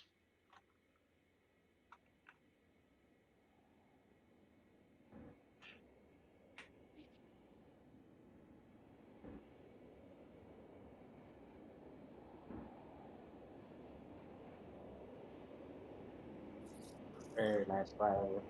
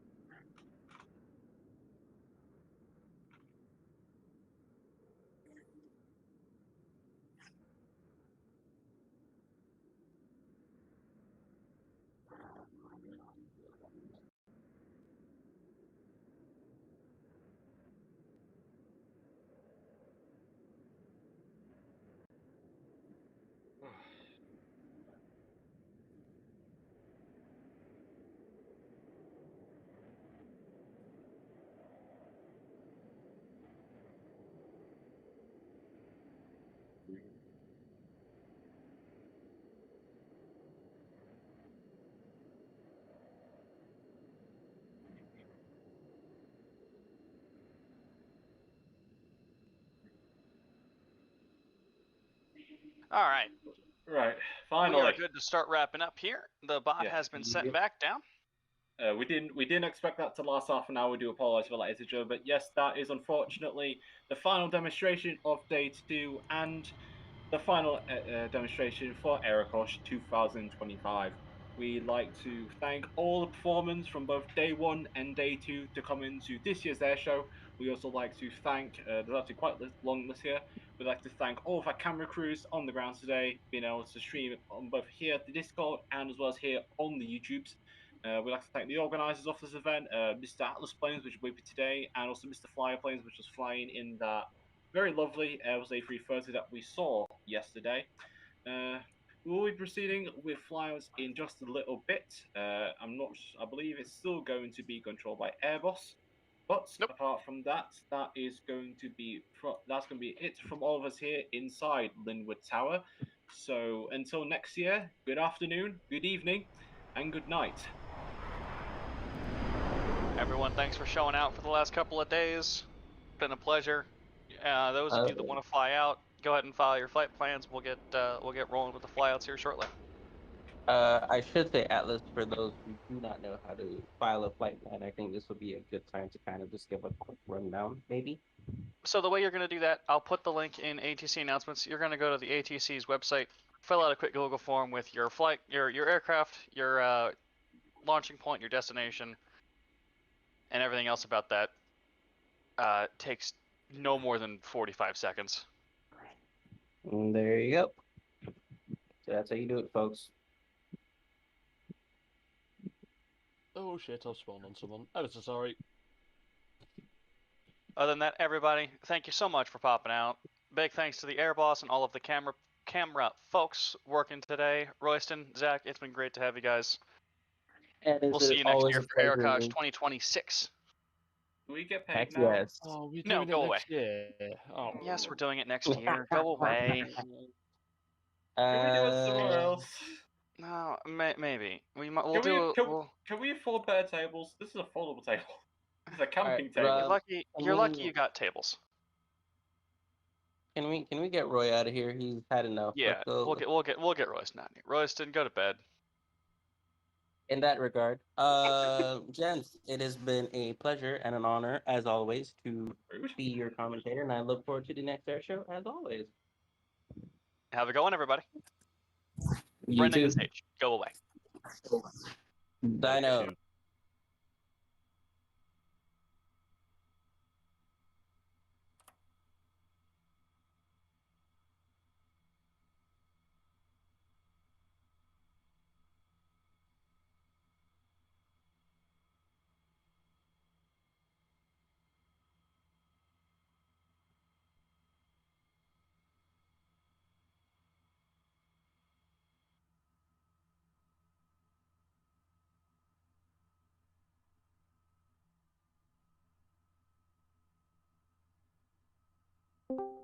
My fuel tanks. Yeah. On the plane. Oh God. The way this is going to work, folks, is first person to call gets their clearance first. So get your flight plan filed and get going. Let's go. Chop chop. All right. Oh yeah, right. We have to do the. Wolf. Oh my God! Wait. Actually, Yeah? I'm not gonna You go to the intercom. participate. Yeah, I'll hit the intercom.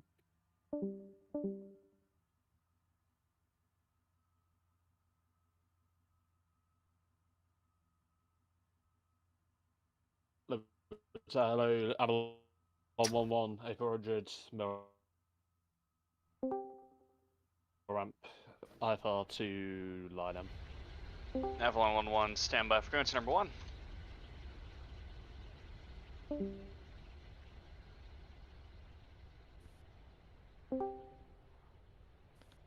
Limit Eric Day Shamrock 35 kilo on the ground, IFR to Gabon.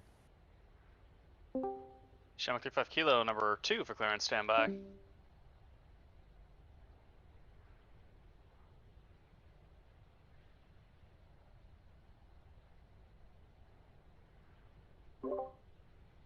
All aircraft data information Bravo now current, winds variable at 9, landing runway 33, departing runway 27, altimeter 29 or 81. Avalon 1-1, you are cleared to the Lionham Air Force Base as filed. Expect 5,000 initial 27010 minutes after departure. Departure is on Norman approach 119.3, squawk 2656.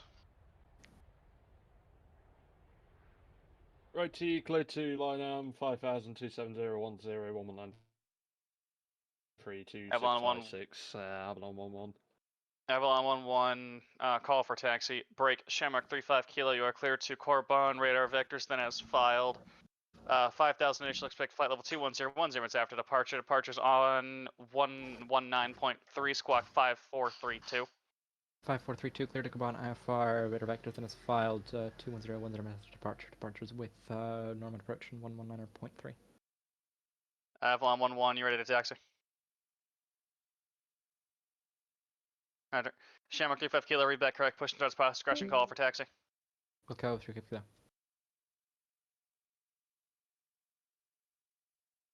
Avalon 1-1, mill ramps, taxi. Avalon 1-1, runway 27, taxi via Delta. Alright, Delta, we can take Echo if you want.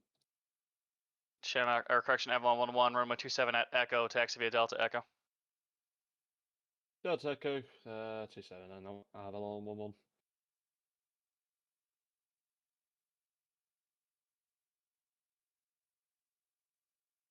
I'm taking Kazak. Okay.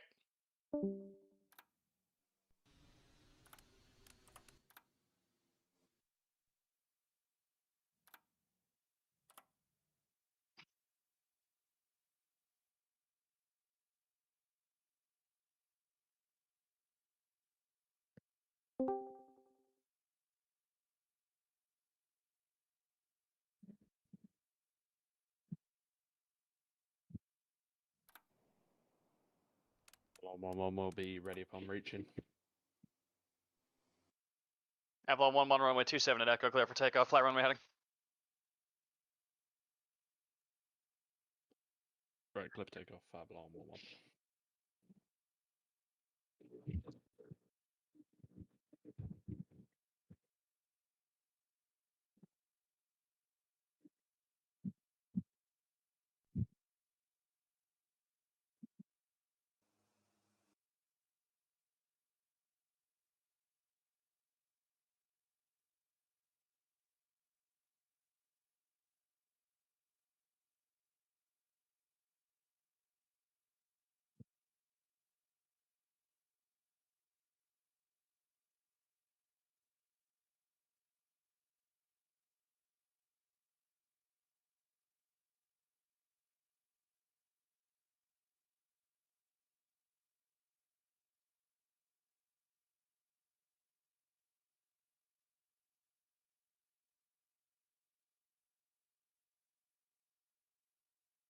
Avalon 1-1 over to departure, 1193, we'll see it.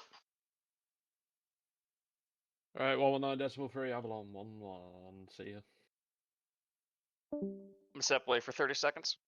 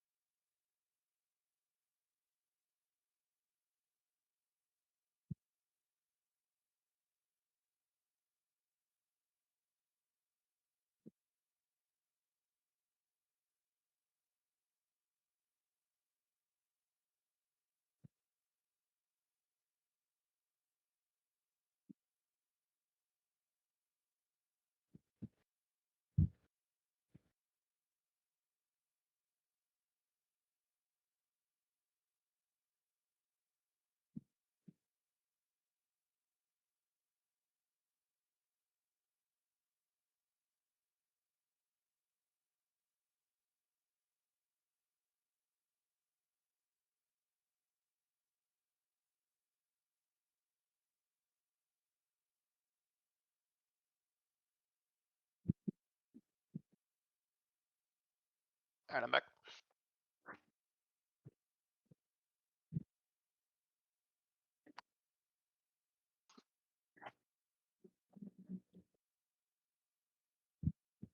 Oscar 343, you are cleared IFR to the Inoxen Airport radar vectors, then direct 5,000 initial. Expect flight level 31010 minutes after departure. Departure is on Norman approach 119.3, squawk 2656, or correction 2757.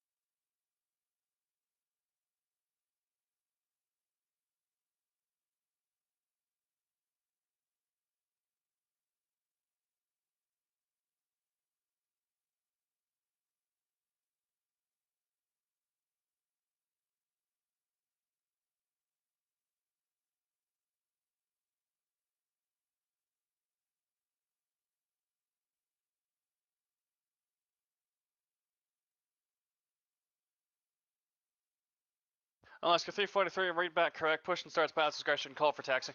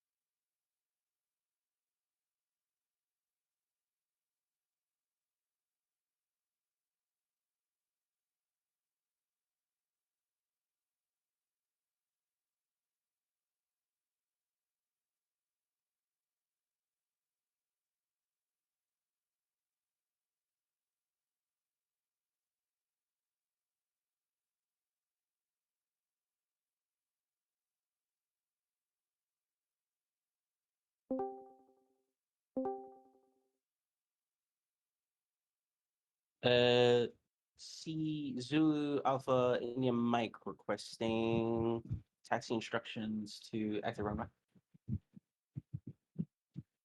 Zulu Alpha India Mike, where's your position for me?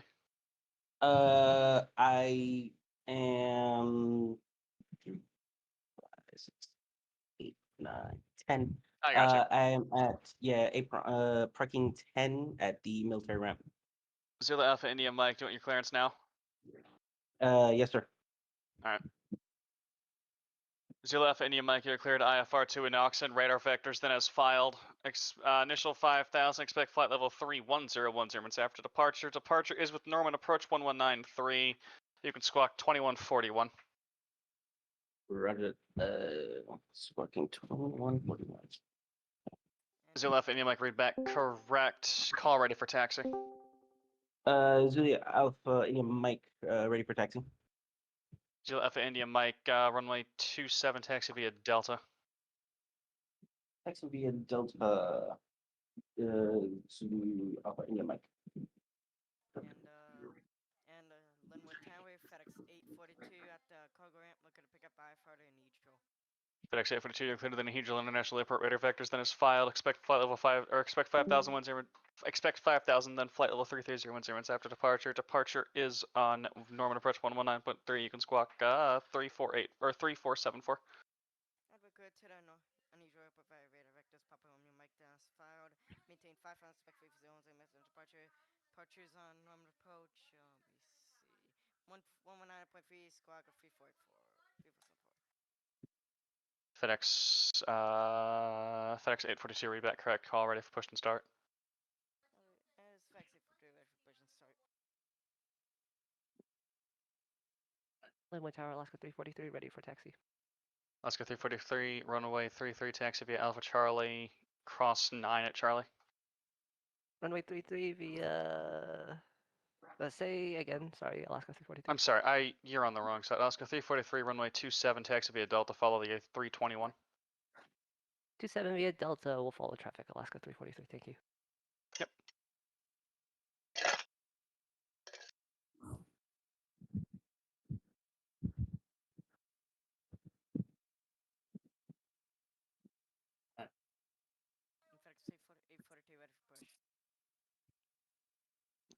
FedEx 842, pushback, policy discretion, call ready for taxi.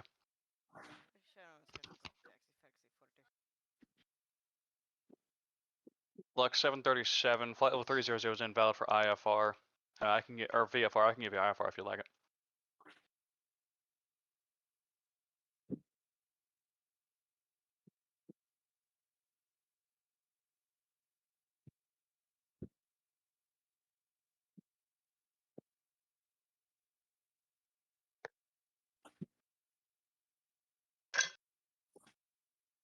And FedEx 842 on Mike ready for taxi. We're a bit heavy for free, like 27 for departure. FedEx 343, runway 33. Correction, you want 27 for departure? FedEx 842 from like 27 for departure for. FedEx 343, roger. Taxi, runway 2, Actually, for the taxi runway 27 via Mike Bravo Charlie Delta, cross 33 at Charlie. Mike Bravo Charlie Delta cross free on FedEx 842.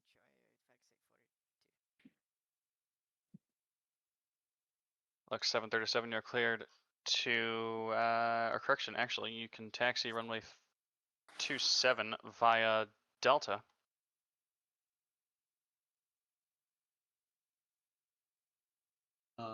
Skylark 35 requesting IFR clearance to Rizier International Airport. Skylab 356. No. Skylab 35, I don't see a flight plan. Am I just missing it? What's your channel number? It would be under. Will be under Charlie Foxtrot 35 or November. I got you there. If you really need to go specific. I got you. I heard Skylab, not Skylark. Oh, Skylark. Okay. My bad. Skylark 35, you are cleared IFR to Toronto, radar vectors. Then, as filed, expect flight level 45010 minutes after departure. Initials 5000. Departure is on normal approach 119.3, and you can squawk 7523. And Liquid Tower. Skylark 35. Liquid Tower. 35. Zulu Alpha India Mike runway 33 line up and wait, or runway 27 line up and wait. Roger, lining up waiting. Skylark 35 flight of 2. Readback is correct. Call ready for taxi. Expect 27 for departure. Or correction, 33 for departure. 33 or 27. Got confused. 33 for departure. It'll be a little easier to get you out. For departure. All right. Zulu Alpha India Mike runway 27 clear for takeoff. Clear for takeoff. Runway 27 with the Zulu India Alpha Mike.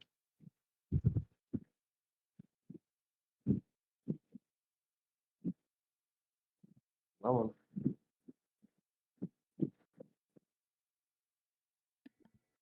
CFC 100 requesting IFR clearance to Rizier International Airport.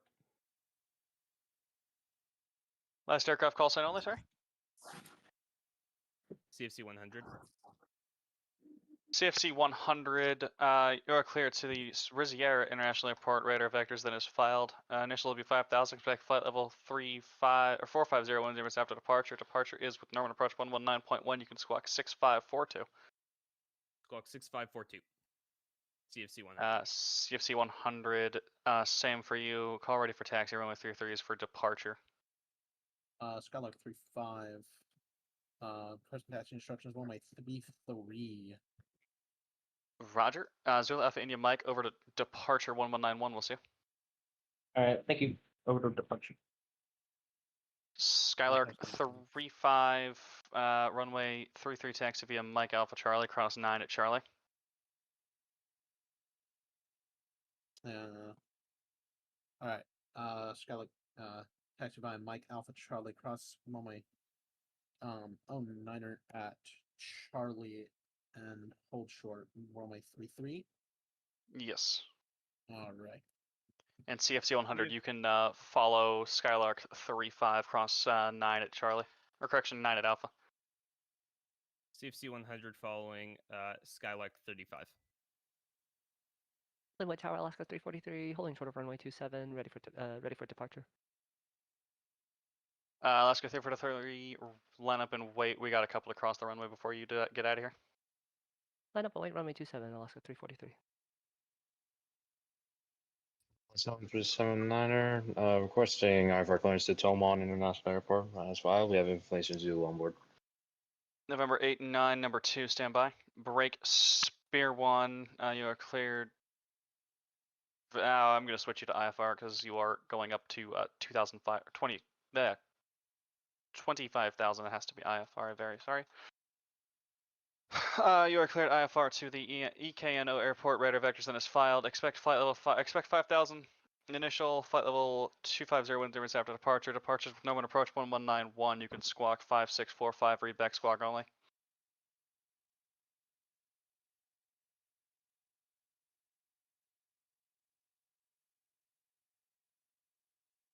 November 8 and 9. I'm sorry? Skylark 35 crossing runway 09. Skylark 35, roger. Break November 8 and 9. You are cleared IFR to the Rizier airport. Radar vectors then is filed. 9,000 the whole way. Do you want higher than 9,000? November 8 and 9. Fantastic. Alaska 343, runway 27, clear for takeoff. Clear for takeoff, runway 27, Alaska 343.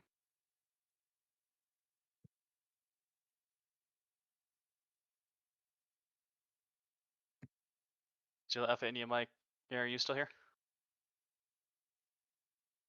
I am, yes, sorry. I need you over to approach 1191, please. Okay.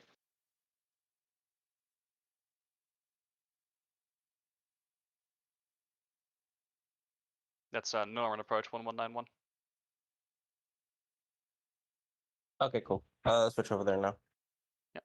Lux 737, line up wait, runway 27.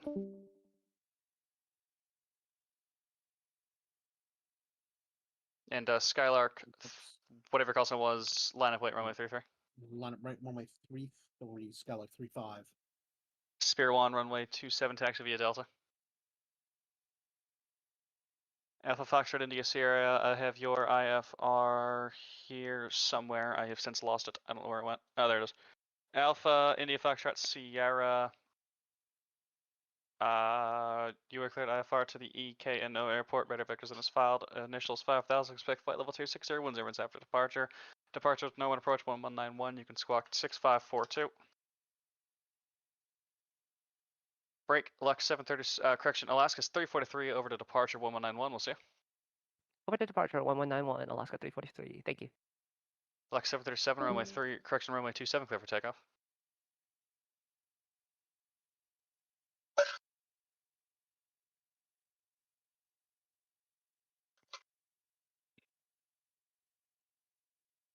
FedEx 842, heavy line up late, runway 27.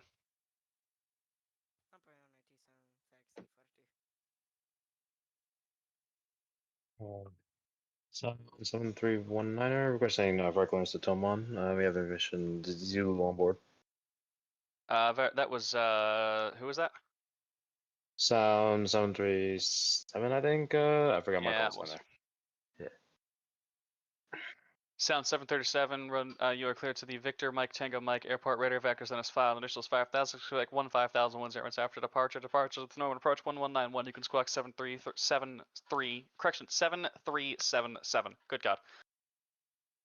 Copy that. We're clear to the Tomon International Airport as file. We'll contact you around 1,000, and then we'll expect flight level 1.5150, and we'll go on departure with you on 133.9, 199.3, whatever it is, and then squawk 7377. That was read back correct. Call ready for taxi. Break. Lux 737 over to departure 1193. We'll see you. And Skylark 35 flight at 2 runway 33 clear for takeoff. request permission to use afterburner on takeoff. How high do you guys want? What do you mean by that? Do you guys want an unrestricted climb straight up? Yes. Preferably, yes. All right, stand by. Then let me coordinate that. I'll get that for you shortly. Break FedEx 8, whatever your call sign was, heavy runway 27 clear for takeoff. And clear for takeoff runway 27 FedEx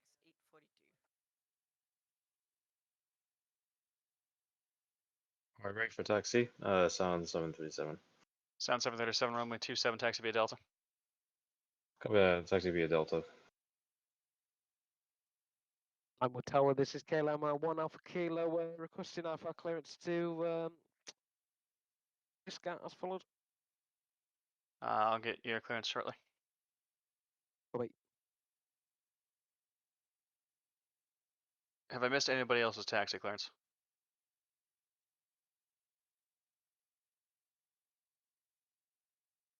Skylark 35 is 15,000 enough for you guys, or do you want higher? How's that sound for you, Liber? Pardon me? Want to go higher? Want to go higher than 1,500? 150? Ah, yeah. 15,000, 15,000. Oh, 15,000. Can we go? Try to do 30? 30.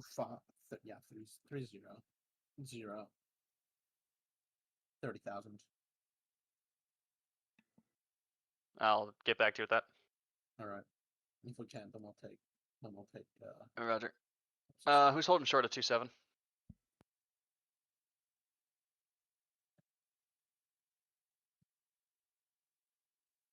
Spear 1, runway 27, clear for takeoff, fly runway heading. Break. FedEx 842 over to departure 1191, we'll see you. Or correction, 1193, we'll see you. 1193, we'll see FedEx 842.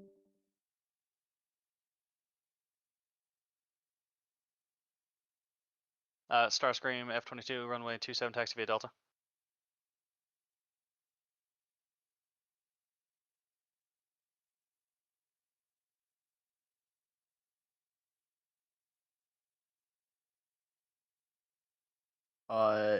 Caleb ATC, was that me? Question mark.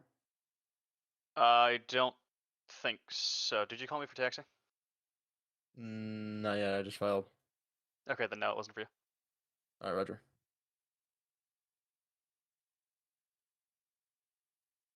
And Skylark, I do apologize. I'm waiting for him to get back to me here. It's taking a sweet time. That's fine. I'm just gonna go check something with my mom. I have my headphones on, so I can talk. Right.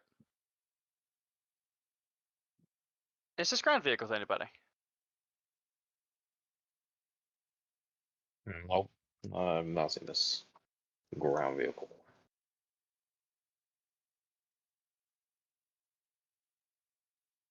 And the mountain? Like the All right, Skylark 35. Best I can give you is 15,000. Works. All right, Skylark 35, flight of 2, runway 33, clear for takeoff, unrestricted climb, approved to fly to 15,000. All right. CF-18 brakes on, Liber. Afterburners on 3, 2, 1 now. And brakes off 3, 2, 1.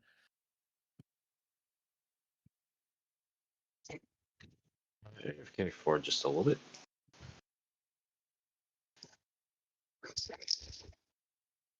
Skylark 35, flight of 2, contact departure 1191 or 1193. We'll see you. Yep. Contact departure 1193. And that's All right, Caleb KNIA ATC approach. to. Yes, sir. All right. All right. Limbo This is Towers. Oh, sorry. This is sound 58713 requesting clearance from PAC. Hey, sound 7183. You are cleared to Victor Tango Mike. You're cleared as filed. 5,000 initial, 15,000 when you accept a departure. Departure is on departure 1193. You can squawk 7337. There we go. Roger. All right.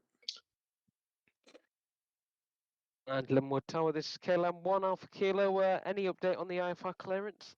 KLM 1 Kilo, I did, or 1 Alpha Kilo, I totally didn't forget about you. You are cleared to the Fiskar Airport radar vectors, then is filed. 6,000 is your final squawk 3500.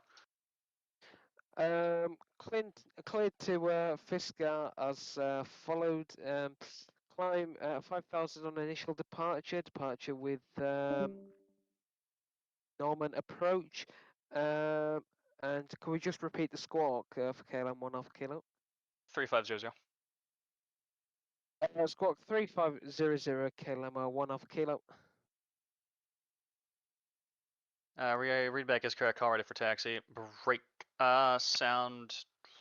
The first one. Runway 27 clear for takeoff. Fly runway heading. Clear for takeoff, fly runway heading, upon takeoff. And Linwood Tower, this is KLM 1 Alpha Kilo. We're ready for taxi clearance. KLM 1 Alpha Kilo, runway 27 taxi via Delta. Runway 27 taxi via Delta KLM 1 Alpha Kilo. Sound 8713. You ready for taxi? Roger that. Requesting runway 27 if you can. KLM 1 Alpha Kilo, if you wouldn't mind just holding for the 737's about to come out of the alley there. You're going to follow him. Sound 8713, runway 27 taxi via Delta. You're going to be in front of the KLM A350. May I offer a different, can the KLM go first? Yeah, KLM can go first. KLM 1 Alpha Kilo, runway 27 taxi via Delta. He's going to be following you. Copy taxi via Delta, max 8 behind KLM 1 Alpha Kilo. And sound 8713, runway 27 taxi via Delta, following the A350, passing right to left in front of you. Roger that. Following A350, KLM.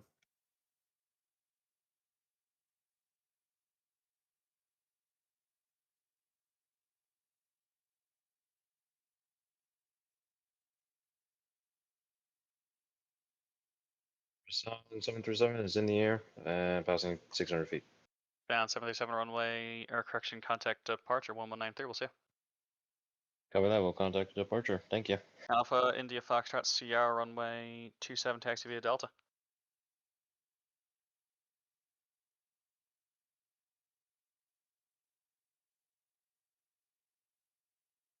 Wait, is there a departure for this?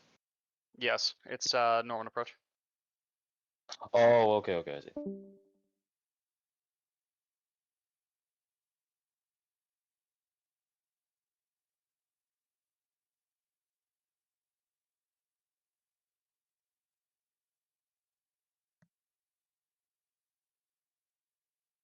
Starscream F-22, runway 27, clear for takeoff, fly runway heading.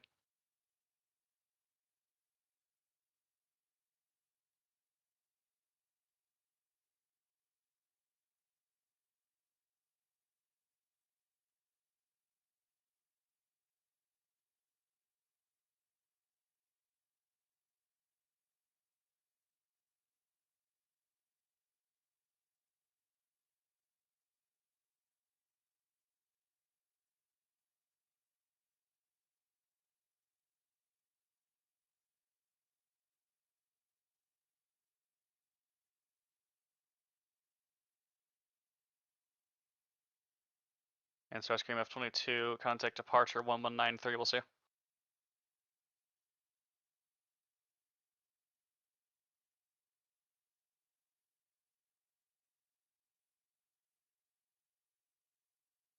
KLM 1 Alpha Kilo, runway 27, line up and wait. Runway 27, line up and wait, KLM 1 Alpha Kilo.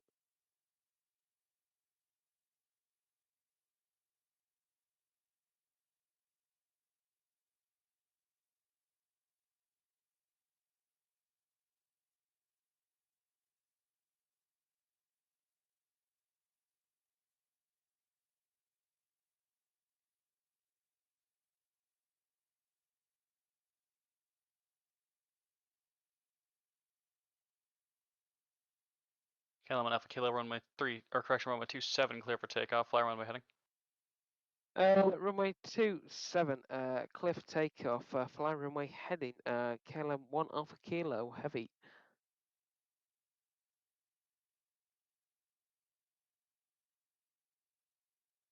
Sound, whatever your call sign was, I cannot find it anymore, I don't know. Sound 8713, line up wait, runway 3, correction, runway 27, line up and wait.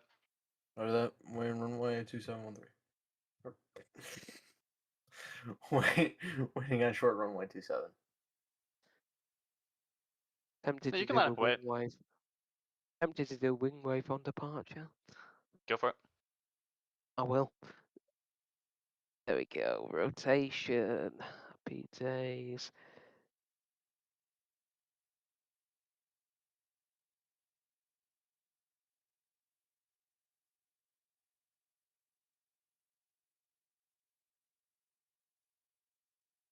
Sound 8713, runway 27, clear for takeoff.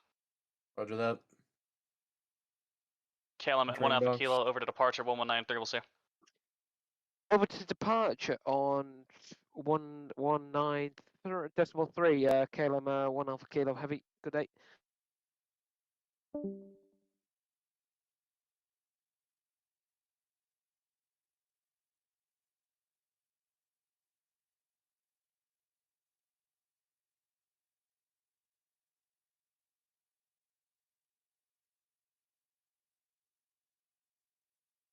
Sound 8713, runway 27, clear for takeoff. Roger that.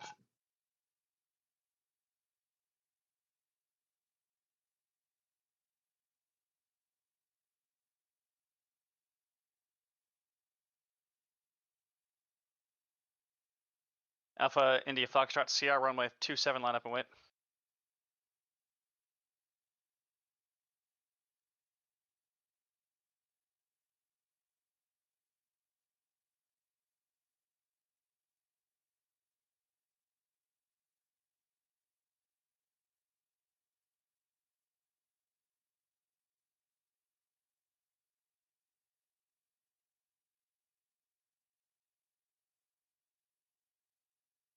Okay, let's see. Sound 8713. Yeah, 8713, over to departure 1193, we'll see you later. Alright, roger that. We have sound 8713 heading 290. Yeah, whatever. Alright, whatever. Blah blah blah. Alright, see ya. That's it. Alpha India Foxtrot Sierra, you are the last one. It's been a pleasure having everybody here for AeroKosh. Runway 27, clear for takeoff.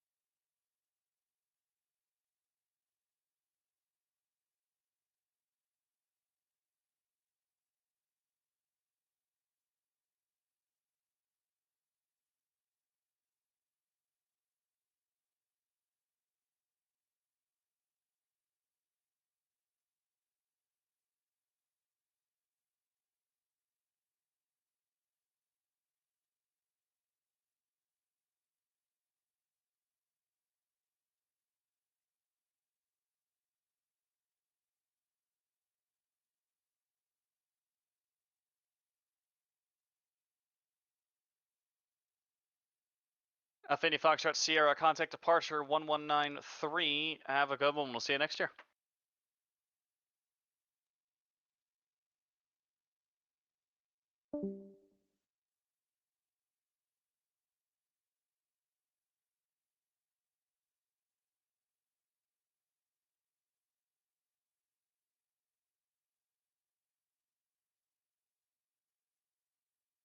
That's correct. That's it. Lovely. So I have 13 minutes of time lapse. Nice. Nice. Thank you for the service. Absolutely.